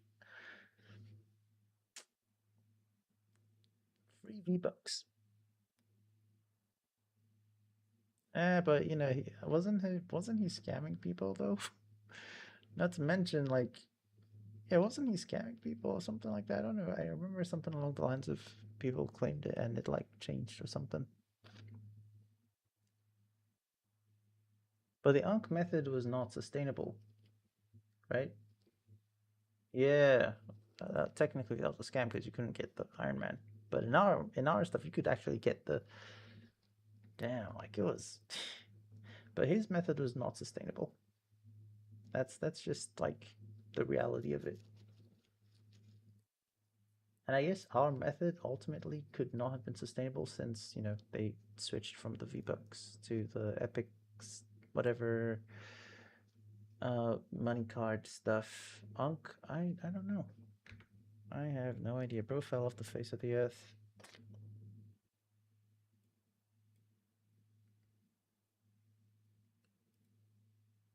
Bro fell off the face of the earth. Did he though? Damn. That is crazy. Now, not leveraging 2.4 million followers is a crime.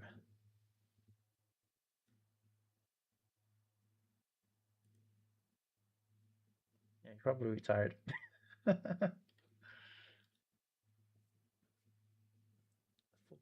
billion minutes played.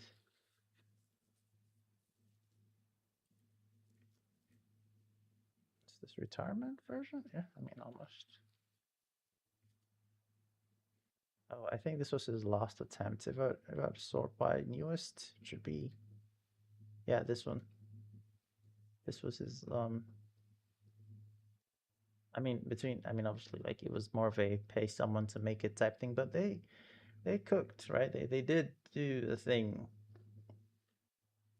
And if what actually like made me have respect for this was the fact that it wasn't I, I don't think I'll ever retire. I'll just, you know, keep making more stuff. But yeah, it's high time. Oh my days. Is it? I forgot to damn. Yeah, that's fine. This is actually Tuesday's stream. So I'm gonna call it Tuesday's Freedom Stream. No queue, and I can't skip. It's not too late. I see. It's Tuesday stream now. one's ever gonna know it was Monday. I meant to change it, but the stream started and I just kind of forgot. Yeah, so this wasn't scene graph. This was not scene graph. It was regular BP. So massive respect there. I actually did, once. I was gonna make this once. Yeah, you can play it right now. That bro wants me to go into a brain rot map. Gotta keep the viewers happy.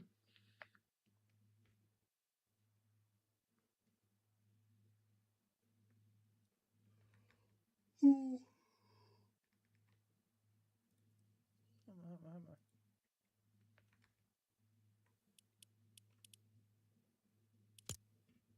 I mean, sheesh. A proper review is crazy. I might say some bad things about the map. Who knows?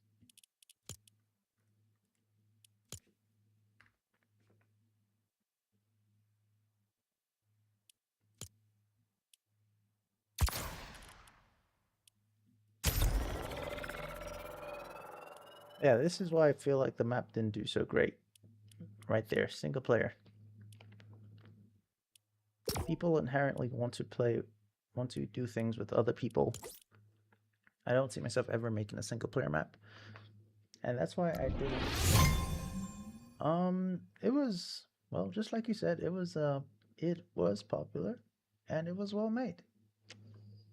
Sure would have been nice if I could change the color though. This is a critical moment. We are receiving images from around the world. All major cities have fallen. New York. Okay, sorry. Well, the thing was too loud. Yeah, basic math is definitely the loop there. And that's why two reasons why I kind of just didn't really go ahead to making it was that it's kind of that's crazy, man. That is absolutely insane. Bro wants me out. Bro wants me drowned out. Hostile wave coming. Get ready.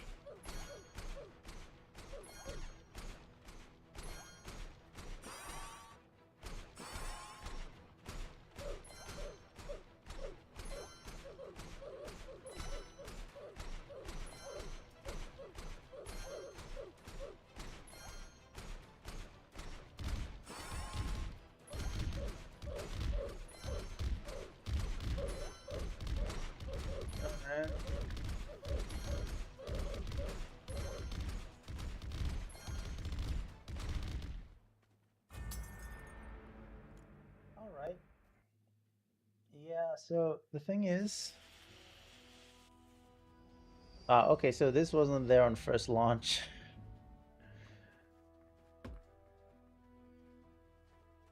Huh.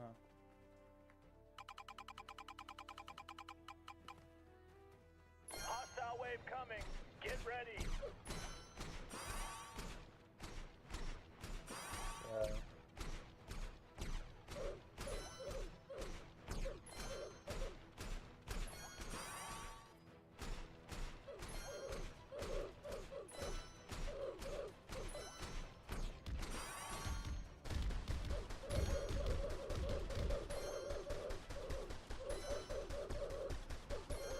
We are surviving this wave. For sure. Yeah. Now imagine this, you're just there on your own, just doing this, and you know, it's like, that's kind of it. No other person. Oh no. It's, something-something-ino. Okay.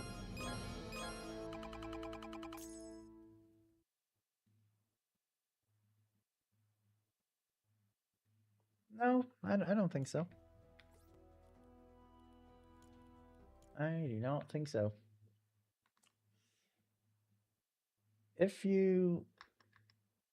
Yeah, I don't think so. that, like, if you were to remove everything. I mean, yeah, because you have your Fortnite character moving around, and you still have, like, who am I talking to? Vulture. There is someone. I'm talking to Collisions. He said that, like, um every map in Fortnite still has a Fortnite feel. Anyway, wait, can you not see for real? No, you can, because, like, I have the text in the stream. Oh, okay, okay, okay. Yeah. Um, you can make, like, should we go on a Fortnite map hunt of maps that don't look like Fortnite? I don't actually know. I haven't really played people's maps that much. Inherently, once you just get rid of the, oh my gosh, man. Yeah, I'm free now. Oh, wait, what's going on? What's going on actually? Hold up. Sorry, 1 second. Where's the uptick from?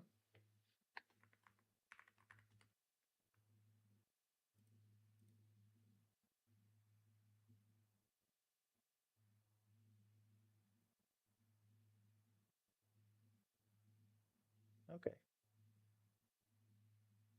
1 second. Hmm. Uh,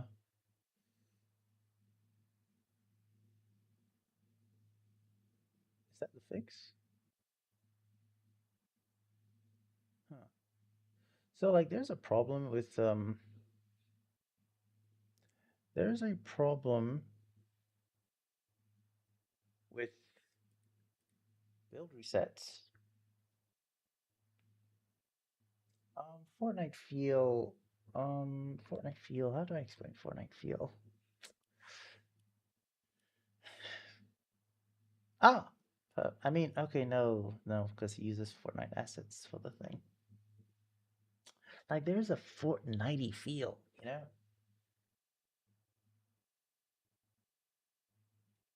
Oh man, I mean, all I can say it's, sheesh, man.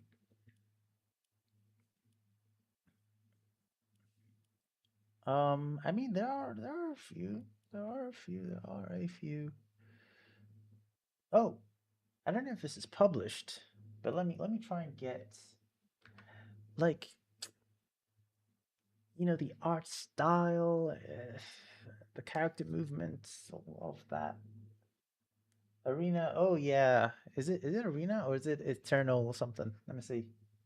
Arena V1.0. That's quite a very specific.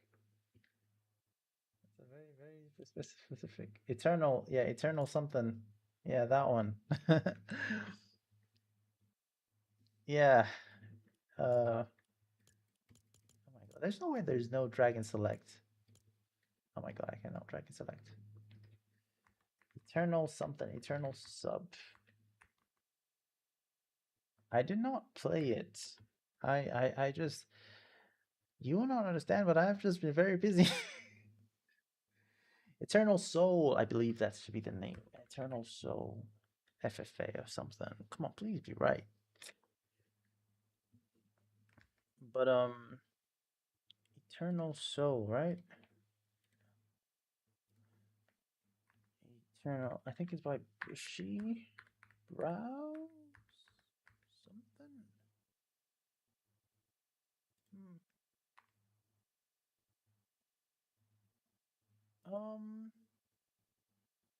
Yeah, because I seen it on my Twitter.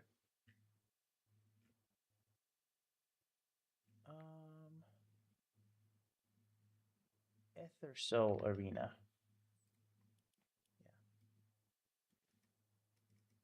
Yeah, Ether Soul Arena. You guys are about to see a non-Fortnite looking map. I hope he got rid of, like, the Fortnite UI is completely.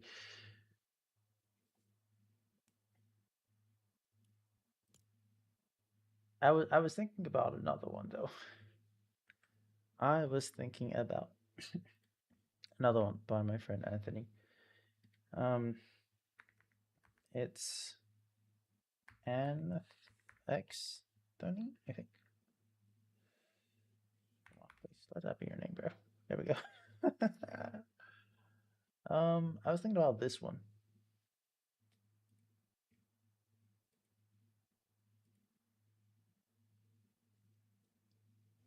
Did bro not publish it? That would be crazy if he did not publish it. I don't think he did. So Brody isn't publishing it. I'll play that video in a bit. I just want to check this is all 3 players. Oh, all right. This did get like epic specs once. All right, let's see the photo. February 13. I'm gonna like get a new video. September. Okay, so this one is newer.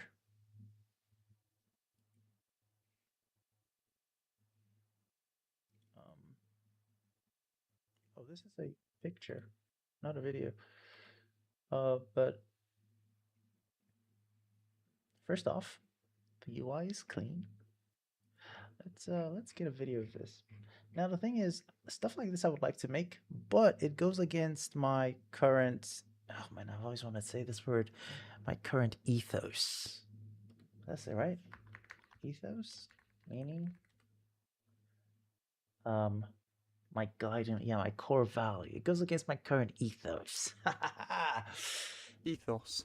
Yeah, it goes against my current ethos. Like, basically of maps where I have one. So my ethos is that experiences should be shared with a friend, right? So if you got Fortal like this now and it's on your UI, you can't show this to someone else on the internet.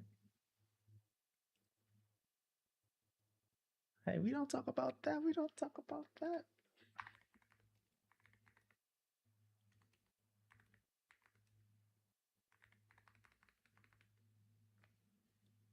Anyway, my current my current ethos is that you should share experiences with a friend. So if I were to make Fortal, it would have to be something in world. What do you mean not year friendly? No. You're making it. No. No. Actually, no. No, please. I just want to clarify that the map that he's talking about. Look, I just changed the names of things, right? It's not whatever he's like. Look, this is it. This is the map. It's not whatever. Oh my god, Brody, he's trying to get me in trouble.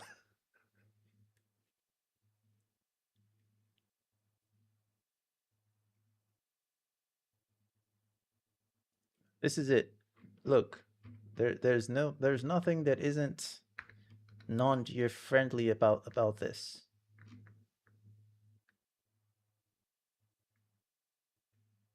That's supposed to be rifles. Yeah, that's rifles. And you could go back to arena. Maybe I should re-release this map. It was actually sorry, you'd spawn. Okay, I'll take close combat. No, you can't. That's the thing. There's nothing wild about it. Like you just fought like here. Like you just zero build fought in here. No builds and just you had these guns, these items, and you just fought in there.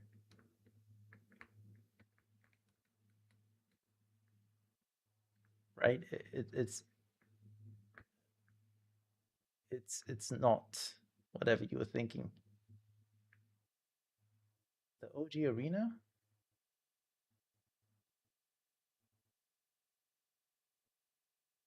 Oh yeah. Was it you?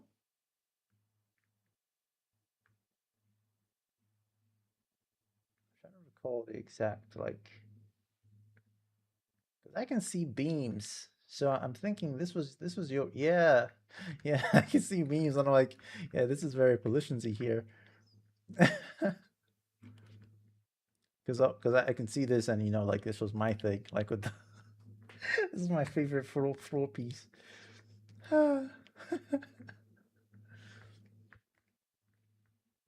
This was my design though, from Trooper Core.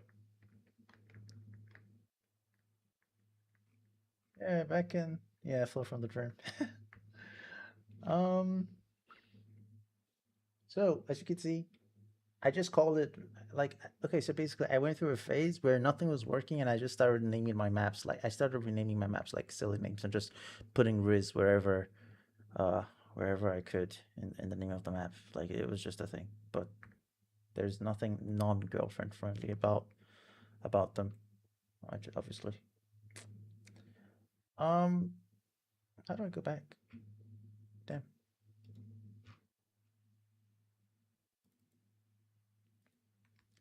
Okay, so Fortal, this like it looks nice and all, and it's like great. This should be a Fortnite game, but then Fortal in its, I mean, uh, I don't know.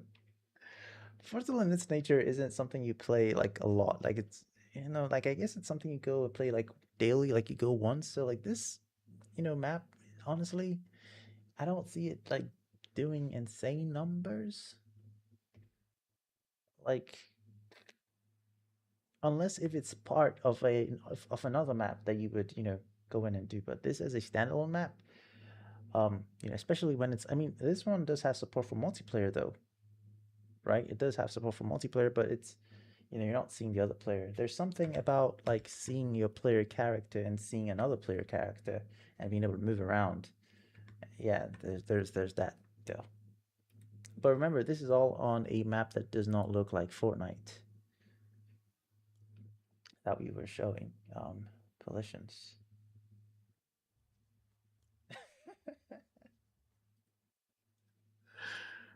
Oh yeah, I don't know. I don't know about that if they don't read, because I would. Ain't no way. Let's see what. Huh. Wow.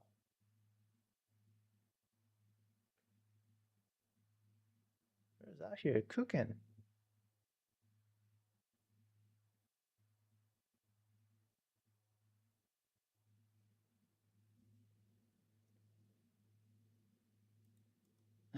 Bro, like you see, I would say this guy, his ethos is um making 2D games and stuff like that. Like but mine is kind of the opposite. But what I wanted to show was the Wordle. So Perlission's like, look at this. Yeah, I made a map and I once added like instructions and I added it in 3 places. So first place was right in the top middle of the screen. It was like a HUD thing. And then when I added that, like I would stop the player and put a thing so they have to like read at the bottom of the screen and press continue.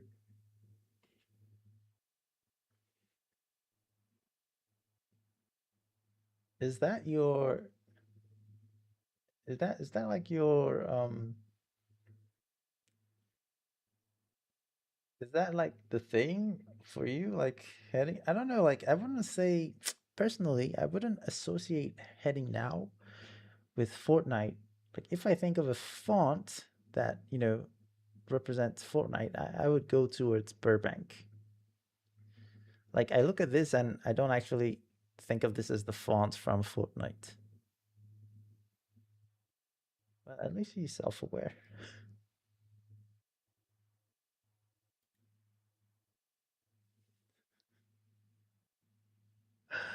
Oh, I'm not laughing. My sweet players.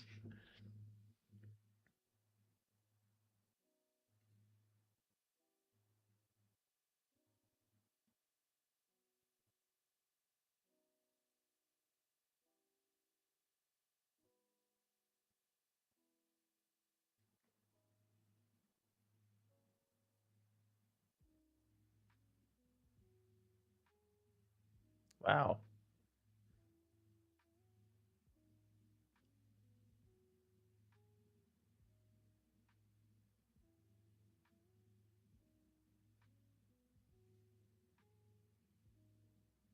Yeah, pollutions. How is this for?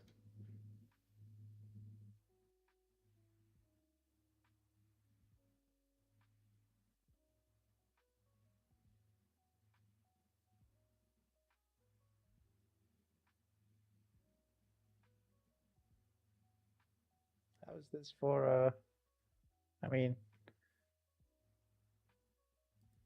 was this the video I showed? Like the first video was what kind of got me hooked on it. I think it was this one. It looked a little bit different then.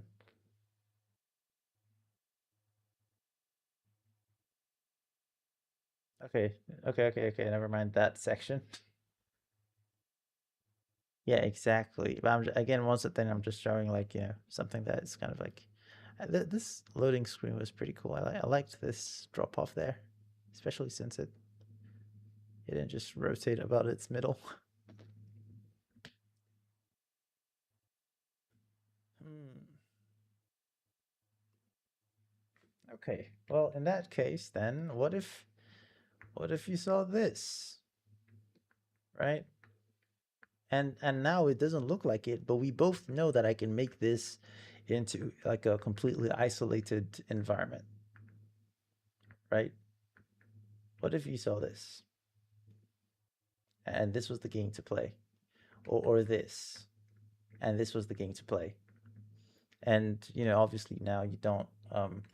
But anyway, oh wait, hold up. How did we forget? No, hold up. We haven't even gone into flipping Ethercell.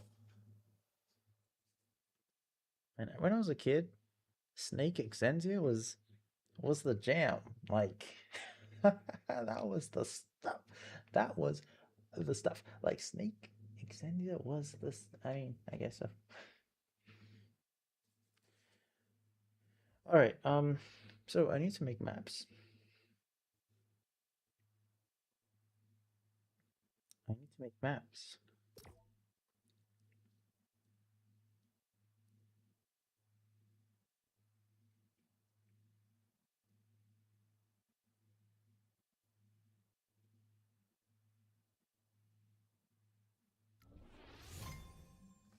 Now the thing is, man, am I so picky? Am I actually picky? I'm thinking that I want to make a map, but if that map like starts picking up, but it doesn't like pick up like crazy, and it just, I don't know.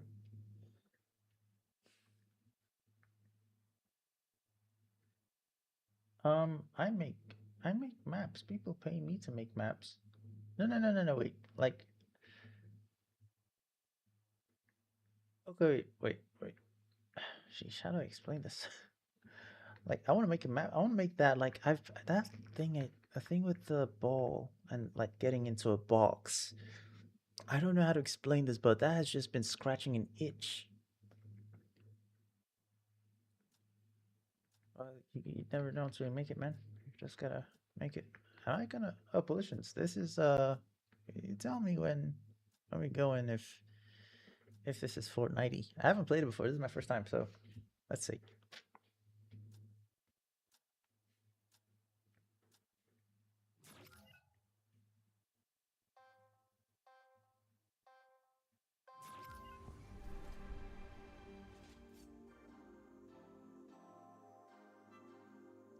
Battle. I literally said this is my first time, and then bro says, "Can I battle you?" Bro heard that this is my first time and decided that he wanted to battle me. Now you see, when you pick on people who are noobs, that's not very cool.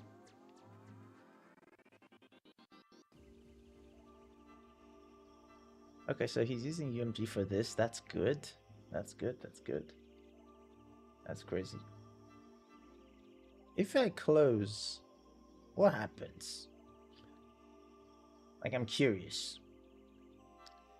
But now, like, this was nice and cool and stuff. But now you can actually, like, detect what the player has and just, Collisions.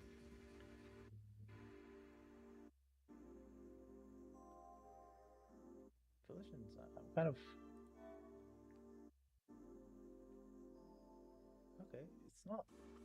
not that like laggy actually. It's not as laggy as I thought it would be.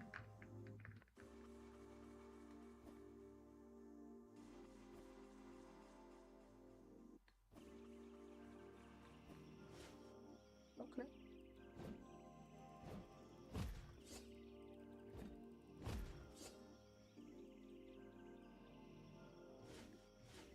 Oh. Okay.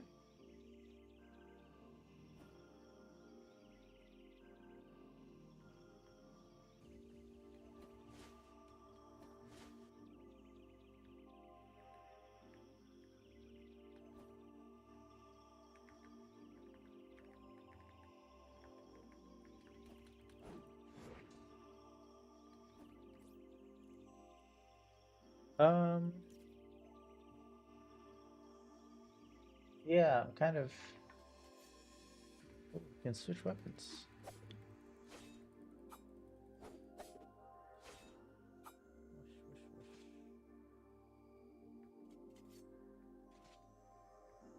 Okay, okay, okay. That's quite the point.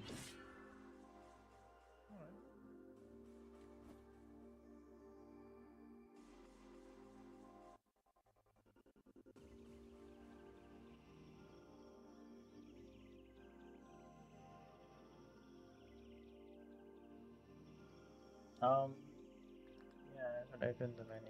Oh, well, Pollution is one like Pollution is about to crawl out of the woodwork like aha. Oh,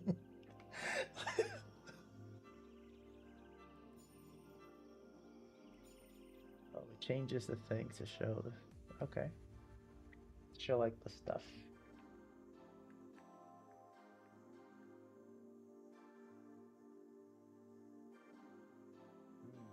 Hey, don't get on, man. What the heck you on about?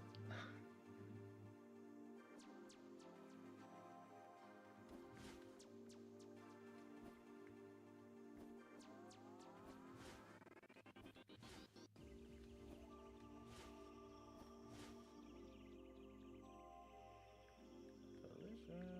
Where you at, man? Select.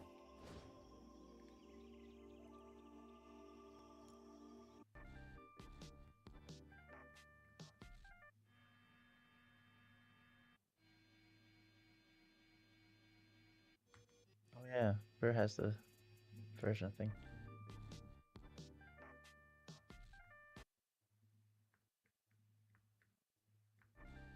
Oh, so you just go in and out with like Meteor Zone stuff, change skin.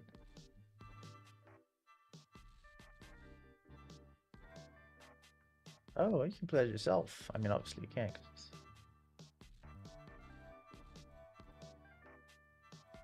You know the funny thing? Now you can actually like put your skin there, which is cool.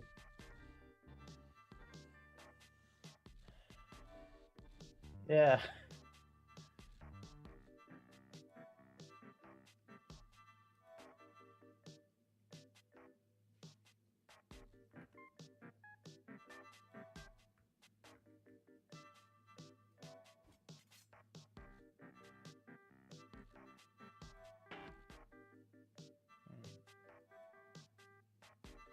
Yeah, I'm good, G.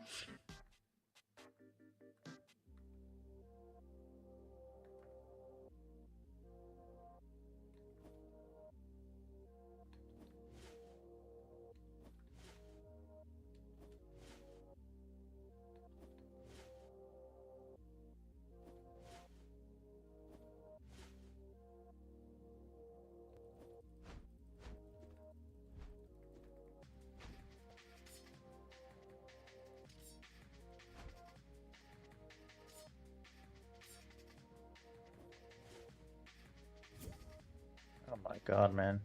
Bro actually got on.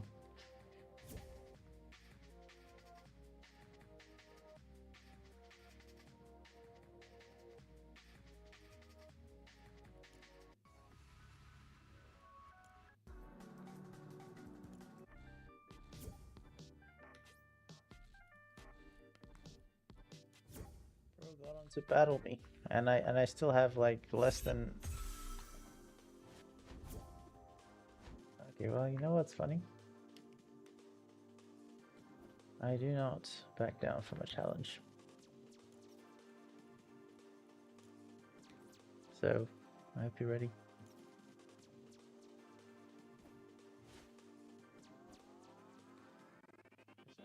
So clear here, man. Like, you guys can see that I was just minding my business and broken all the way over.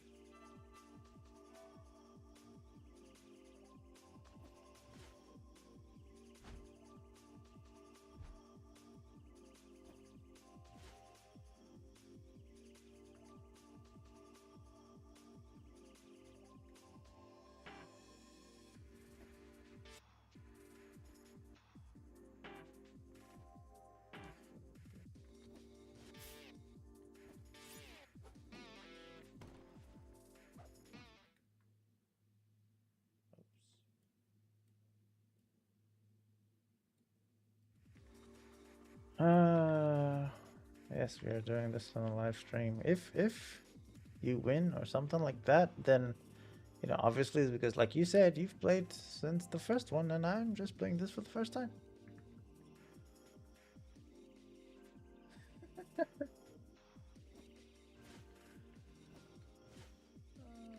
Just saying, man.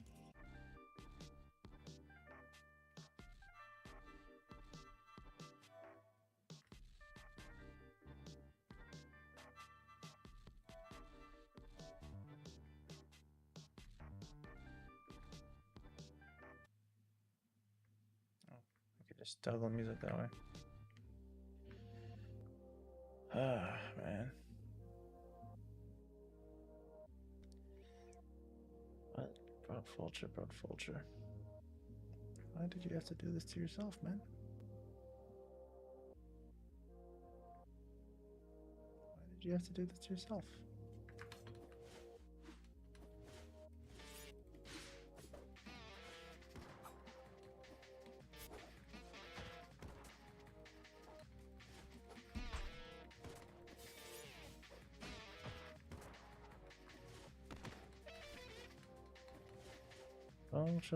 Vulture.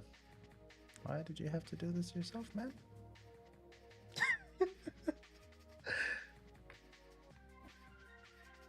You're watching me beat him after he said all he said.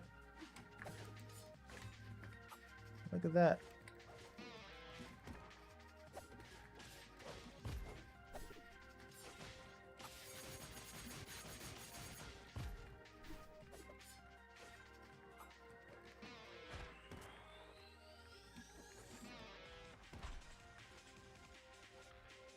Oh, well, Vulture. I'm the noob here. Let's just remember that.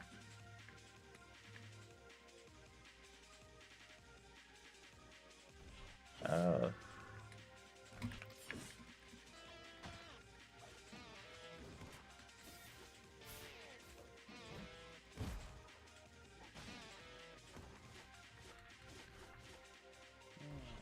Vulture.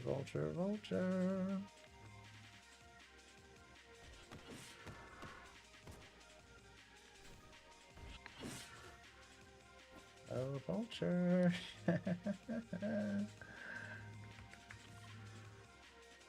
Oh. Look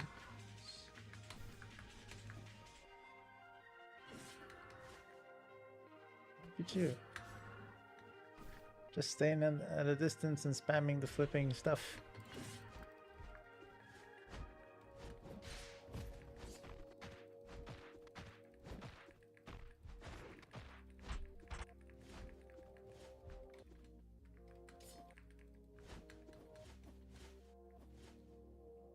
Oh, Vulture, don't go too far away now.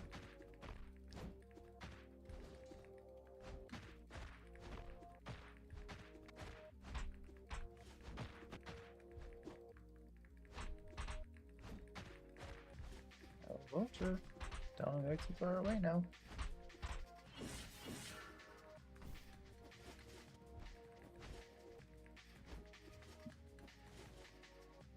Oh, Vulture.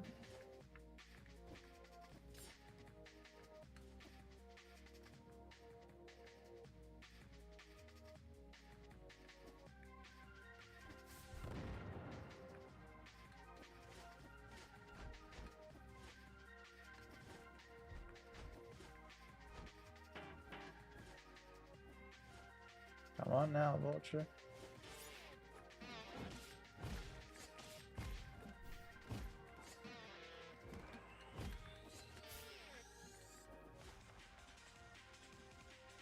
Vulture, I'm pretty low.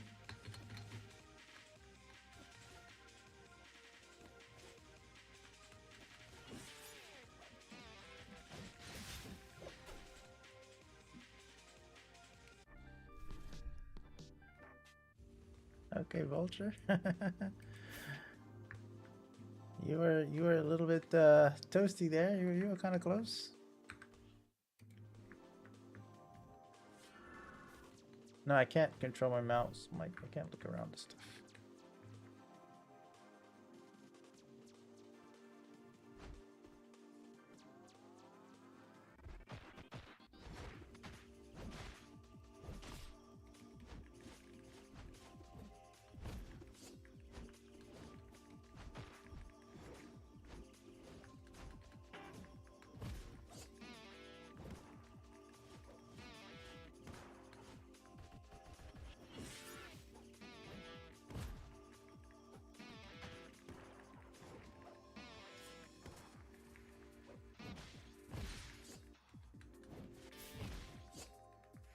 Vulture.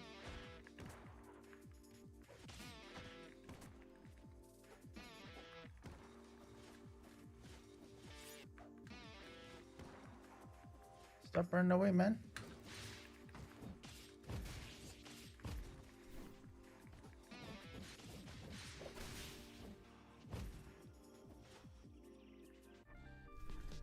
Once again, I don't even know what I'm doing.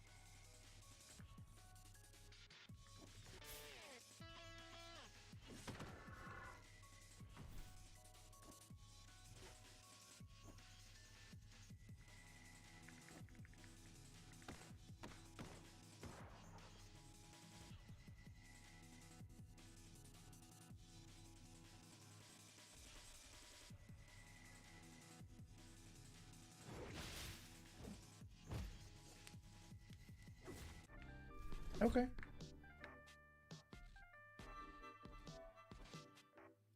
Okay. Okay, Vulture. Okay,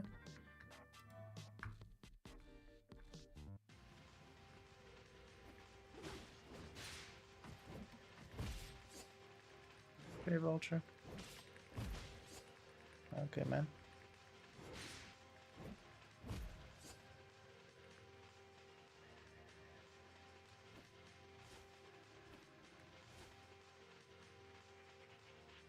It's fine, Vulture, but I'm about to get my revenge now. And I do not care.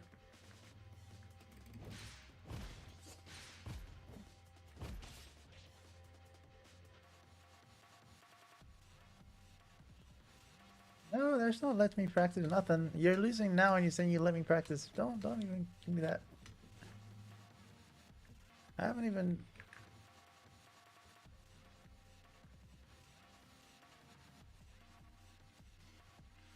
Yeah, you're losing it, and you tell me you said you let me practice right after I got my stuff on? Nah, hell no.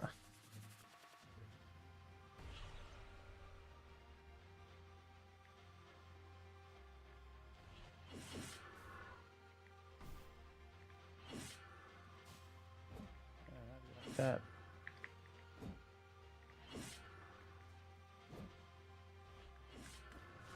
Yeah, you're not the only one who could do that now, are you?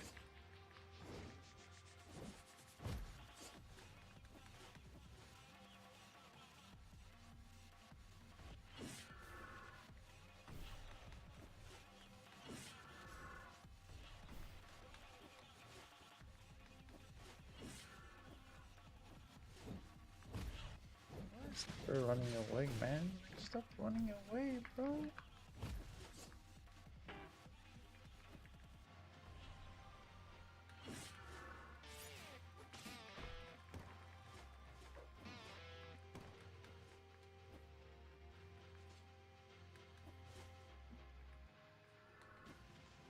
Face your penance, boy.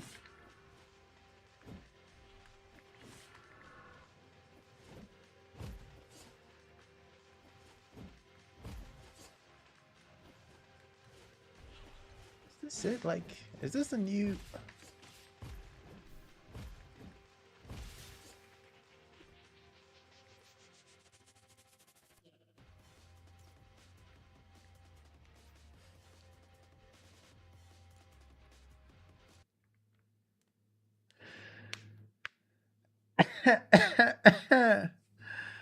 Yeah, GG, bro.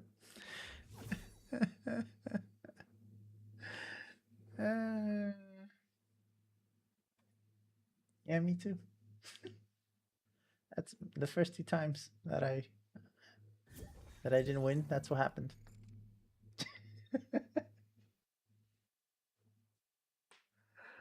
Woo! Anyway, there you have it, and there you have it, Pollutions.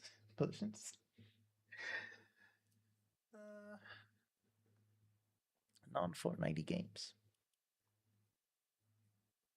It's 4 a.m.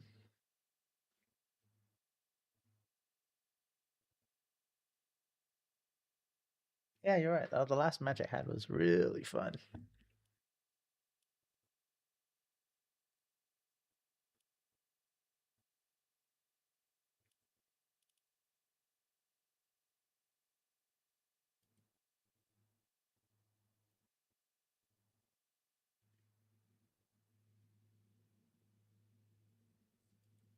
Yeah, I bet you were a little bit lost there. It's all right. No, you that's what you thought. Well, I mean, I thought the same thing too for the first 2 matches, but we all be thinking things, so it's all right. Yeah, you said you hadn't played since V1, so I was like, oh, maybe I should let him practice the new stuff and stuff, stuff like that. Yeah, because I'm a nice guy. I'm a nice guy like that,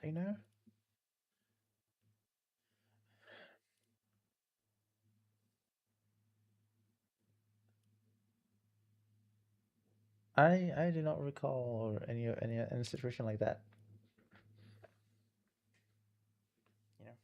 Maybe I had him stunned. There's like a stun mechanic or something. You never know.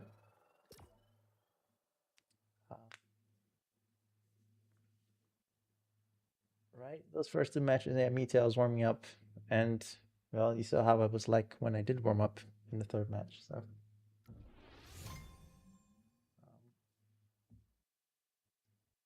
I mean, I was also warming up in the first 2 matches, and well, I warmed up in the 3rd match. So, and we saw how we know how we all know how that ended. We all know how that ended.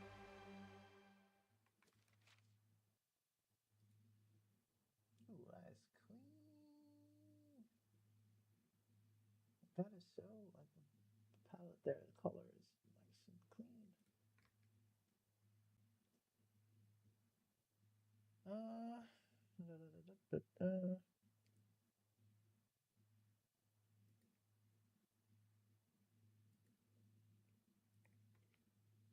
I'm about to taper off for the day.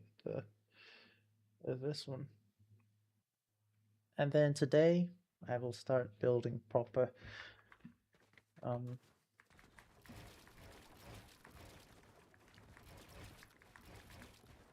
today I'll start building properly.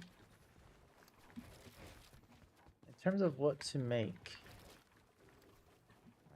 my chair is a little bit low. No wonder I kind of was rusty there. My chair is lower than it should have been. In terms of what to make, like what I'm gonna make, I'm really leaning towards the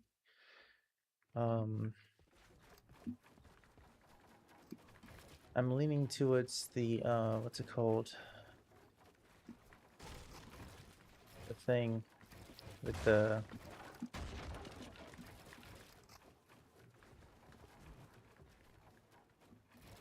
I'm leaning towards the ball stuff. No, I don't. I mean, what map should I make in 7? Actually, isn't it? No, I can actually do that because I have the time. Because I have the time. No, I can actually do that. Because I have the time.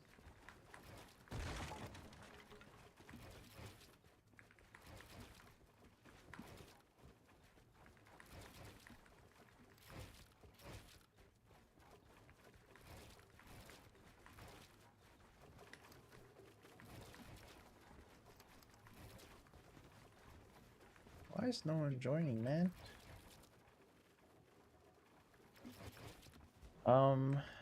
Yeah, that would be feasible if, you know, you didn't have to write code and make the assets and stuff, and then of course playtest. Not to mention ideate and make the ideas. I mean, that's what ideate means.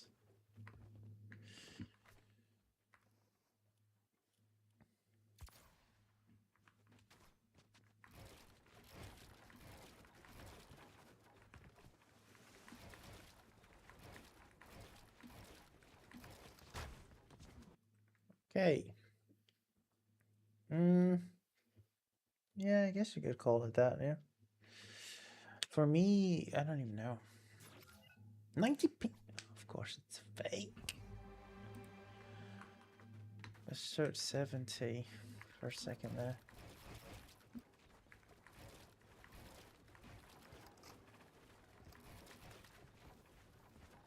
This is not really the type of, like, connection I should be playing with.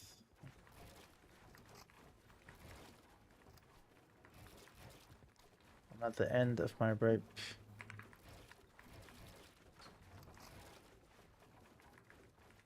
In terms of thing. I don't know, am I not streamed today? I don't know. I need to like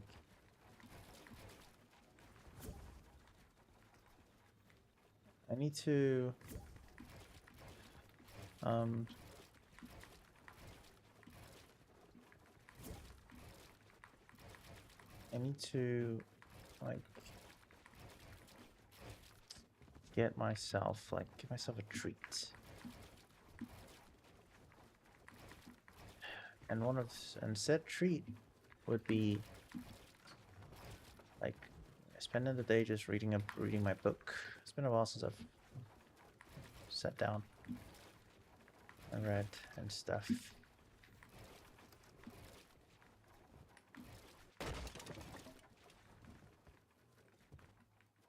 Oh my god, no, right. Dan, are you up?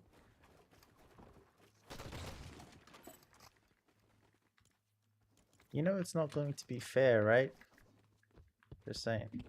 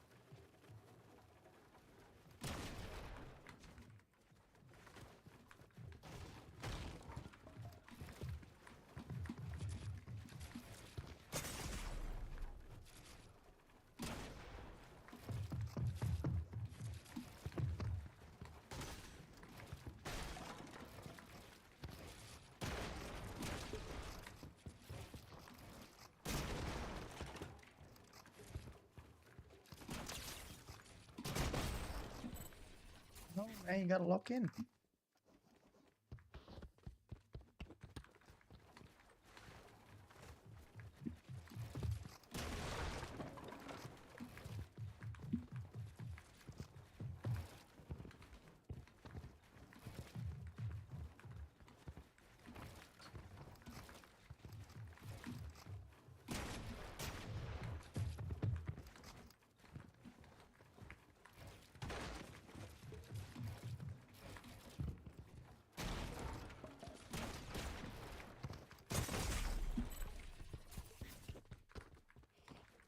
Wait, I've not killed this guy once.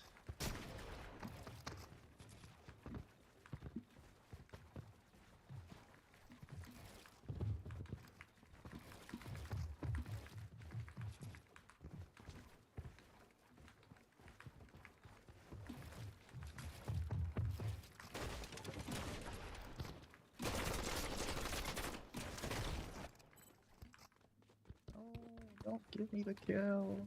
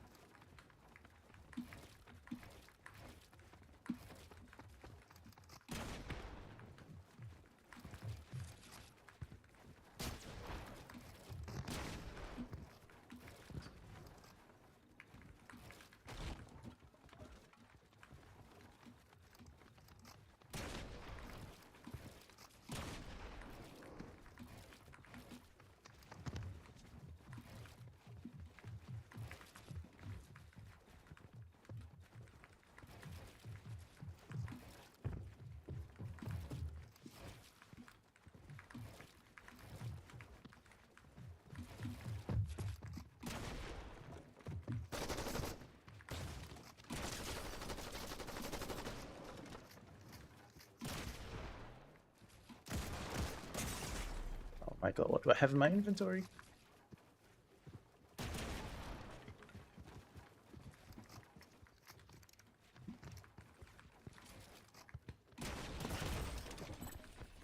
Wait a minute.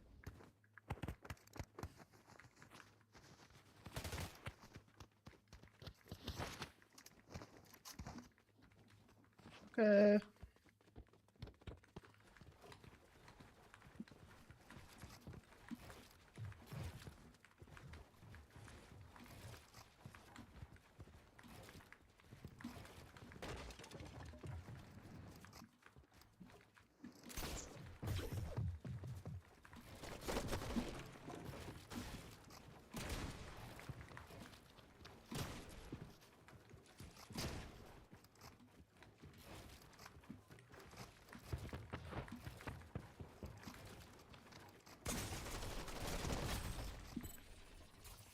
Wow, bro's just looking at me.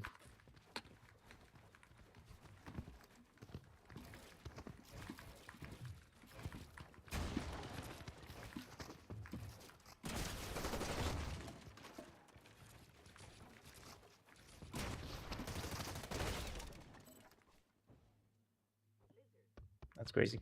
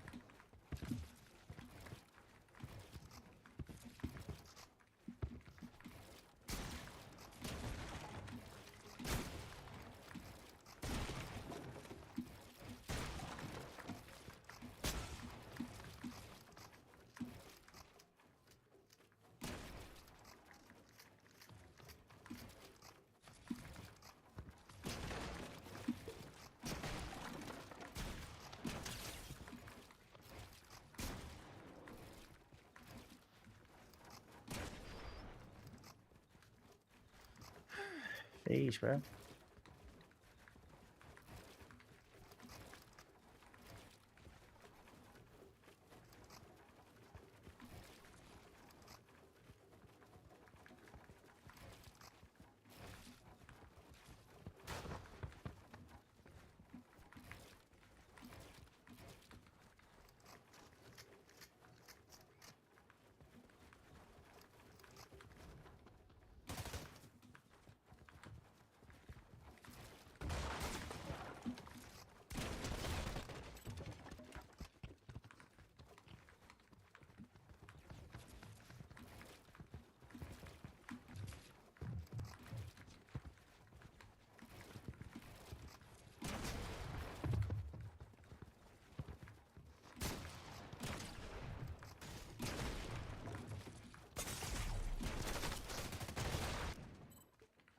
No, man, stop giving me the kill. I feel bad.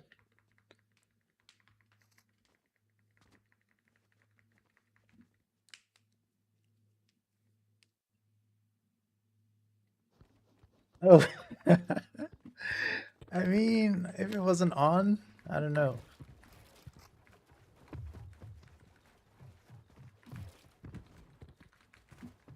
Oh.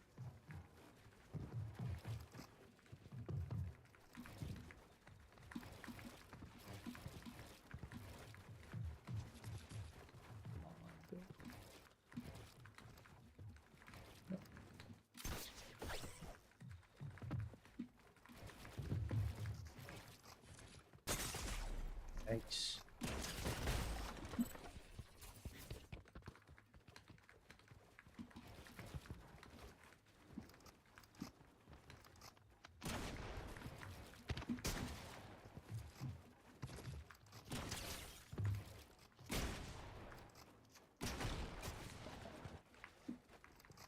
I lost health there.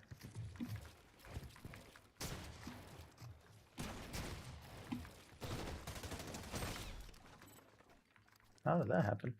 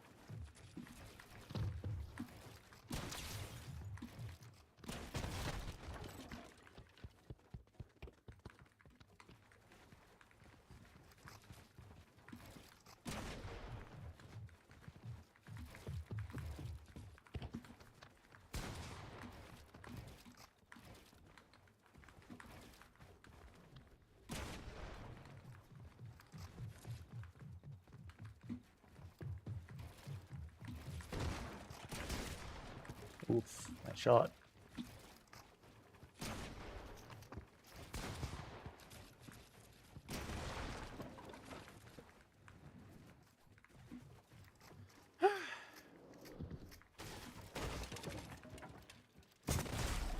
Okay, nice.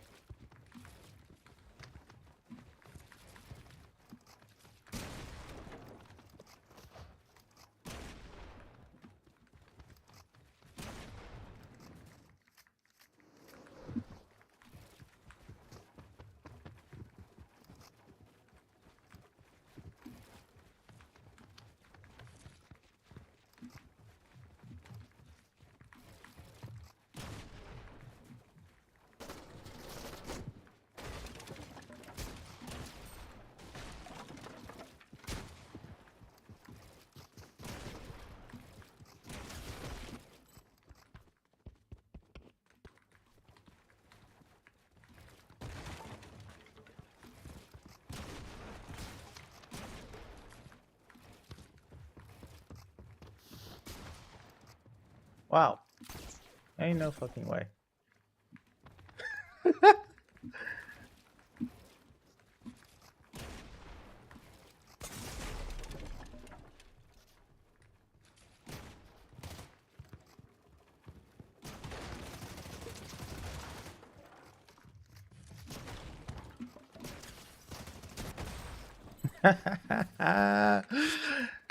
Not in this world, boy.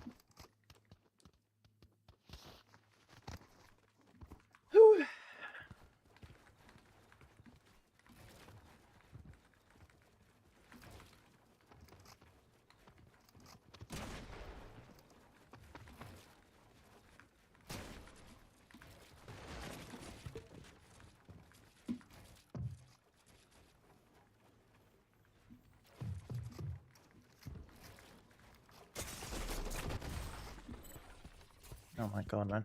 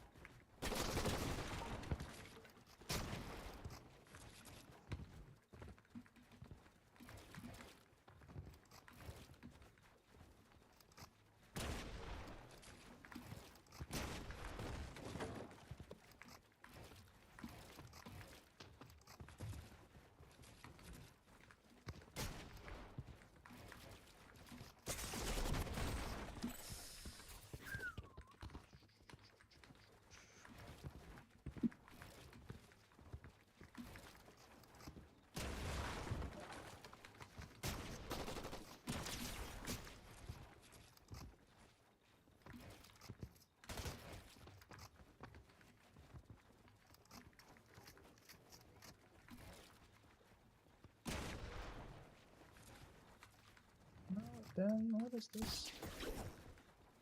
Oops.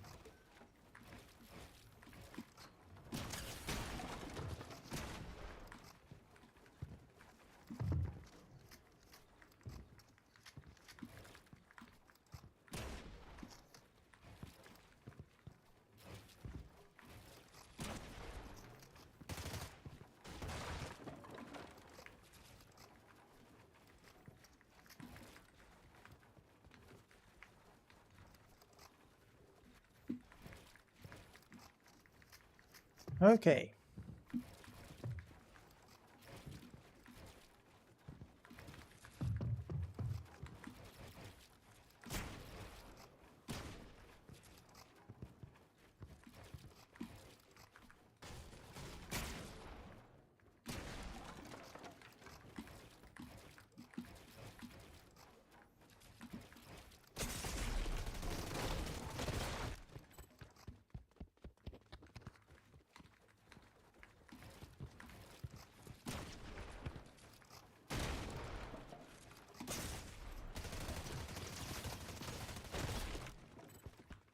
Rip.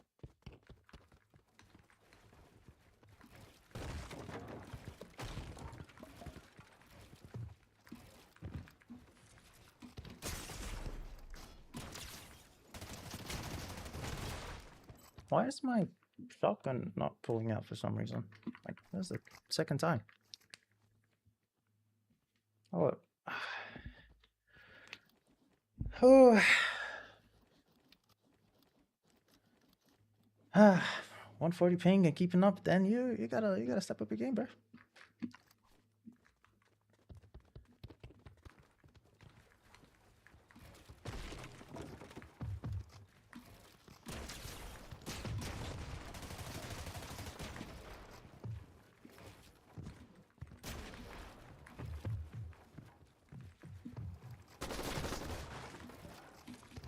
Like right there.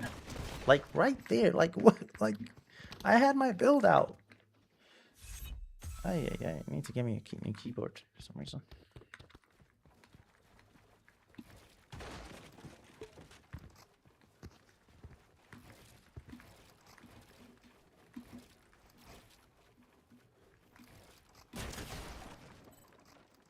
Stop giving me the kills, then. I don't like that.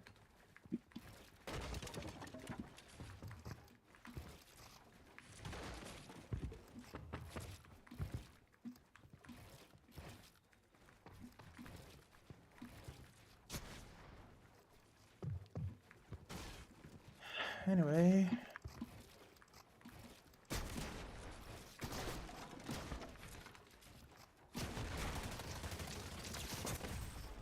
My hand kind of aches right now, so.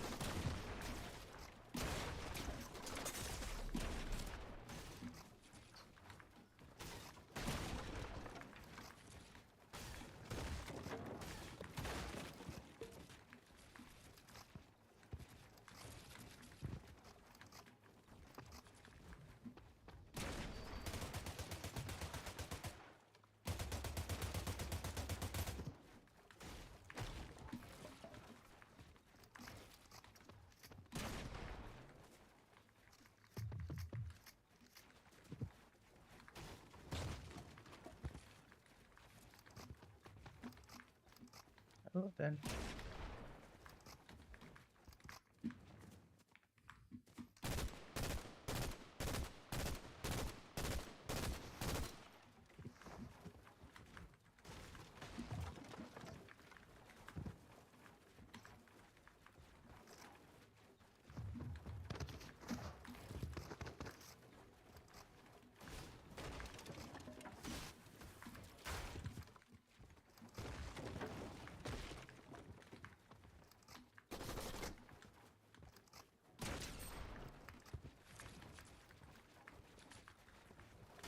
Oh, dun, dun, dun, dun, dun.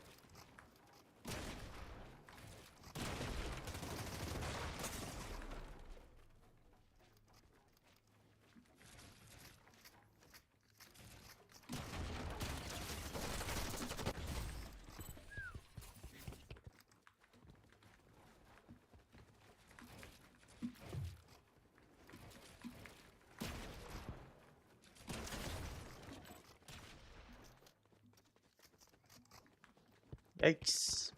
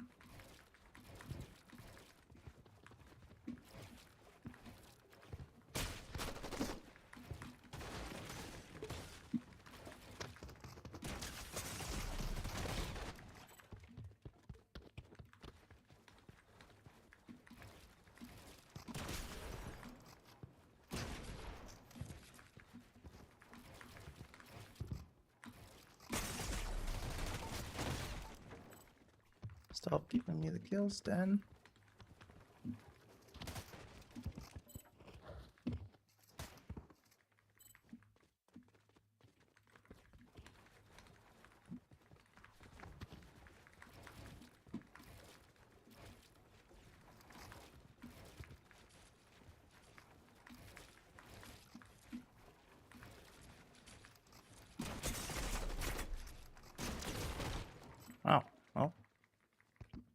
why my gun didn't pull up, but I guess I still won there, GG.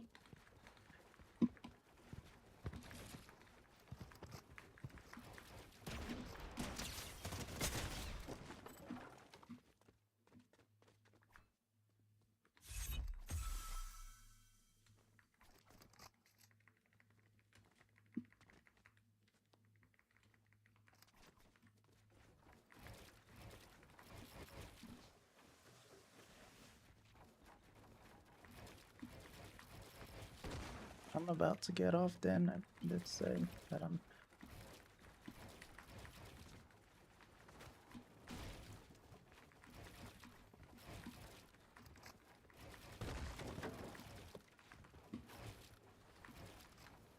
Yikes. My ears hurt. What the heck? Ouch. 1 second. I think this might be it for me. Oh yeah. Alright, well then, I'll see you tomorrow.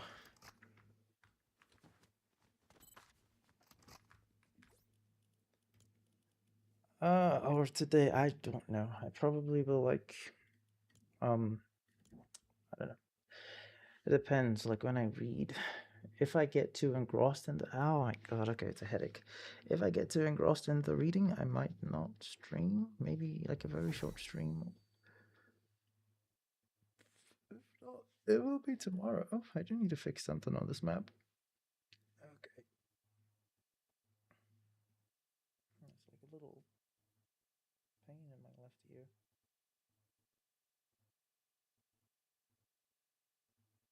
It's kind of like, wait, let me see what's happening on the other side. Oh, it's the fucking headphones, man. Ouch.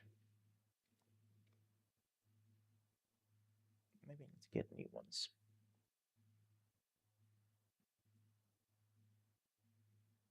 Alright, let's take a look at the item shop before we say, oh, no, nothing new, nothing new.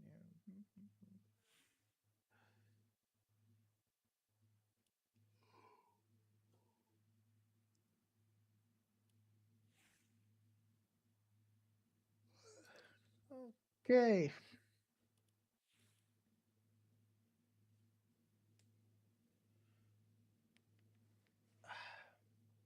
I don't know. I'm not really a player. Headphones squeezing my head out of me.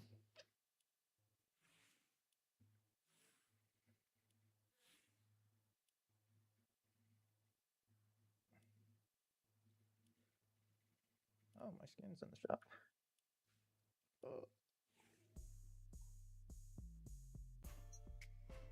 Well, it has officially been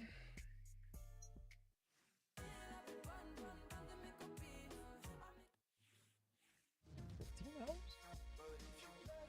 I think I don't know, it's not always 15 hours. I woke up yesterday around 10 a.m. so at the very least like 19 or so again. 19 hours.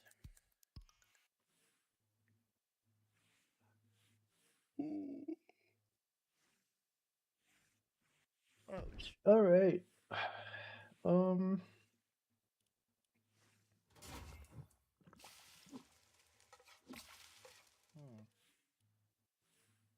Well,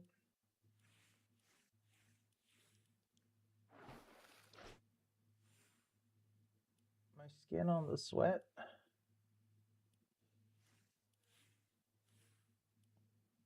I'm not the sweat. Between the both of us. You are the sweat. Bro is going easy on me.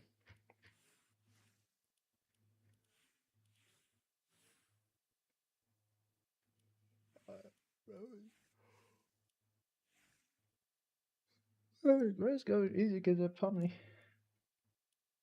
Maybe I should put like some BR.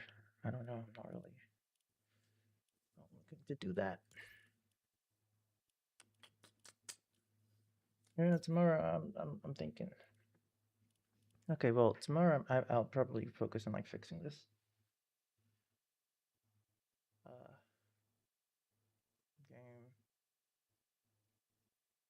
You were playing without your monitor?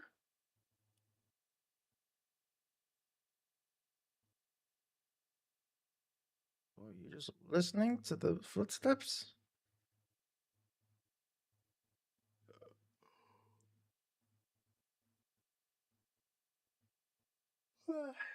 Um, the build, like, it's not just this map, actually. It was even happening on the Hive map. But build the something with the explosive device just like it stops working at some point. Yeah, bro, I'm out here. I'm kind of sitting in my rocking chair, but I'm out here sitting on my chair looking at my monitor, and he's out there just not looking at his monitor and still managed to play 2019 or so. It was different. It was just built different. So yeah, there's that with the build reset just not working after some time. And then there is a feature that I have to add. So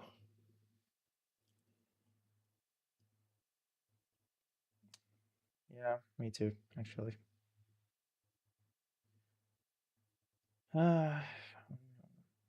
I miss the days when I was good at the game. It's what happens when you make too much maps and you just stay away. Speaking of maps, I'm actually supposed to look at the other map.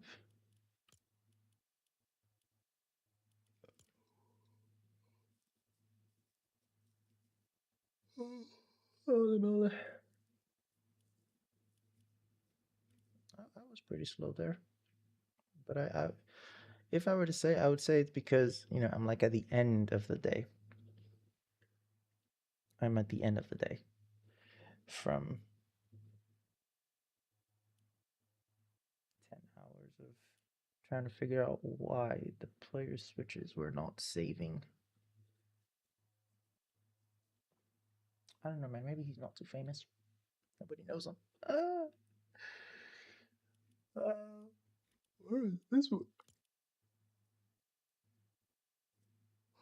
How do I get back on this map? Nighttime? It's 5 a.m., man. And it's 6 for him.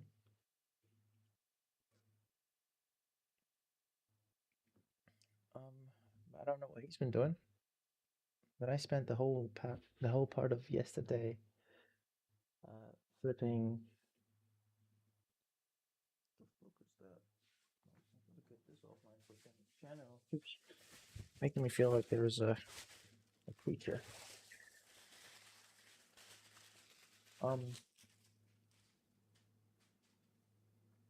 Spent the whole of it. Oh my gosh, yeah, I don't even want to talk about what the heck happened with Hive yesterday.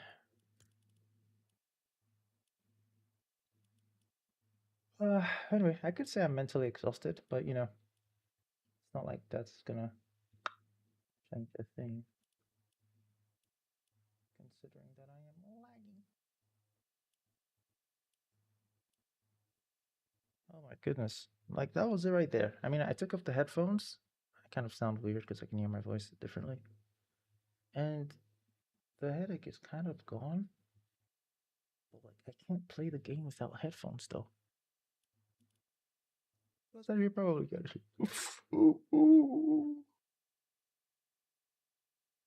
shit. Okay, yeah, tears are now coming out of my eye every time I yawn, so this is where I say goodbye. And have a good sleep, whoever is going to sleep. And if you're already sleeping, have great dreams. And if you wake up and you have to write exams and stuff, then I wish you good luck and stuff. All right, guys, have a good one. Goodbye.